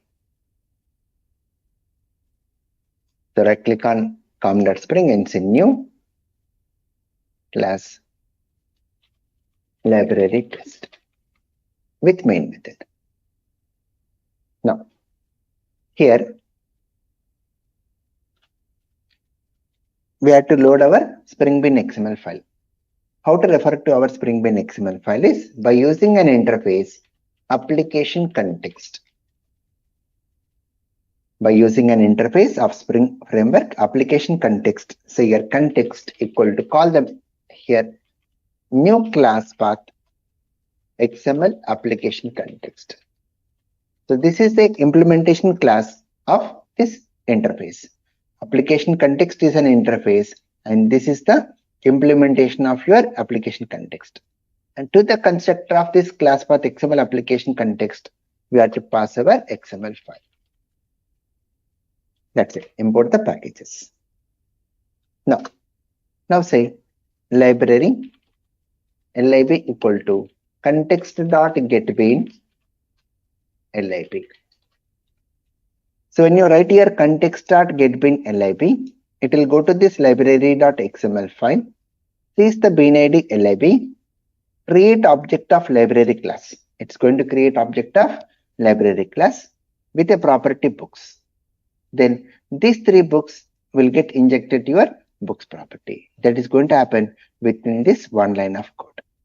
So the object lib will be ready now. The object lib is ready with the book, three books. Now, since getBean is a method, returns object, but you are assigning to library, go with the typecasting. Now, so the object lib is ready with books. Now, call the method getBooks. Here list book books equal to call the method lib.getBooks. That's it. Now this books contains all the three books what we have added. Traverse it for book b:books. Just print the object figure. That's it. Now when we run,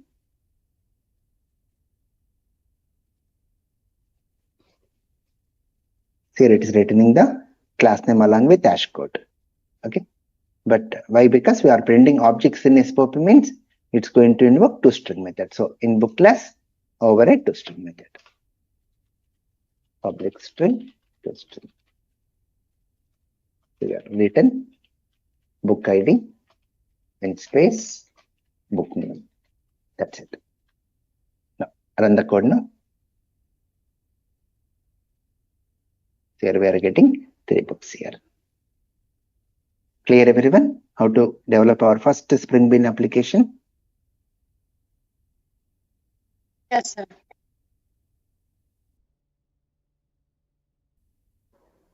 So very, very important. Please practice it. Compulsory you have to practice. If you are not practicing, you feel very complex. Okay, compulsory practice every day. And here today we won't feel any importance of Spring. Just we have learnt about what is a Spring Bin class, what is this dependency injection, how to create this XML file, what is this constructor injection, setter injection, only those things we have learnt. So that in tomorrow's class, when I use all these terminologies, you should feel very easy to understand. Tomorrow, you'll understand the real picture of Spring, why people are using Spring Framework to develop Java applications. Okay, right. Thank you all. Thank you very much.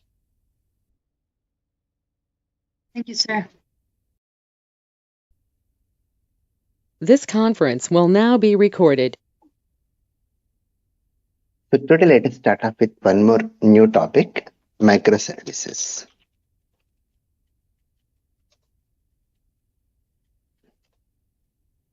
So divide and work concept only, microservices. These are also for distributed only. This is also like your web services, we can distribute the application. So you can see microservices is used to break up single large monolithic system. Single large monolithic system. Up to now, whatever the projects we have created, all are monolithic only. I'll be elaborating what is monolithic into multiple independent components. Into what? Multiple independent components. So just to divide and work, break up single large system into small components only, microservices. Then in monolithic application, what is monolithic is? In monolithic application, all functionalities are part of single program running in a single environment. So up to now what we have done, we have just created only one project, we have created one web project and we deploy only in one server. That is the meaning of single environment, and we connect only to one database. So let me elaborate using a diagram. Monolithic application.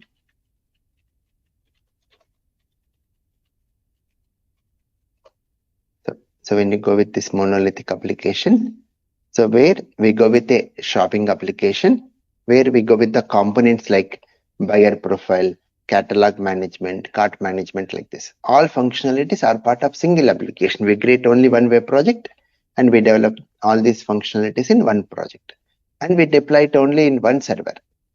We deploy it what? Only in one server, and we connect only to one database. So from browser or mobile app, from client, we get the request and we access the application. There. Now coming to the next one. In microservices architecture,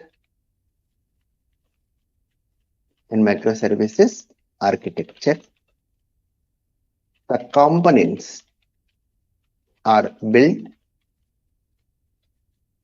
In the case of microservices architecture, the components are built independently, built and deployed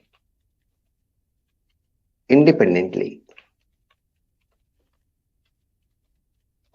So in the case of monolithic, all the things we create, we do it only one single project.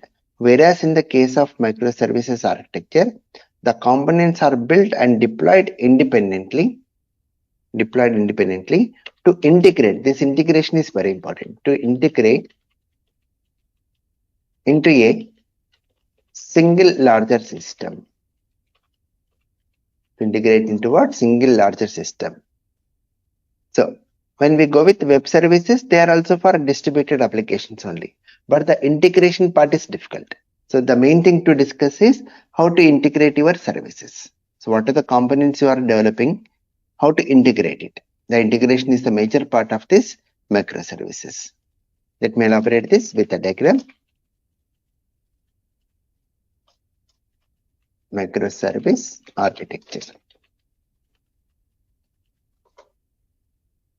So when you go with the microservice architecture, see here we have built every component independently. So buyer profile, we are creating like a microservice in Java, and we deploy it in Tomcat server, and we make use of Oracle database. Catalog management, we make it as a microservice using .NET technology, and we deploy in IIS server, and we use the database SQL Server database. Cart management, it has created as a microservice in PHP technology, deployed in WAM server, and uses MySQL database like this. Then from the client, either it may be browser or mobile app, based on the API gateway, based on the API, it will connect to the respective component and it is going to access the component. So this integration between the components is the major important one. Okay, right? So building up into multiple independent components. Okay, breaking the larger system into small independent components, and finally we have to integrate these components to make it as a larger system. That only we call microservice. Okay, simple architecture only. Clear up to here? Any questions?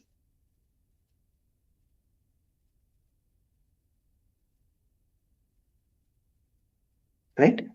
Now, so how this integration part is done? This is the major thing to discuss now. So here we make use of Netflix Eureka server.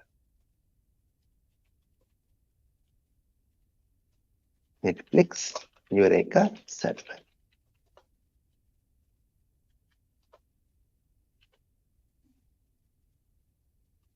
Netflix Eureka server is used to develop microservices. The Netflix Eureka server is used for building the service registry server and Eureka clients which will themselves and discover other services to call REST APIs. Let me elaborate this statement using a diagram. Understand, this is the main important of microservices here.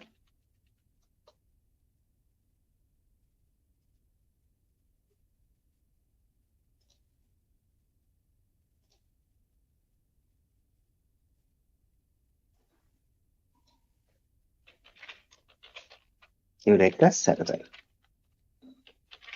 Now understand carefully. Let us suppose we have created one microservice and let me call it as student microservice. What this student microservice is going to do is, when you give the school name, if you provide the school name, it is going to return the list of students of that particular school. What is the task? When you create, what is the use of the student microservice? We provide the school name and it is based on the school name, it's going to return the list of students of that particular school. Now let us suppose this service is running in Tomcat server. This service is running in Tomcat server and using port number 1111. Let us suppose it is deployed in Tomcat server and using port number 1111. Now, let us go with one more microservice. Let me say school microservice. This school microservice is going to accept the school name. This school microservice is going to accept the school name, and this school microservice is going to invoke the student service. School microservice will invoke student service to get the list of students of that particular school. Invokes student service. Okay.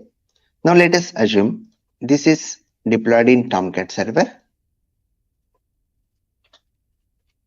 and using the port number 2222. It is using the port number 2222. Now understand carefully.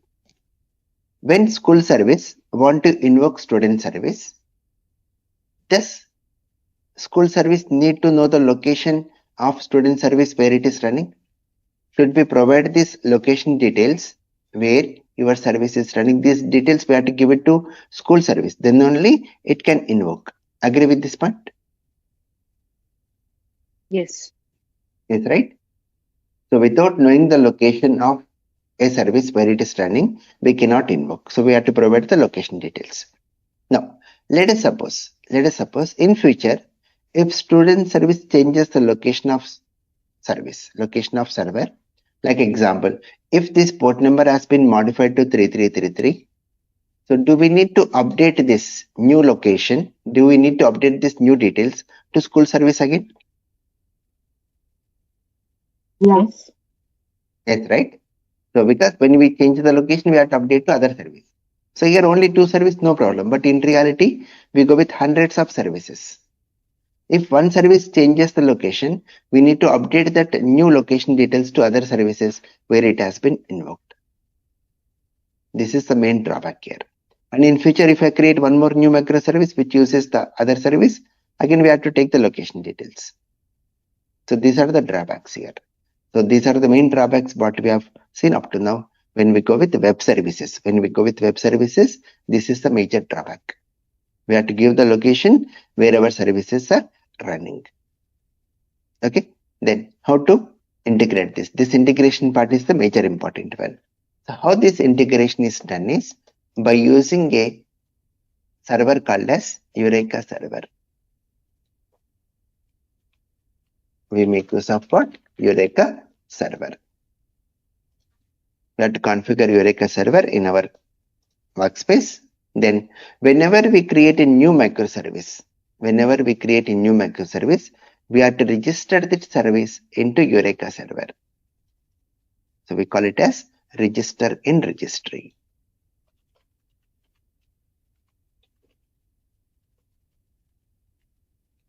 So we have to register means this location details we have to store here. Okay. Then similar way, even this, whenever we create new microservice, we have to register in registry.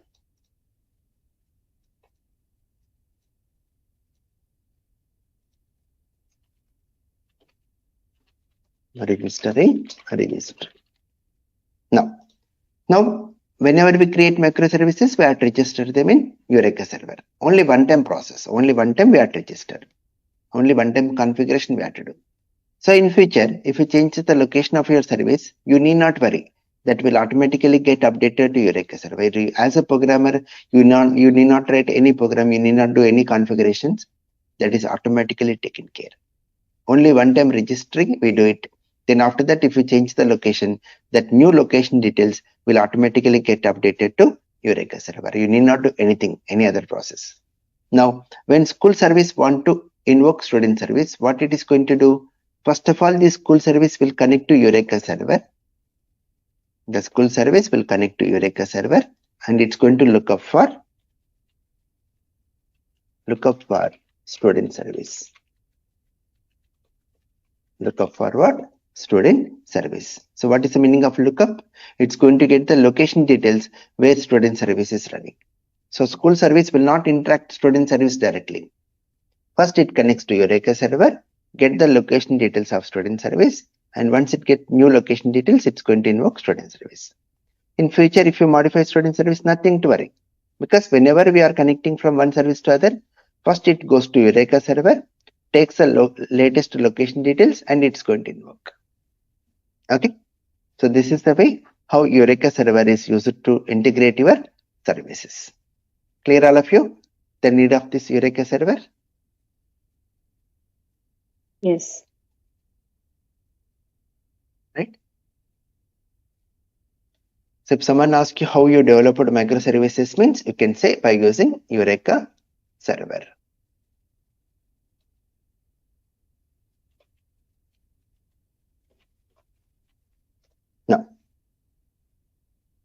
Now, so as we cannot develop this total application today, so we'll divide into two parts. We'll divide this one into two parts. So what we do today is we'll develop only this one today. We'll create only student service today. Then in tomorrow's class, we'll create school service. Then we'll directly connect to student service by taking the location details. Then we'll understand the drawback. Then we'll configure this Eureka server in our workspace. Then we register our services into our Eureka server. Then school service will look up for student service and it's going to invoke. So today, day 1, we do this one, and day 2, we'll do this part. We'll go with this one. Okay, and we'll see the integration also. So just we'll develop a student service today. So let us see how to develop now the application. Developing a microservice application in STS using Spring Boot. We make use of Spring Boot to develop these microservices. The first step, let us open STS.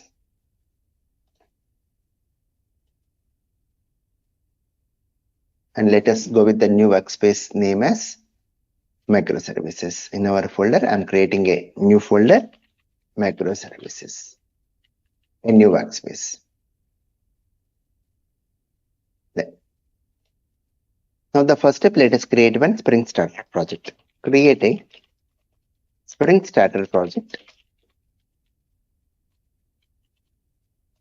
student service in STS. So to create a Spring Starter project like this, file, new Spring Starter project. Let us go with the name as student service. Then Java version, go with 8. Then artifact, it automatically takes the name. Group, let me say student service, anything your wish. Then package, com.student.service. Click on next. Then in available, let us add Spring Web. In available, we are adding Spring Web. Then say finish. That's it. The project will get created. Let me document. Click on File, New Spring Starter project. Then it will ask you the name. So let us go with the name as student service.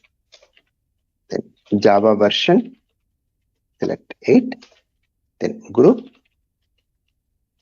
that's in student service. Artifact, it automatically takes the name only. Package, com.student.service. Click next. Click next. Then add Spring Web in project dependencies.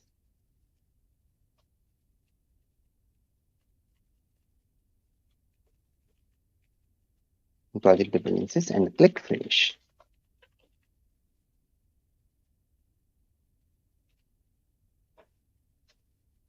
Okay. There. So here you can see the project here. Now, so by default, your project will be deployed in Tomcat server because your Spring Boot comes with embedded Tomcat server. And what is the default port number? 8080. Now we want to change the port number. How to change port number is open the file application.properties file. Open the file application.properties file and go with the change the port number like this. Server.port equal to some 1111. Server.port is what? 1111. Okay, this is the way to change the port numbers. So, what is our next step? Update application.properties file present in src/main/resources folder to change the port number.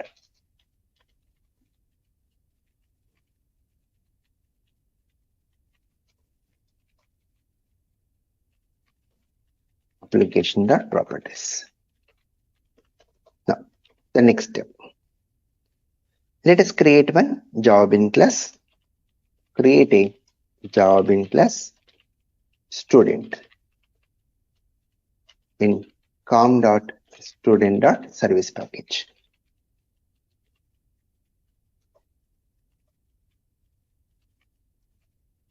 Student.java. Let us create this. Right click on com.student.service and it's a new class student. Here we go with the properties like private string, the name of the student, private string, class name. I'm just going with two properties, name and class name. Then, okay, I missed out Lambda, you can add it. Now go with constructors, setters and getter methods. You can say source, generate constructor using fields, generate. We'll go with the default constructor. Then you can even add setters and getter methods, your wish.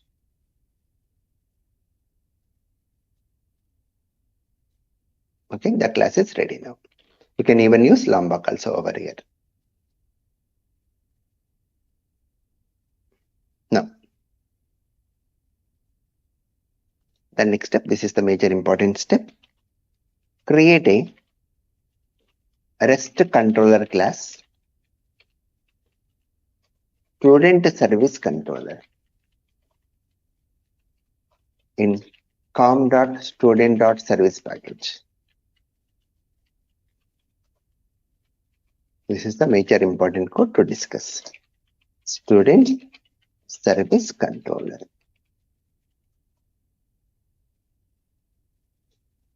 Right click on com.student.service and it's a new class student service controller.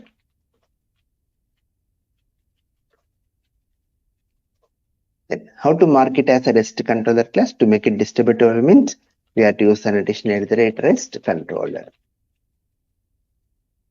Okay. Then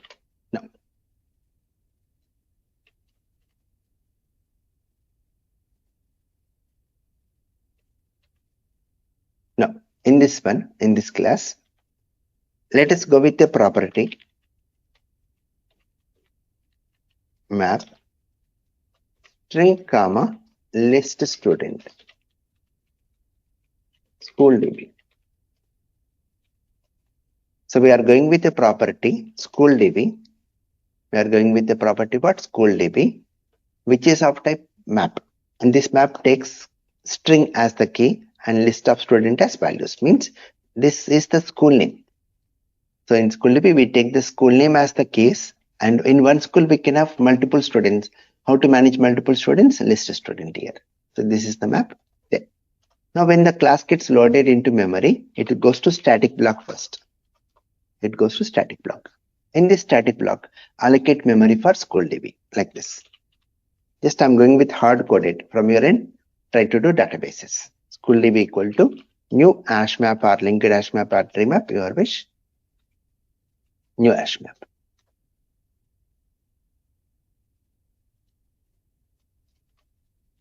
Comma list student. Right? Import hash map.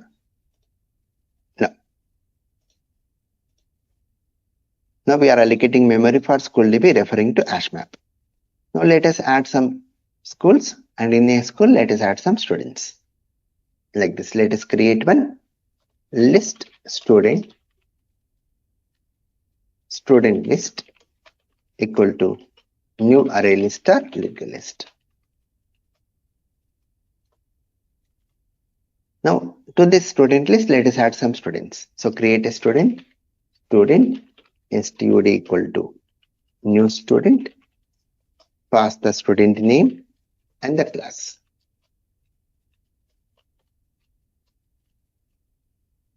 So we are creating one student object where we are giving the name of the student and class. Then now add the student to the list. Stud list dot add stud. So we have added one student to the list. Now let us create one more student. Stud equal to new student, the name and class. Now add the student to the list. So we have added 2 students to the student list. Now let us add these 2 students into a school. So how to do? School DB dot put. In map we use put method, which takes the key as what? The school name, ABC school, and the value is list of students. So to this ABC school, we have added 2 students now. Then, similar way, create one more list.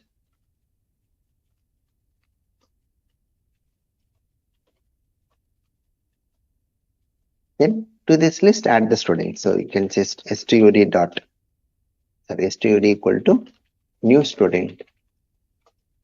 Go with the name and the class. Add this student to the list. Then create one more student. Name and class. Now add this student also to the list. So now to this new list, student list, we have added 2 more new students now. Then, now create a school, school DB dot put. I'm going with the school name like XYZ school. To this we'll add the student list. So here in this static block, we have created school DB of type map, and we have added 2 schools, ABC school and XYZ school, and to every school we have added 2 students here. Clear with this static block, all of you?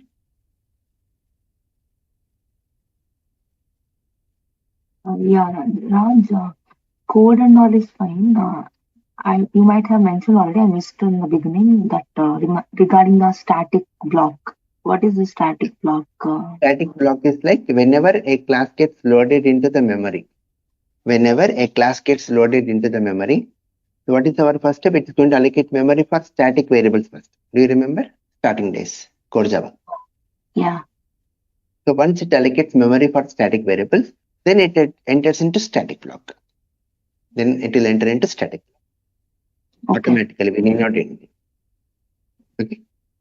Yeah. Right? Static block will get executed when the class gets loaded only. Right? Yeah. Okay. Raj, you said you're writing in a hard-coded way. So, what do you want us to do, Raj, while we are working on the program? Yeah. You have to connect the database and get the data. Sorry, Raj, your voice is breaking. You have to connect to a database to get the data. Okay. Database. Already we have seen a lot of examples how to get the data from database. Okay? Yeah. Right? That's right. Okay. Yeah. Let us create one method here. This is the important thing to discuss now. Public list student get students. You are creating a method here. So to this get students, we'll pass the school name. We'll pass the school name. Now, based on the school name what you pass, we want to return the list of students of that particular school. So how to return? Very simple. You can say list student list equal to school DB. School DB is what? Your map. In map goes with the method get. To the get method, if you pass the key. So what is for the school DB? What is the key? Your school name. So when you pass the key, it is going to return the list of values. So what is the list here? The value is what? Student list. So in map, we are having a method get. To the get method, if you pass the key, what is key here? School name. Then it's going to return the value. What is the value? List of students. That's it. So based on the school name, either it may be ABC school or XYZ school, it's going to return the list of students of that particular school. Then return that list. Return student list. That's it. So that is the role of get students method. So whenever we invoke get students method, based on the school name, it's going to return the list of students. Now we have to map it. How to do that mapping? At the rate request mapping. What is the mapping? Get student details for school, and here we provide the school name as the path variable. We provide the school name as the path variable. So what is the API to access student service?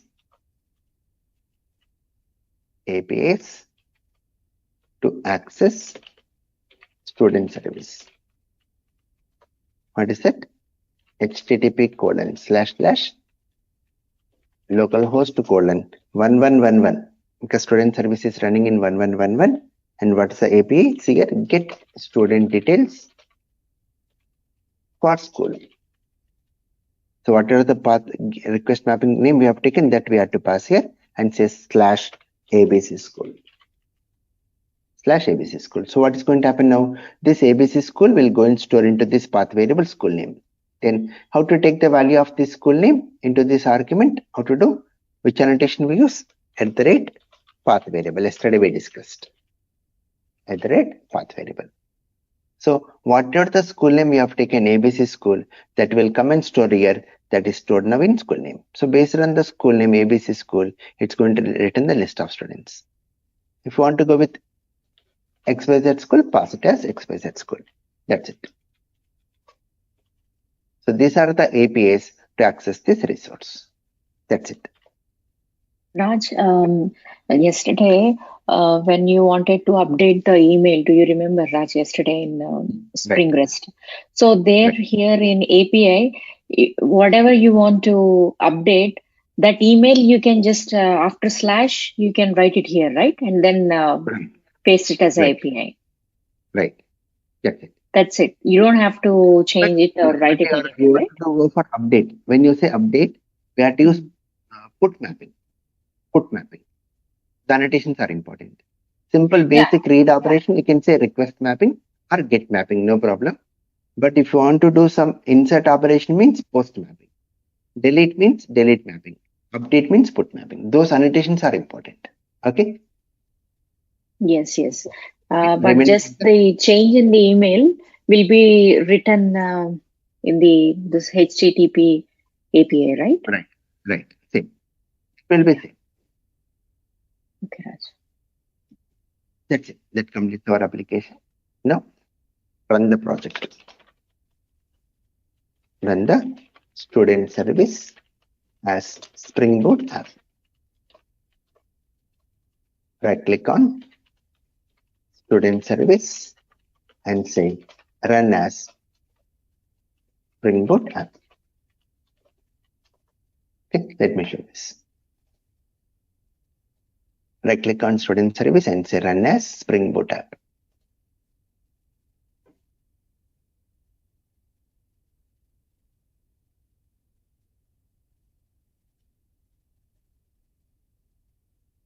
So here it's saying Tomcat server started, input number 1111. Okay. So whenever we start Spring Boot application, we get starting C like this. This image will come. This image will be shown where it shows C, it's a Spring Boot. Okay, that I missed out to mention to you. Now, once we're done, open browser. So what is the API to access? http://localhost:1111/get student details for school. And here we have to pass the school name like path variable ABC school. Then see, we are getting the details for ABC school. So the name and the class. The name and the class. If you pass XYZ school, then we get the details related to XYZ school. Clear all of you? This student service?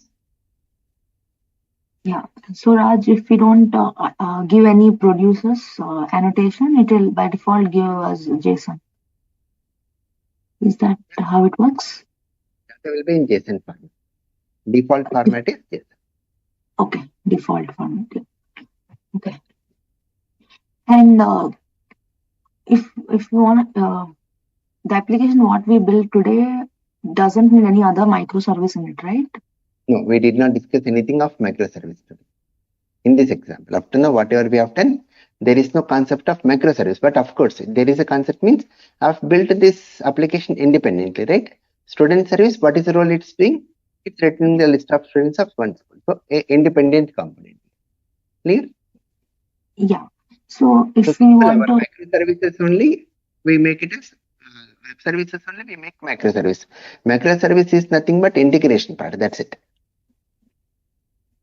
yeah, integrating independent components, you mentioned. That's it. So, tomorrow, if we want, when we add school service, the other function, what you defined here, I mean, in the code. Yeah. So you're breaking the same code into the other part, right? The one what we are We are working dividing on. the work. This is one service, this is one service, and we integrate it. We invoke one service to other.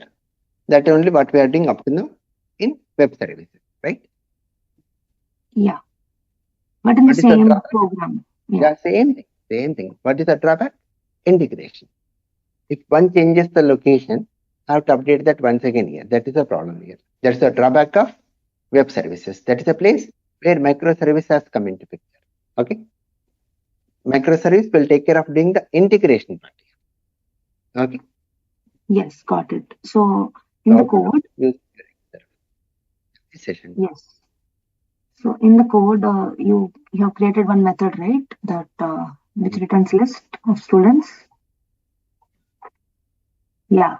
So this part we will be doing in school service. Right. That's it. This method will invoke from school service. How to invoke this method? Using this API. Using this API, we'll invoke this get students method. Okay. Yeah. Okay.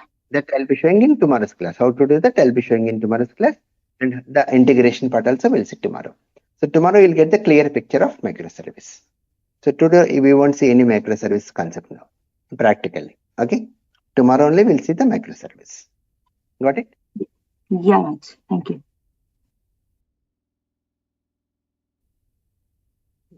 So thank you all, and see you tomorrow with the remaining part. This conference will now be recorded. In the last class, we started with Spring Framework. And the main point of Spring Framework is a dependency injection. And we do this one using Spring Bean XML configuration file. So today, let us move to the next module, Spring DAO module. This is the very, very important.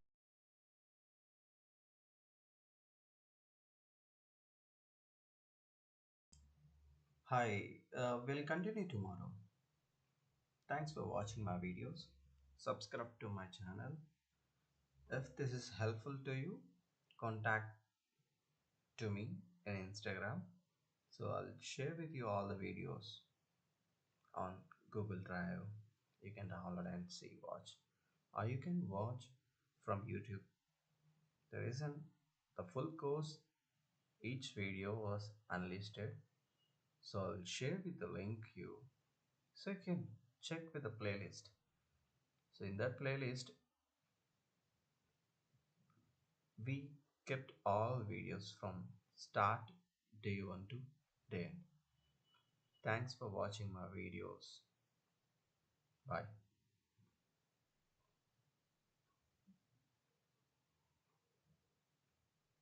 Subscribe to my channel.